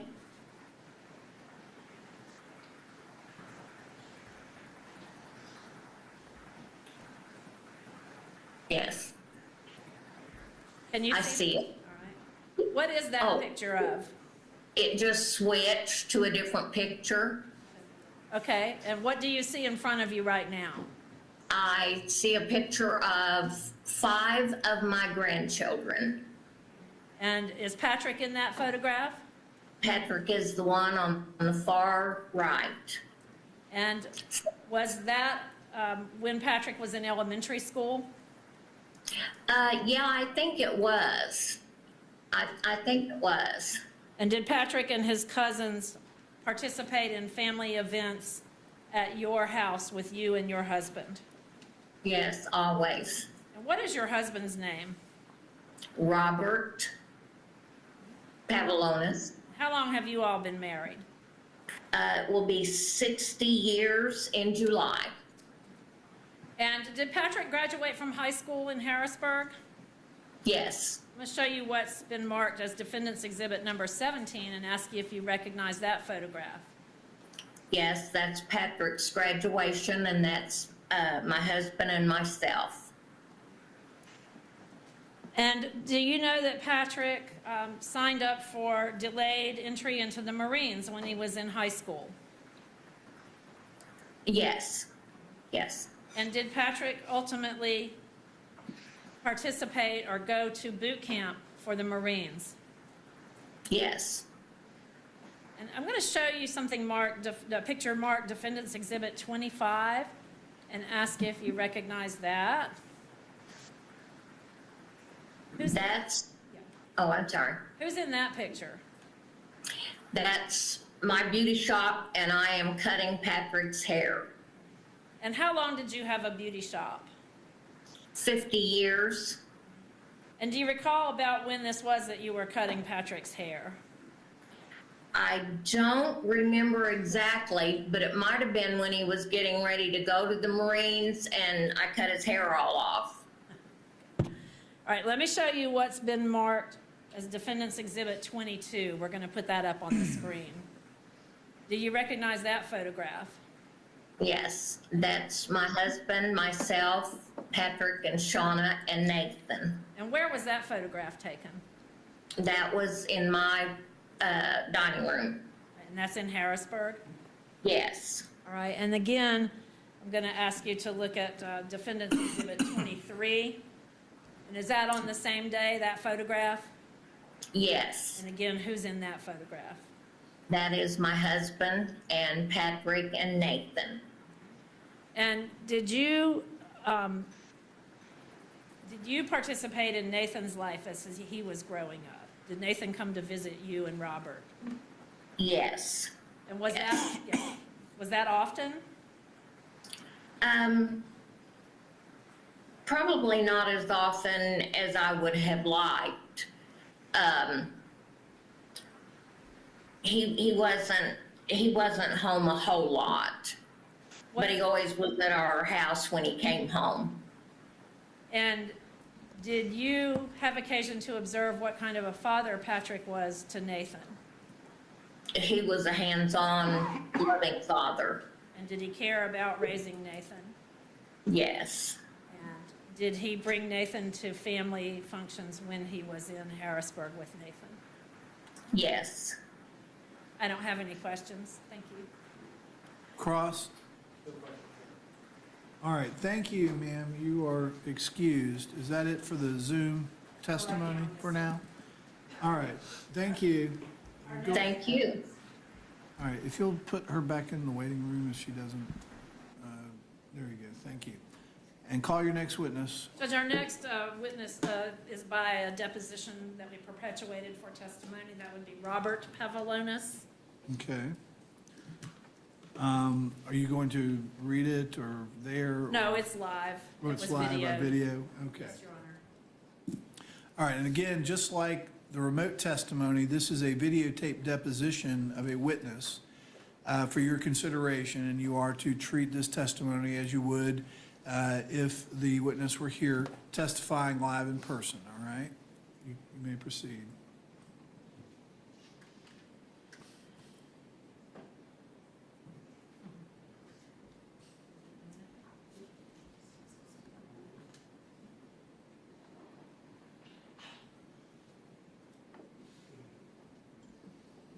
It takes a moment for it to load, Your Honor. Sorry.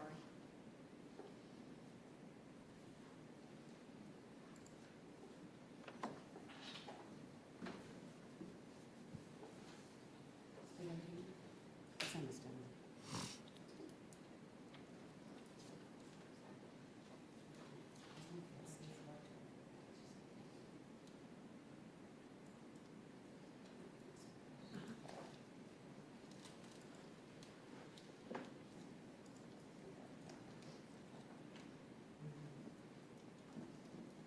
Ready, it just takes a second.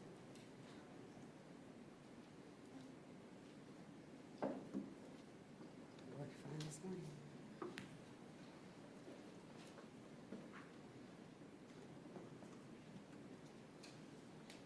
Yes, I'm. Let me just do this. Okay.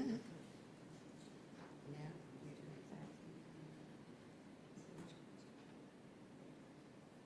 Kingston? Pavlonis.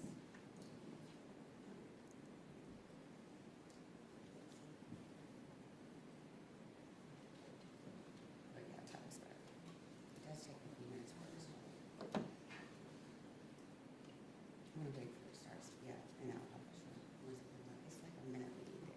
Beginning of media number 1 in the deposition of Robert Pavlonis in the matter of the state of Florida versus Patrick McDowell, case number 2021-CF-725-AXXX.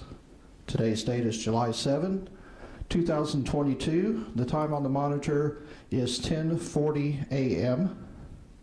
My name is Guy Hall. I'm the videographer. The court reporter is Lori Roger. We're here with Hoosby Global Litigation. Counsel, please introduce yourselves, after which the court reporter will swear in the witness. My name is Alan Chipperfield, counsel for Mr. McDowell. My name is Mark Khalil, representing the state of Florida in this matter. Sir, would you raise your right hand, please? Do you swear the testimony you're about to give in this cause will be the truth, the whole truth, and nothing but the truth, so help you God? I do. Mr. Pavlonis, as I said, my name is Alan Chipperfield. Could you tell us your full name? Robert Patrick Pavlonis. And where do you live? 1109 East Sloan, Harrisburg, Illinois. And how are you related to Patrick McDowell? He is my grandson. And are you his grandfather on his mother's side? Yes. So Rena is your daughter? Yes. And who is Rena's mother? Is Cindy. Cindy. And Cindy's your wife? Yes. How long have you been married to Cindy? 57 years. Or is it 50? I don't know. 57 or 8. Do you remember when you got married? Yeah. What year was it? 64. Okay. And how old are you, Mr. Pavlonis? I'm 76. Are you retired? I am. What kind of work did you do when you were working? I was a carpenter. All right. Were you had your own company, or were you self-employed, or worked for somebody else? Self-employed. At first, I was working with my father until he passed, and after that, I was on my own. Okay. Now, Mr. Pavlonis, we're here in Harrisburg recording this in July of 2022, Have you been having health problems and problems with your memory over the last couple of years? Yes. All right. If there are questions we ask that you cannot remember, then if you'll just tell us that, then we'll move on. How long have you lived in Harrisburg, Illinois? Lifetime.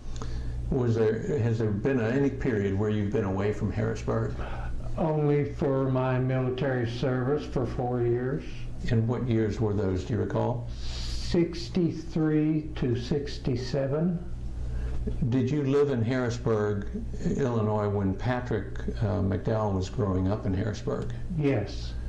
And am I correct that you were living here then when he was in elementary school, middle school, and high school? Yes. What is Harrisburg, Illinois? Do you know approximately what the population is? Less than 10,000.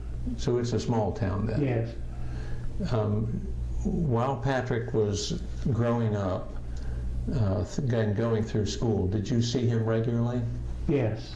Did you have family visits together? Yes. Did the family get together on holidays and birthdays and celebrations and things like that? Yes. And did the two of you, you and Patrick, just the two of you, do things together? Yes, we did. Do you remember the kinds of things that you did with Patrick? Went fishing and rode bicycles. Did you get along with him okay? Oh, yes. How did he treat you during the time that he was growing up? Normally. Nothing bad. And how did you observe how he treated other people? Your wife, for example, did he seem to get along with her okay? Yes, I can remember no adverse things. Right. Was he respectful toward you and your wife? Yes. And did you observe how he got along with members of his own family, his brother Tim and his stepdad and his mom? Yes. Did he seem to get along with them okay and be respectful? Seemed to be normal, yes. Right. Do you have a memory of attending his high school graduation? I know I was there, but actually I do not remember. Okay. After Patrick entered the Marines, is it fair to say that you saw him less often? Oh, yes. Is that because he just wasn't living here? Correct.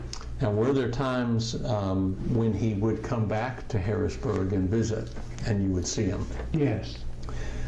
Do you remember meeting his wife, Shauna? Yes. Was he married here in Harrisburg? Yes. And did you attend the wedding? Yes. Do you remember meeting his son, Nathan?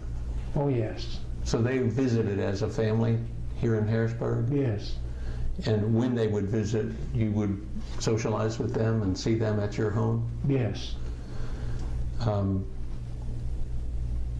And did you observe how he got along with his son? Yes. And can you describe that relationship? Nothing noticeably wrong. I mean, as far as arguments, fights, or anything like that. No, just seemingly normal. Okay. And were there times after Patrick and Shauna separated that he visited with you here in Harrisburg? Yes. And do you remember meeting another woman with him who he was dating after he and Shauna split up? Yes. Have there been times when Patrick came back and worked with you after he was married and after he had visited with a girlfriend? Yes. Yes. And can you tell us what kind of work he did with you? I was building a screened-in patio room for a regular customer of mine, and he had a fish pond, and Patrick more or less rebuilt it because it was not holding water. So he cleaned it all up, relined it, and put the rocks around the edges and whatnot, and did a good job. When he worked with you, what kind of a worker, how would you describe his work? good. Once you told him what to do, you didn't have to stand over him. Was he dependable? Would he show up to work? Oh, yes. And do you have any memory of how long it was, a period of time that he worked with you? Not really, but I would say it was probably a year or less. All right. And do you have a memory of when that might have been?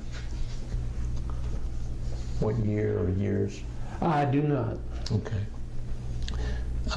The person who you were working for at that time, do you remember his name? Yes, Ron Crutchfield.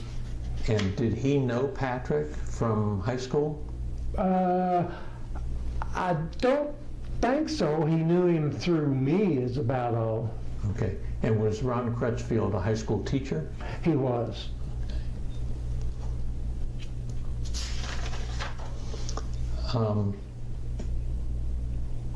Mr. Pavlonis, do you love Patrick? Oh, yes. Do you believe he loves you? Oh, yes. And do you care what happens to him? Most certainly. That's all I have. Thank you. Good morning, sir. My name is Mark Khalil. We've met before. I represent the state of Florida in this case. My understanding is that the work that you're describing when he worked with you on the screen porch for Mr. Crutchfield and the fish pond, that was after his military service, correct? Yes. Okay. And as you previously stated, he was a good worker, correct? Yes.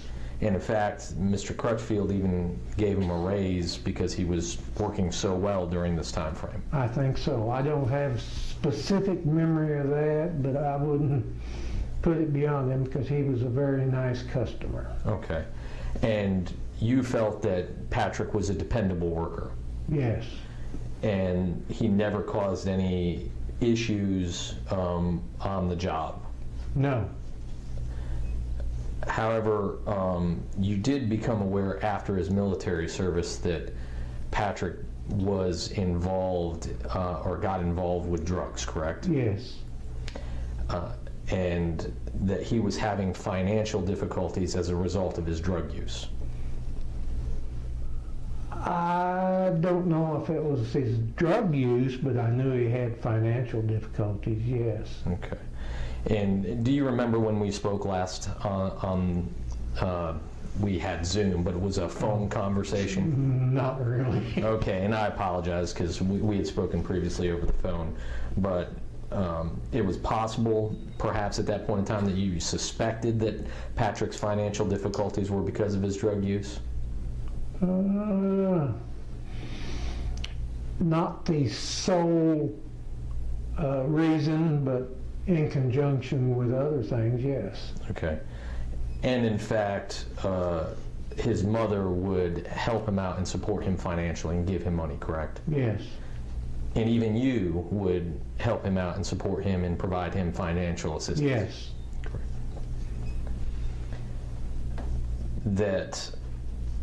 But despite his issues with narcotics and drugs, he never showed up drunk or high when he was working with you? No. So I don't think I ever saw him that way. Never saw him that way. And so he was capable of working and being a productive member of society? Yes. And this was after his military service? Yes. Okay. In growing up, it sounded like that you spent a lot of time, Patrick moved here maybe when he was 4 or 5, correct? Not sure of the age. But a younger boy? Yes. And during that time frame, you spent a lot of time with Patrick? Yes. But as with most children, as he grew older and had older friends and older friends' activities, you spent less and less time with Patrick because he was doing bigger kid things? Yes. Okay. And so you weren't as close with Patrick in the time frame leading up to his military service in 2005 as you were when he was a younger boy? Correct. Okay. And that obviously that's just natural because yes, sometimes when we're young we don't spend as much time with our elders as we used to when yeah. And you were unaware of any problems that he was experiencing prior to going into the military, any legal problems or any other issues that he was having prior to entering the military? I knew he had some things, but exactly what I did not know because I would just hear it from my wife and daughter. Okay, so through other sources, you knew he had some issues, but you weren't learning those things from Patrick? No.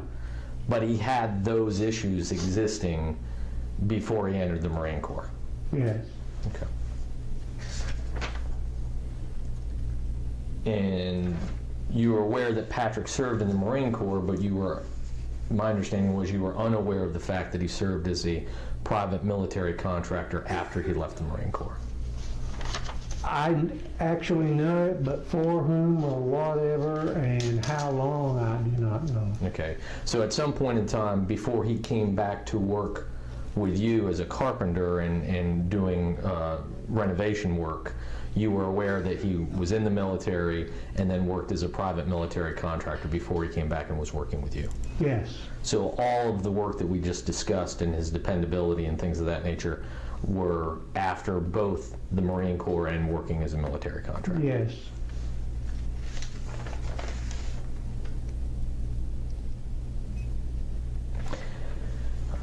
And you expressed that he had a relationship with the son even after he separated with his wife, correct? Yes.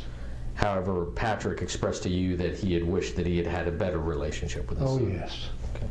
And in fact, after the separation, he didn't spend a lot of time with his son as he normally would? Not that I know of. Okay.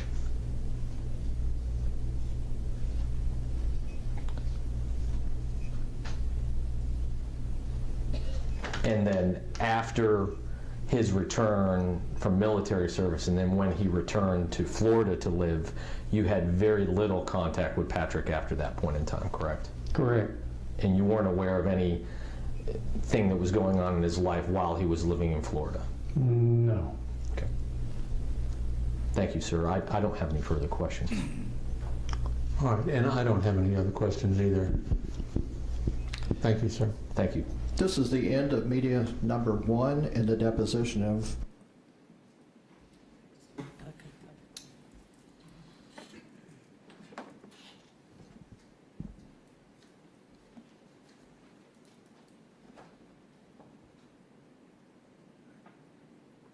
Counsel, are you going to call a live witness or there's another deposition? It'll be a Zoom, but I just want to move this into evidence, but it takes a Okay. moment to get it out. Sorry.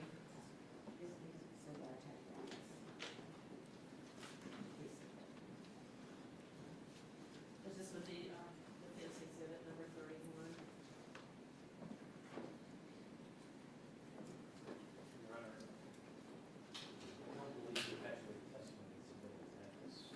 No, it is not an item of evidence for consideration in the deliberation room. You are correct. So may I inquire of the court reporter whether she needs this or whether she's? You can file it as a court exhibit, That's what I was. just Court Exhibit A, all right? Now, you said that your next witness was by Zoom again? Yes, sir, and his name is John Donwell. There is nobody that I can see in the waiting room. Okay, may I have a moment, Your Honor, to call him? Um, I told him to be ready. That's fine. Well, that's fine. Why don't we do this? Why don't we let the jury go back? It's been about an hour, maybe a little under an hour. Just take 5 minutes. If you want to go back, stretch your legs for a moment before we have the next witness queued up on Zoom. So leave your notes here and just step back and we'll come down and get you very, very shortly.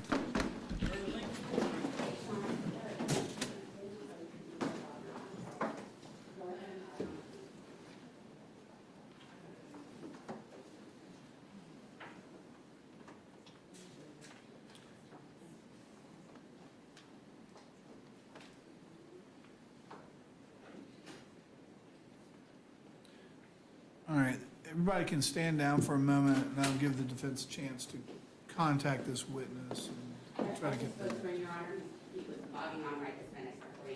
about 10 minutes, but to stay on. Yeah, well, we'll take just a short break since they went just back to the deliberation room. All right.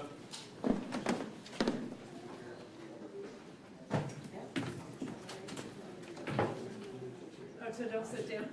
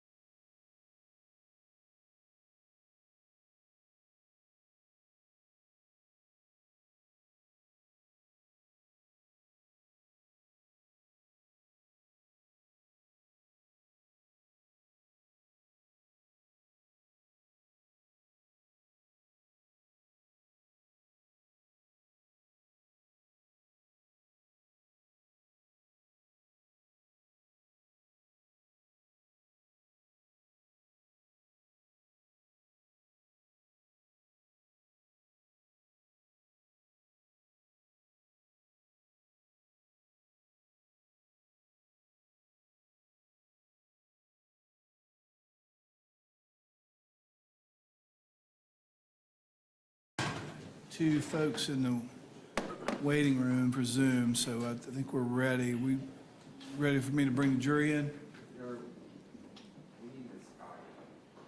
I'm sorry? Oh. I didn't know that he had stepped out.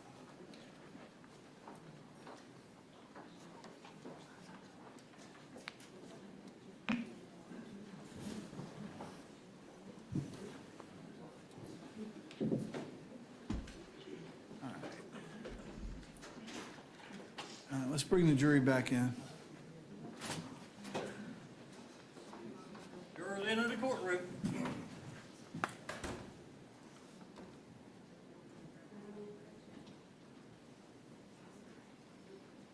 Yes, what you need?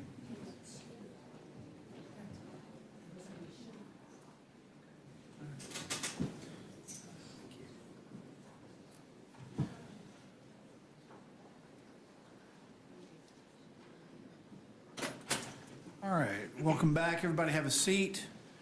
And I think we've got the next witnesses that will be testifying remotely are now ready in the waiting room. And so I'll ask the defense to call your next witness. Your Honor, the defense would call Sean Bonwell over Zoom.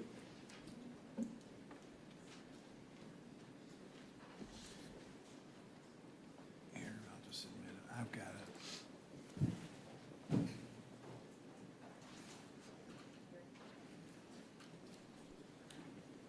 Mr. Bonwell, can you hear us? Yes, sir. All right. Madam Clerk, will you swear him in, please? Yes, Your Honor. Raise your right hand. Do you solemnly swear or affirm the testimony you're about to give will be the truth, the whole truth, and nothing but the truth, so help you God? I do.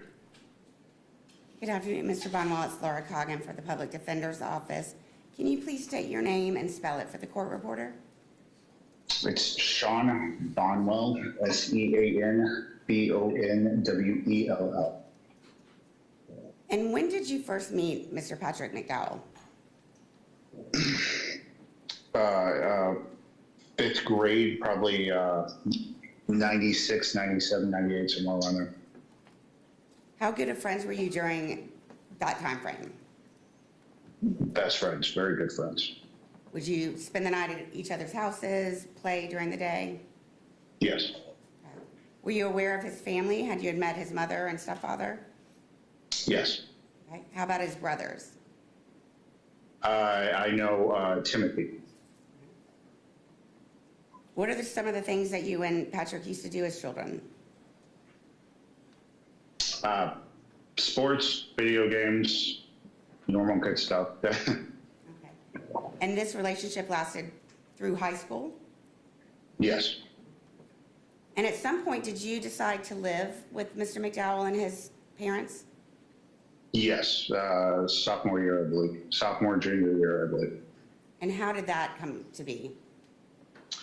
I was having trouble with my parents, and his mother, Rena, offered to give me a place to stay. Stayed there for maybe 6 months, somewhere around there. And while you were there, did you and Patrick get along and remain friends? Yes. And then once you left left their residence, where did you go?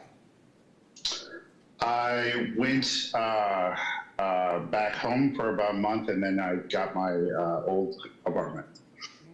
So during the 6 months that you lived with Patrick and his family, would you describe those times as happy?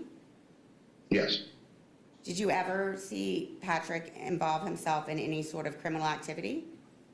No. Did you ever see him take drugs, hard drugs or alcohol? No. What would you describe as Mr. McDowell's code of ethics? Patrick was a very good, loyal friend on my end. And were you aware of what his stepfather did for a living? He was a cop, yes. And how did Patrick feel about that? He was perfectly fine with it. Yeah, as young kids, we would joke about it, but other than that, there was no problems that I saw. Do you believe that he behaved himself and had respect towards law enforcement because of his father? Yes.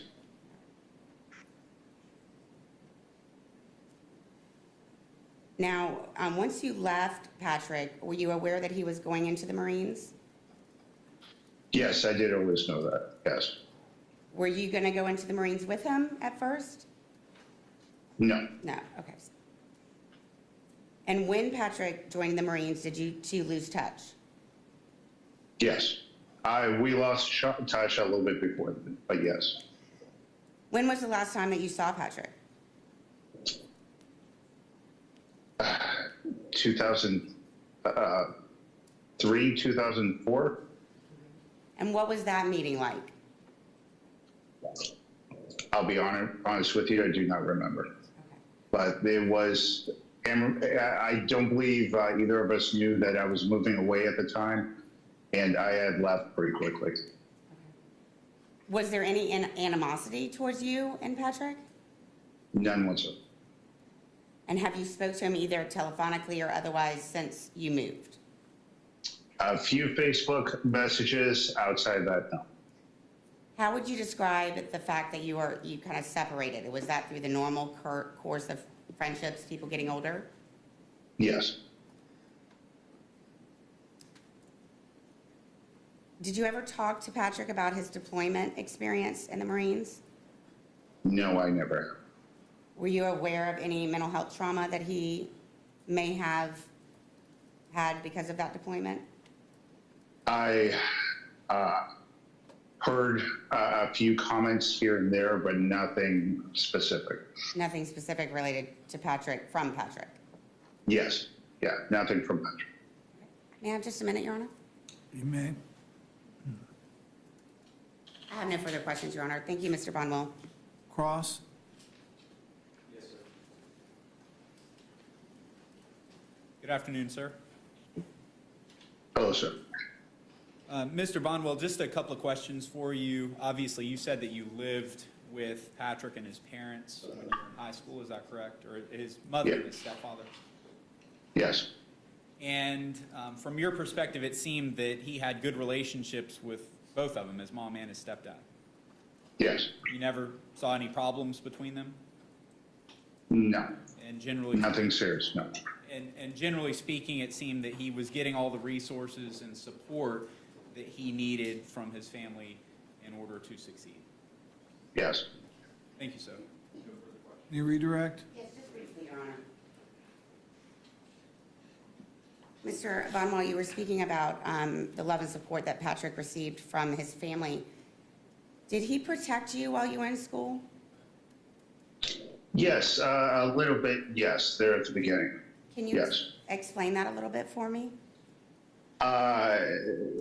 As a younger child, especially in grade school, I was shorter, overweight, wore glasses. I'm half black in a predominantly white town. I used to get picked on. Patrick would stand up for me quite frequently. So he showed you love and support as well? Absolutely. I have no further questions, Your Honor. All right. Mr. Bonwell, you are excused, all right? Thank you, Your Honor. All right. Call your next witness. The next witness, Your Honor, is Joanna Eddings.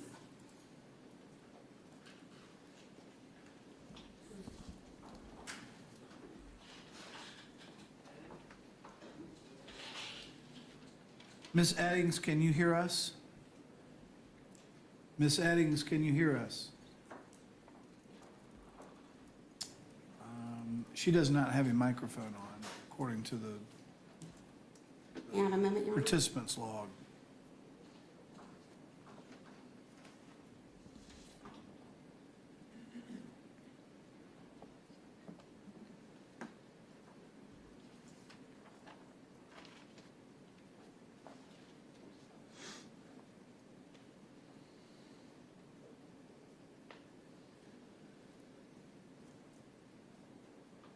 Now,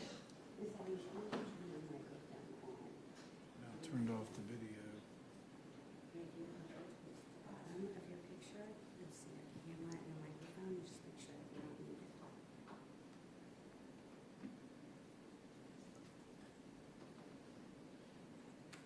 ma'am. Join auto, yes, ma'am. No, ma'am, it's through Wi-Fi, just said join audio. Can you hear us now in the settings? Can you hear me?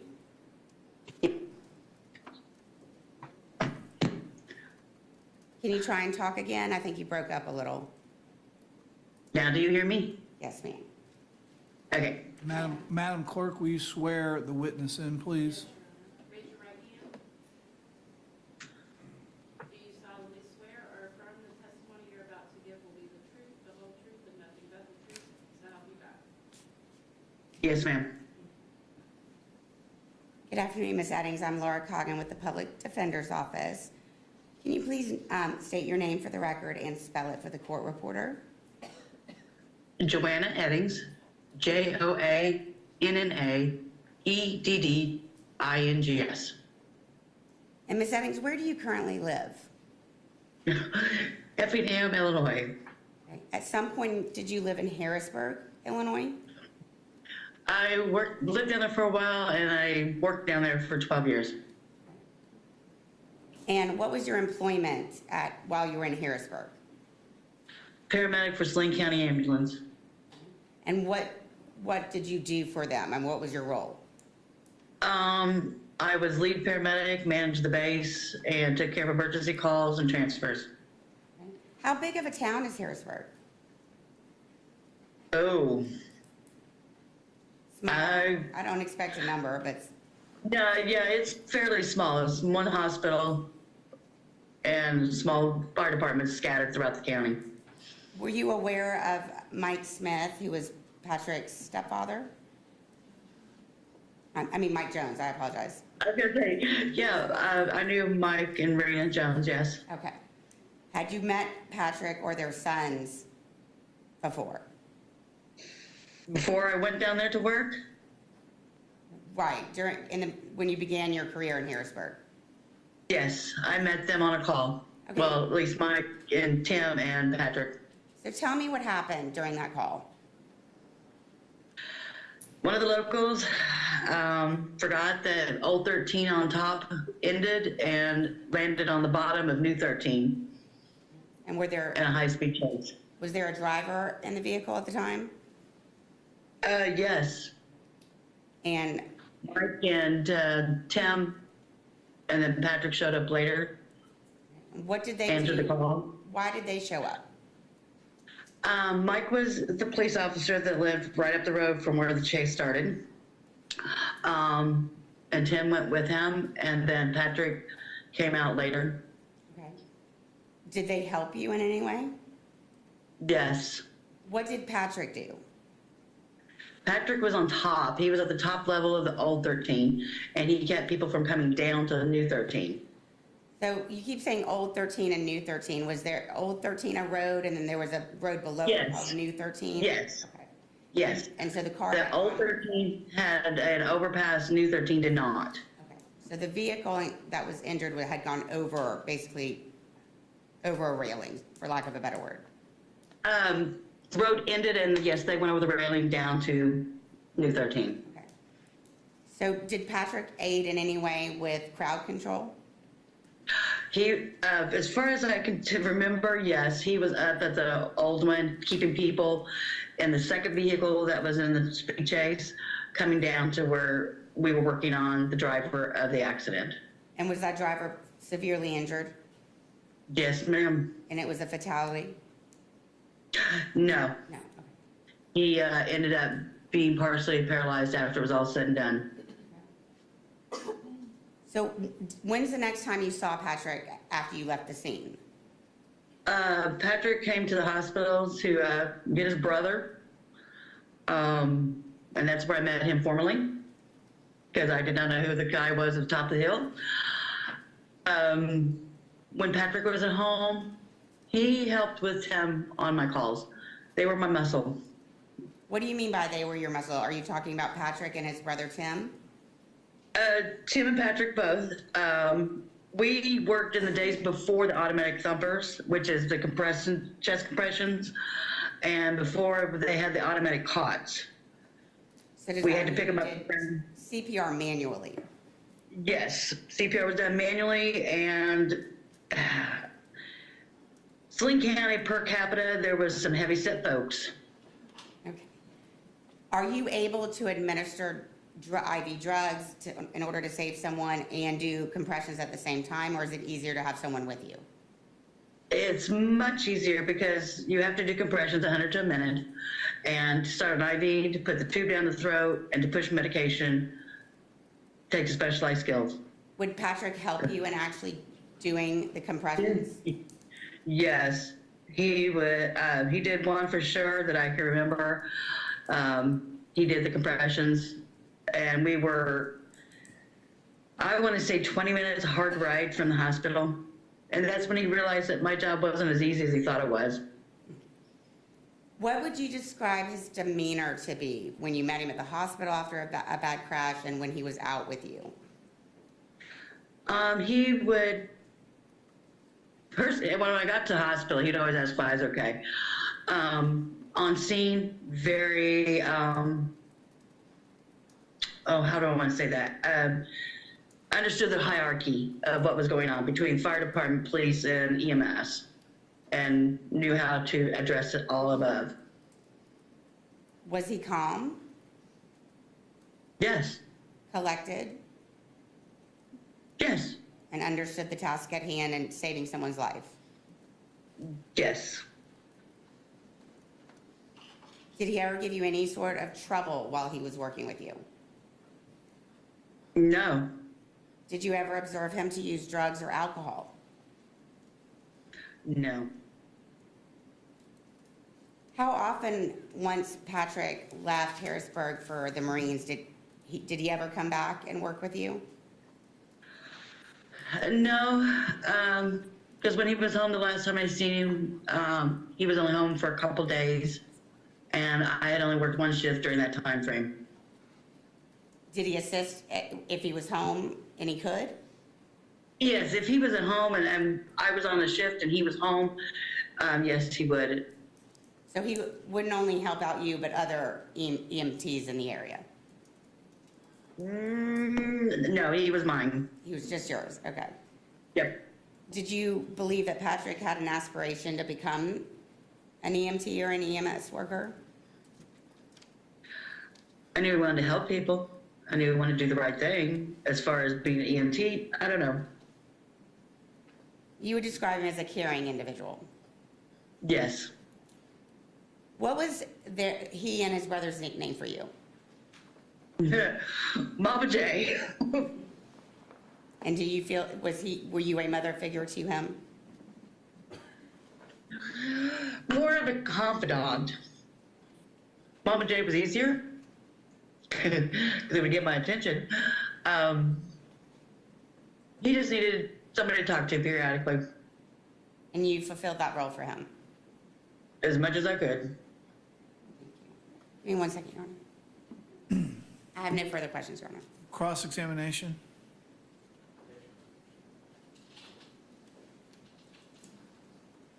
Good afternoon, ma'am. Based upon the timing, this is over 20 years ago? More or less, yes. Okay, thank you. I don't have any further questions. All right, thank you. You are, I assume there's no redirect? Sorry. No, sir. All right. Ma'am, you are excused. Thank you. Thank you. All right, call your next witness. Sure. At this time, because we call Ms. Frances Moncu, she's live and she's outside.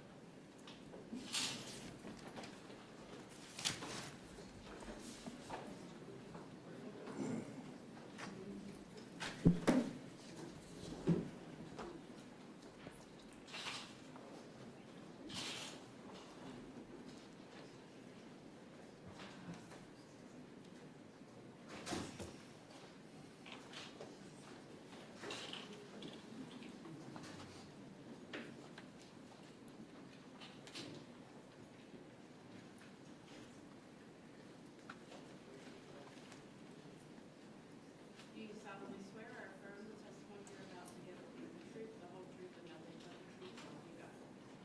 Come this way, fool.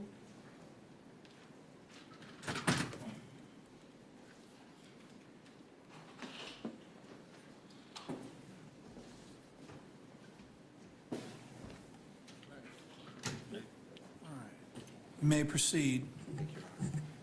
And can you please state your name and spell it for the record, please? My name is Frances, Frances, Wynkoop, Wynkoop. All right, Ms. Wynkoop. And how do you know Patrick? I'm his grandmother, Okay, and how many, I just want to get some family background real quick. How many children do you have? 2 children, Okay, and what are their names? Richard and Susan. Okay, and is Richard Patrick's father? Yes, he is. Okay. And are you currently married? I am. And who are you currently married to? My husband is Peter Wynkoop. Okay. And is Peter Richard's biological father? No, he's not. Okay. So he's Richard's stepdad? Right. Okay. And when did you marry Pete?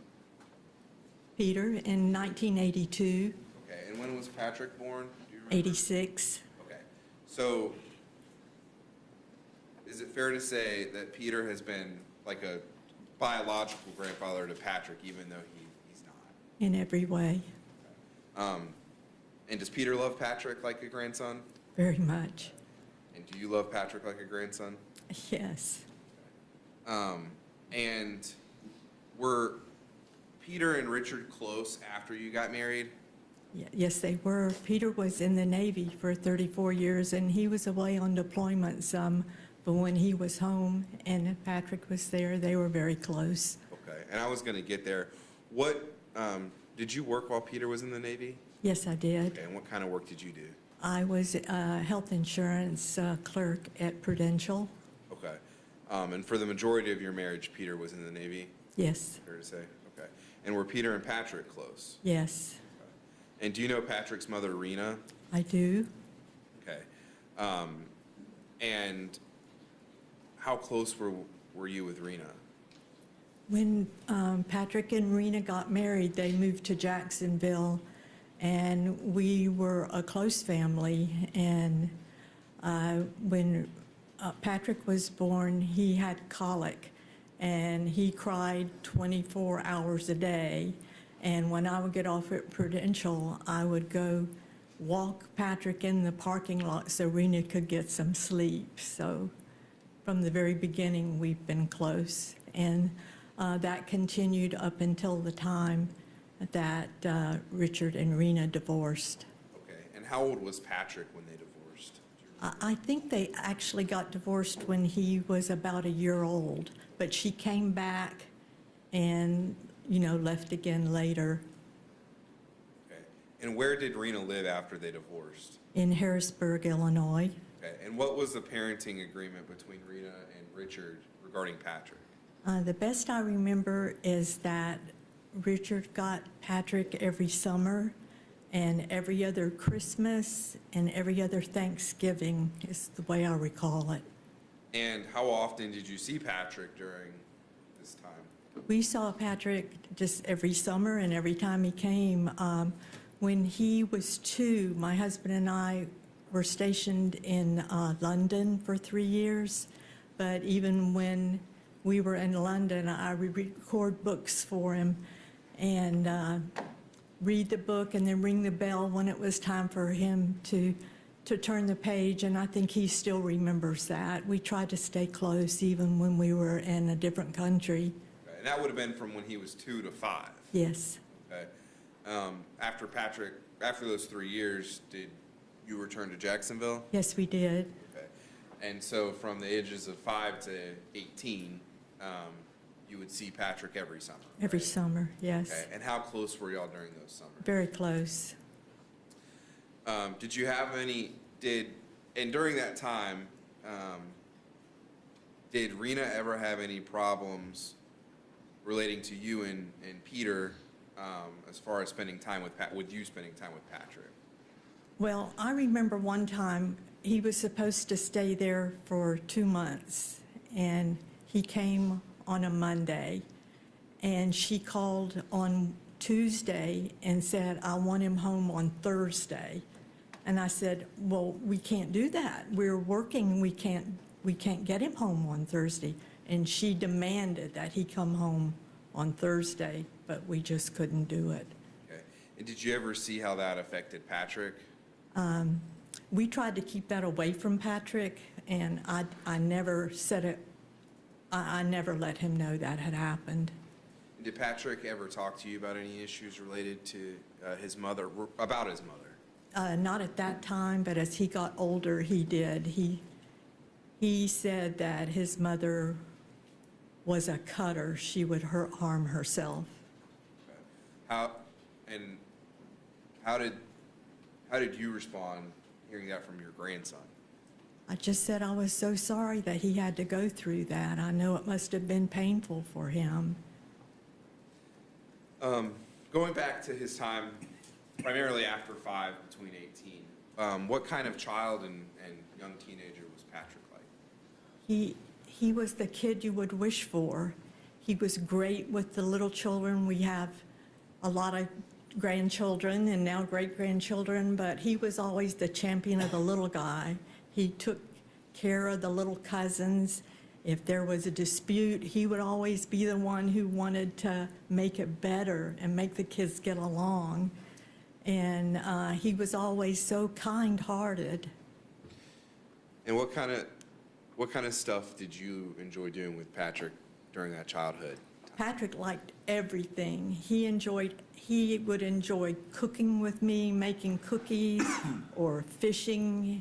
We lived at the beach at the time. He loved going out to the beach, and I can remember as a little boy, he was chasing sand crabs, surely that he could catch one time, but they would disappear in the hole, but he'd keep going after them, and he just liked everything we had to do. Okay. And we've already heard a little bit about this, but what did your son Richard do for a career? Richard had been a Marine, and then when he got out, he worked mainly in construction. Okay. And you also said that your husband Peter was a captain in the Navy. Yes. And did you ever witness Peter and Patrick kind of have that talk about service-related jobs? We were always the family that considered duty and honor and hard work, and that was our priority. And my husband always talked about that with Patrick. Okay. And can you explain to the jury what a Tiger Cruise is? I might not get the terminology quite right, but when they have a cruise, certain cruises they're allowed to bring their children or dependents, anybody except their wife, and they can come back home with the ship. Right, so it's a cruise. Is it fair to characterize as a cruise on a naval ship? On a naval ship, yes. And do you know if Patrick ever had the opportunity to go on a Tiger Cruise? He did when he was 9 years old, which was the minimum age. He was at a perfect time. My husband was aboard the Abraham Lincoln, an aircraft carrier, and Patrick and I flew to Hawaii and met the ship and spent a few days there, and then he rode home with the ship and I flew back home. Okay. And was that a memorable trip with Patrick to go Oh, yeah. to Hawaii? We had a great time, and we got to do the tourist things. That's the only time in my life I've ever been to Hawaii, and it was a good time. Do you remember the impression that going on that ship with his grandfather left on Patrick? Well, to entertain the children, the Marines would get together and they would do all kind of projects around the ship, and they would teach the little kids about, the aircraft carrier does this and these are things, and they had hunts for them and things like that, and they took Patrick under his wing, and they told my husband that he was their favorite kid, and he had a great time. And was this the first time that Patrick expressed interest to you in going into the military? Yes, I think because his dad was a Marine and he admired the Marines and the camaraderie that they had, and I think he wanted to be in the service, but I think he was more tuned in towards the Marines after that experience and with his dad. And I want to go back a little bit. Your husband, Peter, where did he go to college? He went to Stanford for a while, and he didn't do so well, and he flunked out, and he got drafted into the Army. Okay. But he decided he'd rather be in the Navy, so he went into the Navy, and he did so well, they sent him to officers training, and he went to school in Colorado, University of Colorado in the Navy. He got his degree. Okay. And I want to fast forward as to when Patrick was a teenager. Did you ever know Patrick to do drugs at that point in his life? Never. He was absolutely the most anti-drug person. Okay. And we've heard testimony that Patrick got arrested as a teenager. Did you know about that? I heard when it happened? Okay, I had heard that he was in trouble, but I didn't know what that meant. And my son Richard went to Harrisburg to see what happened. But I guess they didn't think I needed to know, so they protected Grandma, and I never knew any of the details about that. Okay. And were you surprised to learn that he got in trouble? I was really surprised. Okay. Do you remember learning that Patrick was enlisting in? Well, and I want to go back. After learning that Patrick got into trouble, where did he live after that? He was in Harrisburg. Okay. Do you remember learning that Patrick was enlisting in the Marines? Yes. And what was your opinion of that? I was worried about him going into the Marines, just like any mother or grandmother would be. Okay. But I was proud of him at the same time. And it's my understanding that he enlisted, or he did a delayed deferment or delayed enlistment. So he actually enlisted when he was in high school. That's right. So after he enlisted, did you and your husband attend his high school graduation? No, we did not. Okay, and why was that? Well, because Patrick was the first of our grandchildren, and we started a tradition with him that we took them to London as a trip for their graduation, because we had been stationed there for 3 years, and I just felt like being exposed to the history there would be a really good thing if they went to college, and to get them started on a path towards learning in college. And what stood out to you particularly about Patrick? Like, what did you learn about Patrick during this trip? On that trip, Patrick is interested in a lot of things, and when we arrived at the airport, we got on a train to go into London, and riding along, he said, "That's a famous graffiti artist." I didn't know there was any such thing as a graffiti artist, and much less it was well known. But he knew all kinds of things, and as we went around, having lived in London for 3 years, I knew I was a pretty good tour guide, but he noticed things that I hadn't even known. And when, going back to stateside, when Patrick enlisted in the Marines, this was during the Iraq War, correct? Yes. And you were aware of that? Yes. And Patrick was aware of that? Yes. Okay. And he did it anyways? He did it anyway. My husband and I went to Paris Island for his Marine Corps graduation. And did you have a chance to talk to him at Paris Island? Oh, yes. He, his mother's side of the family, we were all there, and we were all very proud of him.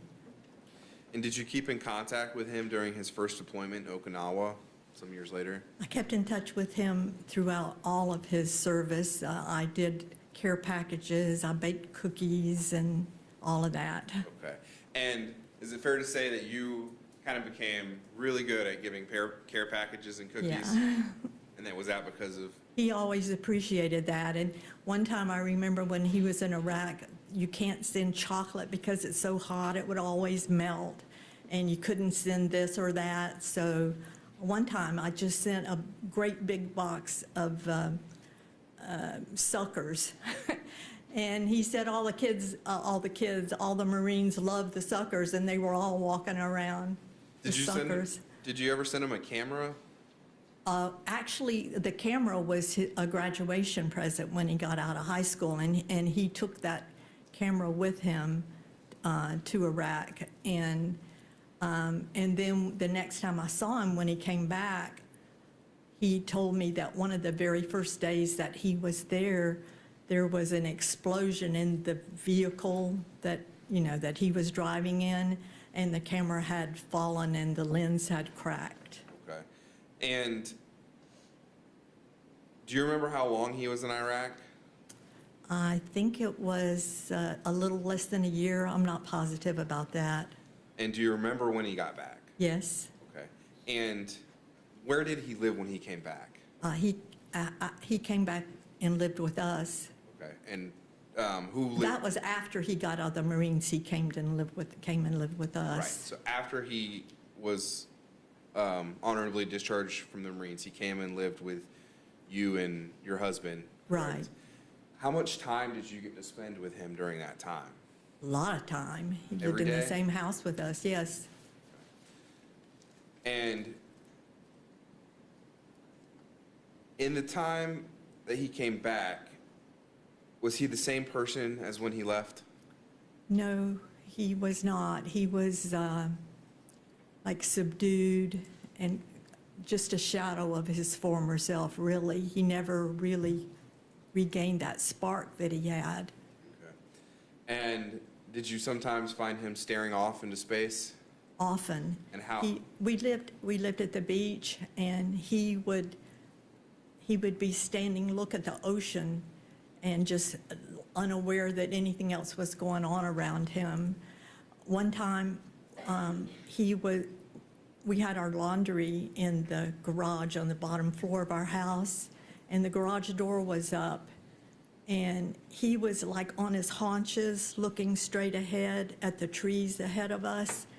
And so I walked up behind him and put my hand on his shoulder and said, "What you doing?" And he turned around and he said, and his eyes were flashing and all. He said, "Grandma, don't ever do that to me again." He said, "I could have hurt you." And he started crying and I started crying, and so he was very upset at that time. Did you ever find any blood on his pillows or sheets? Yeah, on his pillowcase, yeah. There would be, like he had been chewing on his tongue in the night, and he had nightmares. He would cry out in the night, and his pillowcase would be bloody the next day. How often did those kind of things happen? Pretty often. Did you ever talk to him about it? Yeah, it was hard to get him to talk about it, and sometimes he would just say, "Grandma, I have demons. I can't talk to you about it. You don't need to hear those things." So even when he was going through this, he tried to protect you? Yeah. Did he ever get help at this point? We were begging him to go get some help, and I don't know this officially, but I always got the impression that the Marine Corps didn't encourage guys to admit they needed help. It was like a weakness. They were trained to be tough and all of that, and I don't think that saying I need help was something that was encouraged, at least at that time. Okay. But even going through all of this, did Patrick work during that time? Yes, he had several different jobs. One time, he was working for a tree service, and I heard that he had fallen out of a tree and had seizures. My brother's a landscaper. He worked for my brother at some time, and he worked for his dad and my son-in-law at different times doing construction. He really could do just about anything, but he was having a hard time having a steady job. All right. And do you remember if he ever worked for a private security firm during this time called Signal 88? Yeah, there was a company named Signal 88, and they did private security for apartment complexes around town. Okay. Did he ever talk to you about that? Yeah, he had some good experiences there and some bad experiences, and I I know at one time, there was an occasion when he shot somebody. There was a man running and the JSO said that Is that he and had, that's Jacksonville's police department. right, the sheriff's office in Jacksonville, that they were the people in charge where he was working, and they said he did absolutely the right thing at that time. Now, during this time, Patrick was married, right? Yes, All right. And who was he married to? to Shauna. And what was your opinion of Shauna? Shauna was a great person. She was very young, and like most young girls, she was interested in makeup and glitter and stuff like that, and she was absolutely devoted to Patrick, and she was really sweet. And they became parents during this time as well, correct? They did. And did you and your husband, Peter, take Patrick and Shauna under your wings and kind of teach them how to be parents? We did. Shauna had really never been around babies before, and I was one of 5 children, and, we all had a lot of kids, and so I was used to babies, and Shauna never had really been around any, so the first time Nathan ever had a bath, I tried to force Shauna to do it, but she said, he's so little and he's so wiggly, I'm afraid he'll fall. And so she begged me to give him his first bath while she watched. She said, just show me how, Grandma. And so I said, well, I'll do it one time. So I gave him his first bath while she watched. And so that's how it was. She says I taught her how to be a mom, but she always had it in her. So it's fair to say that you and your husband, Peter, were a little bit, at this point in Patrick's life, y'all were more than just a grandmother and a grandfather, Yeah. right? Yeah, Y'all were a tight unit as a family. right. And how was Patrick as a husband during this time? Patrick was a great dad. He had been around other little kids before, so he was calmer than Shauna was, but he was a good dad, and Nathan loved him. At some point, and things were going pretty good during this point, right? Yes. At some point, Patrick made a decision to return to Iraq, right? Right. What conversations did you have about that decision? I didn't understand why he would do that, because he was obviously damaged the first time he went, and why would he go back? And he had bad experiences, so why go back into that? And he wouldn't, and the next time he went, it wasn't with the United States Marine Corps, it was with a private security company. And I just couldn't understand why he would do that. But he had had trouble getting a good job to support his family. And he said, Grandma, I have to support my family. You have to understand that. And I did. And when he left, were you able to keep in contact with him? Yeah, back with the care packages again. And we could email back and forth then. Did he ever tell you what it was like with this private contracting company? One time he called me and we were talking, and then there were these loud explosions in the background. And he said, gotta go. And he had to hang up the phone, and I thought, oh my God, what's happened? And so that was about my experience. And do you remember how long he was gone there? I think I'm not positive, but I think it was like 7 or 8 months, something like that. And do you remember when he came back? Yes. Okay, and where did he live when he came back? For a while, he moved back in with us, and after a while, he and Shauna moved into their own apartment. Okay. How long did he live with you guys? For the several years off and on during that time. Okay. And how was he doing when he came back? He was even worse than the first time. Okay. Did he have the same kind of demeanor about him?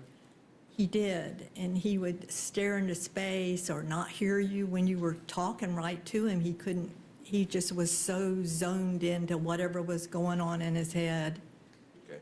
And at this point, for those first few years, did you suspect any type of drug use? Never. Okay. And there was no evidence of drug use during that No. time, right? No, I don't remember seeing him drink beer even. I don't remember that. I'm sure he did, but I don't recall that he did in front of me. Did his experiences in Iraq, both with the Marines and with his private company, affect your relationship with him? No, Okay.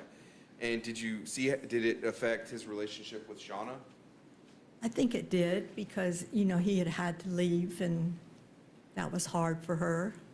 What ended up happening with Patrick and Shauna during this time? He was working with that Signal 88 at the time, and it wasn't really that long before she went back to California. Okay. And did either one of them ever really talk to you about their relationship issues? No, they didn't, but Shauna told us that she was going back home, but she would be back.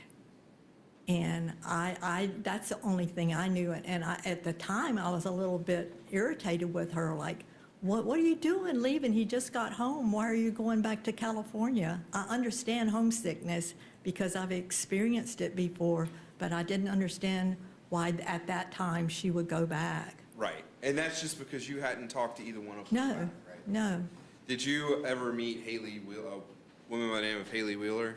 yes. Okay. And when did you meet Miss Wheeler? It was about, I don't know, maybe a year after that. Okay. And what was your impression of Miss Wheeler? I couldn't really honestly understand why Patrick ever had anything to do with her. And we learned that, or let me ask you, are you aware that Patrick ever used drugs at any point in his life? I am now. Okay. When did you first suspect his drug use? I first suspected drug abuse when I saw him and he just had transformed into a different physically looking person. He was skinny, his skin was bad, his eyes were sunken in. Okay. Mainly it was his physical appearance. And was he living with you at this point? No. Okay. When did he come to live with you again? I don't remember exactly what time that was. Well, let me go ahead and frame it this way. So him and Shauna moved out, right? Right, And then he started dating Shauna, or he started dating Haley. right. Haley never lived with you, right? No, Okay. And then he broke up with Haley, right? I think so. Okay. After he left Haley, did he come back and live with you at some point? After he broke up with Haley, I think he went back to Harrisburg for a while. Okay. And then he called and wanted to know if he could come back again, and we said yes. Okay. So he did come back and live with Yes. you. And how was he doing then? He was still in that post-Iraq state of mind. And when you suspected his drug use, can you describe how Patrick was when he was using drugs? Well, Patrick always loved my cooking, and he suddenly wasn't hungry, and he wasn't sitting with us, enjoying the meals with us like he had before. Okay. That- We've heard testimony. Was it around this time that Patrick was arrested for a crime that was committed against you? What happened was, I think in 2019 is when that happened. And my birthday is November the 4th, and we had a family party at our house for my birthday. And at the end of the party, I took him wherever he wanted to go over in the west side. I don't remember exactly where I took him, but wherever he said. And I didn't see him again after that for a very long time. And at the end of the month, I think it was the 30th of November, my husband came in and said that he discovered that Patrick had written almost $8,000 worth of checks on our account. How did that make you feel? It made me feel, I know, and I knew at the time that he loved us as much as anything in this world. And if he would do that to his grandparents, he was in a really bad spot. Have you ever talked to him about that? Yes, after that, he said, I think it was a Christmas after he had been in this thing, I think they call it Matrix. We saw him at Christmas, and he looked better. He looked like Patrick again. And he came and sat down next to me, and he said, I know that it's impossible for you, but I want you to forgive me. I want to beg you for forgiveness. And I said, Patrick, you've always been forgiven. How could I not forgive you when I'm forgiven? And I said, but you needed to say it, and I needed to hear it. And when this happened, back to when the crime originally happened, do you remember him being referred to Veterans Treatment Court? Yes. And what was your, how did you feel about that? Well, my son had gotten a DUI at one time, and he went to Veterans Treatment Court. And from the time that he started until today, he never had another drink of alcohol and never smoked even another cigarette from that moment. So I had really high hopes that that would work that way for Patrick. And did you and your husband help Patrick while he was in Veterans Court? We did what we could. There's not that much that you can do to help them when they're in there. Well, what did you do? We just talked to him, and he was living at the 5-Star Veterans Center at one time, and my husband took Nathan, Patrick's son, out to see him and see where he was living at the 5-Star Veterans Center. Did you ever go to any of his appointments with him? No, but prior to that, when I had begged him to go to the VA to get help, I physically drove him to an appointment one time, but then you stay out in the lobby and he goes back with the therapist, so I don't know what happened, but I know I did drive him there before. And I want to fast forward to 2020, when he was in Veterans Court. Do you remember how the COVID-19 virus affected your family in 2020? Well, our family was affected by COVID just like everybody else was. We were in lockdown. We couldn't see anybody. My sister and her husband came over one day and stayed in the backyard across from us, everybody with masks on. So it was like the same thing for everybody. And how did it affect Veterans Court? Veterans Court sometimes wouldn't be able to do the drug testing that was scheduled, or the hearings, or the structure that seemed to be helping him so much just kind of went away. And how did Patrick do without that structure? Not well. Okay. And did he need that structure at that point? He did. Okay. And I want to now direct your attention to September of 2021. Do you remember learning that Patrick was a suspect in the shooting of Deputy Moyers? Yes. And what went through your head at that point? The first thing I thought was I couldn't believe that he would hurt somebody else, because he was looking so bad at the time. I thought I would never see him alive again. He was looking bad, but it never occurred to me that he would hurt somebody else. So my first thought was being stunned that he hurt somebody. And my next thought, from the moment that I heard that Deputy Moyers was shot, I didn't think he would survive it. And I went into grief for him and for his family. And I prayed for them, and I continue to do that for this day. And I want to be clear. When you're referring to him and his family, you're not referring to Patrick, No, right? Deputy Moyers. Since Patrick's arrest, have you been in contact with him? Yes. What kind of things do y'all talk about?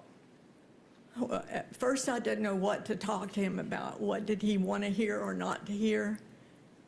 And first of all, I heard about his remorse, and he said he knew that he had hurt hundreds of people and that he would spend the rest of his life trying to make up for that, whatever time he had left. And then after that, he told me that he wanted me to talk about everything that was going on in our lives. He wanted to hear about our lives.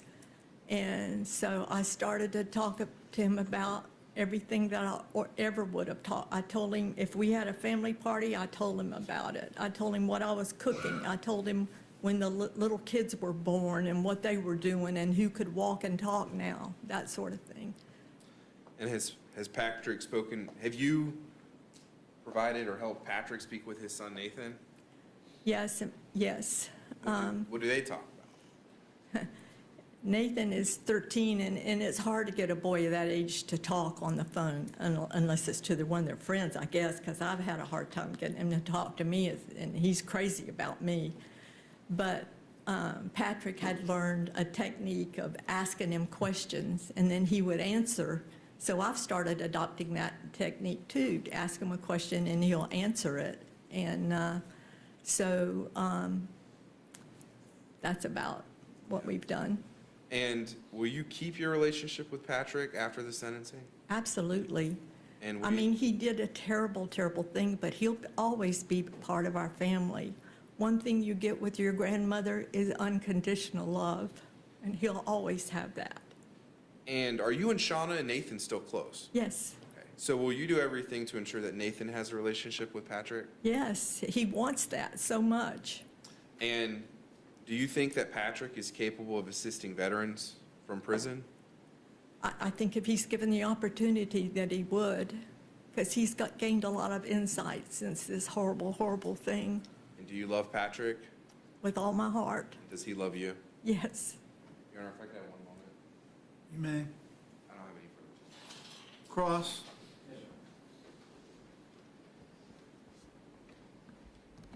Good afternoon, ma'am. Hi. Ma'am, you stated obviously that there were some difficult moments when he returned home from Iraq, where he would stare off in space and things of that sort. Is that correct? Yes. Okay. But aside from those moments, it seemed that he was getting along pretty well, right? Most of the time. Sometimes we lived at the beach and airplanes would go by and things like that, and he would be spooked by stuff. That wasn't all-consuming. Those were few and far between moments, correct? More often than far between. Okay. Well, is it fair to say that it was the same Patrick, just turned down a notch? A big notch. So while there were things that you said seemed to be bothering him after he got back, at some point you noticed a downward spiral, correct? Yes.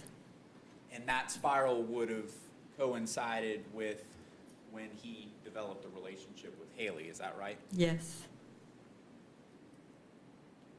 And the first signs that you noticed of him being on drugs, when you said that his physical appearance was off and it was pretty obvious, that would have been obviously when he was with Haley, correct? Right.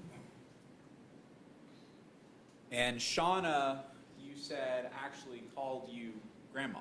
Yes. And you were so close to her that you were assisting her and the defendant with bathing their child for the first time. Right. She still calls me grandma. And she was a really positive influence on him? I think so. Now, as far as Haley, you're aware that she was a few years younger than he was. Not really. I didn't know her age. Okay. But you believe that he was the one that wanted to be with her. It's not as if she was exerting force or anything along those lines. Right. So it was his choice to be with her. Yes.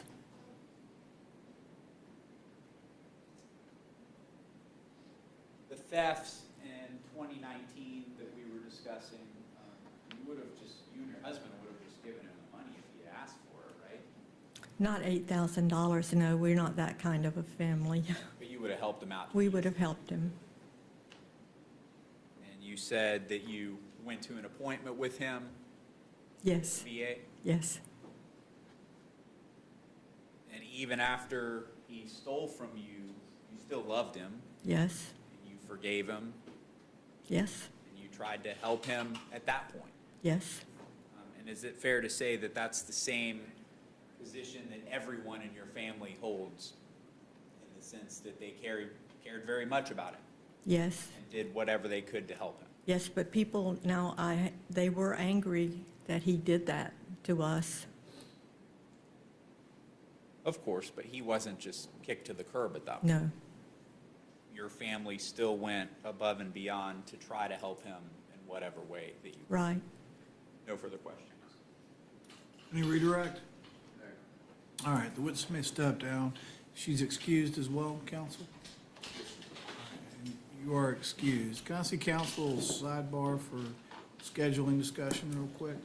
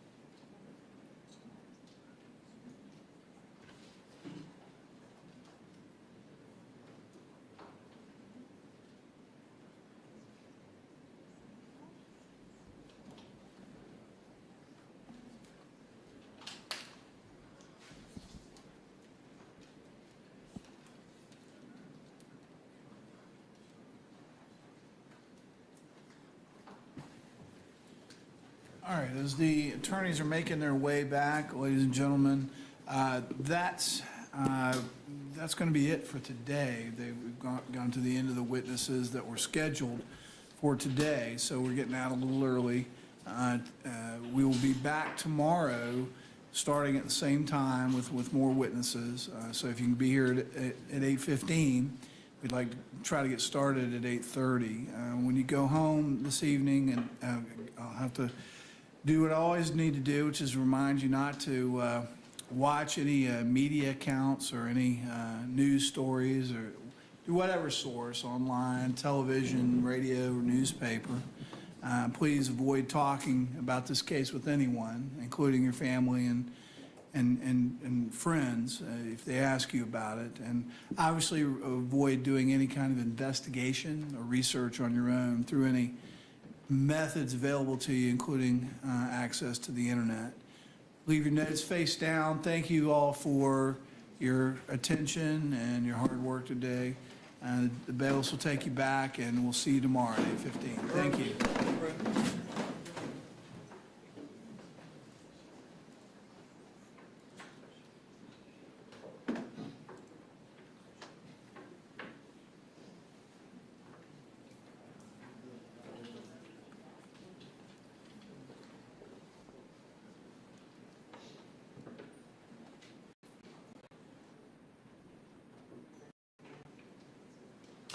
All right, the jury, everybody can have a seat.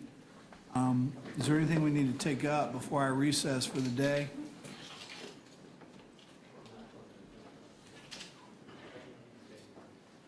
All right, well, with that, then we will be concluded for today's session. We'll start back again tomorrow.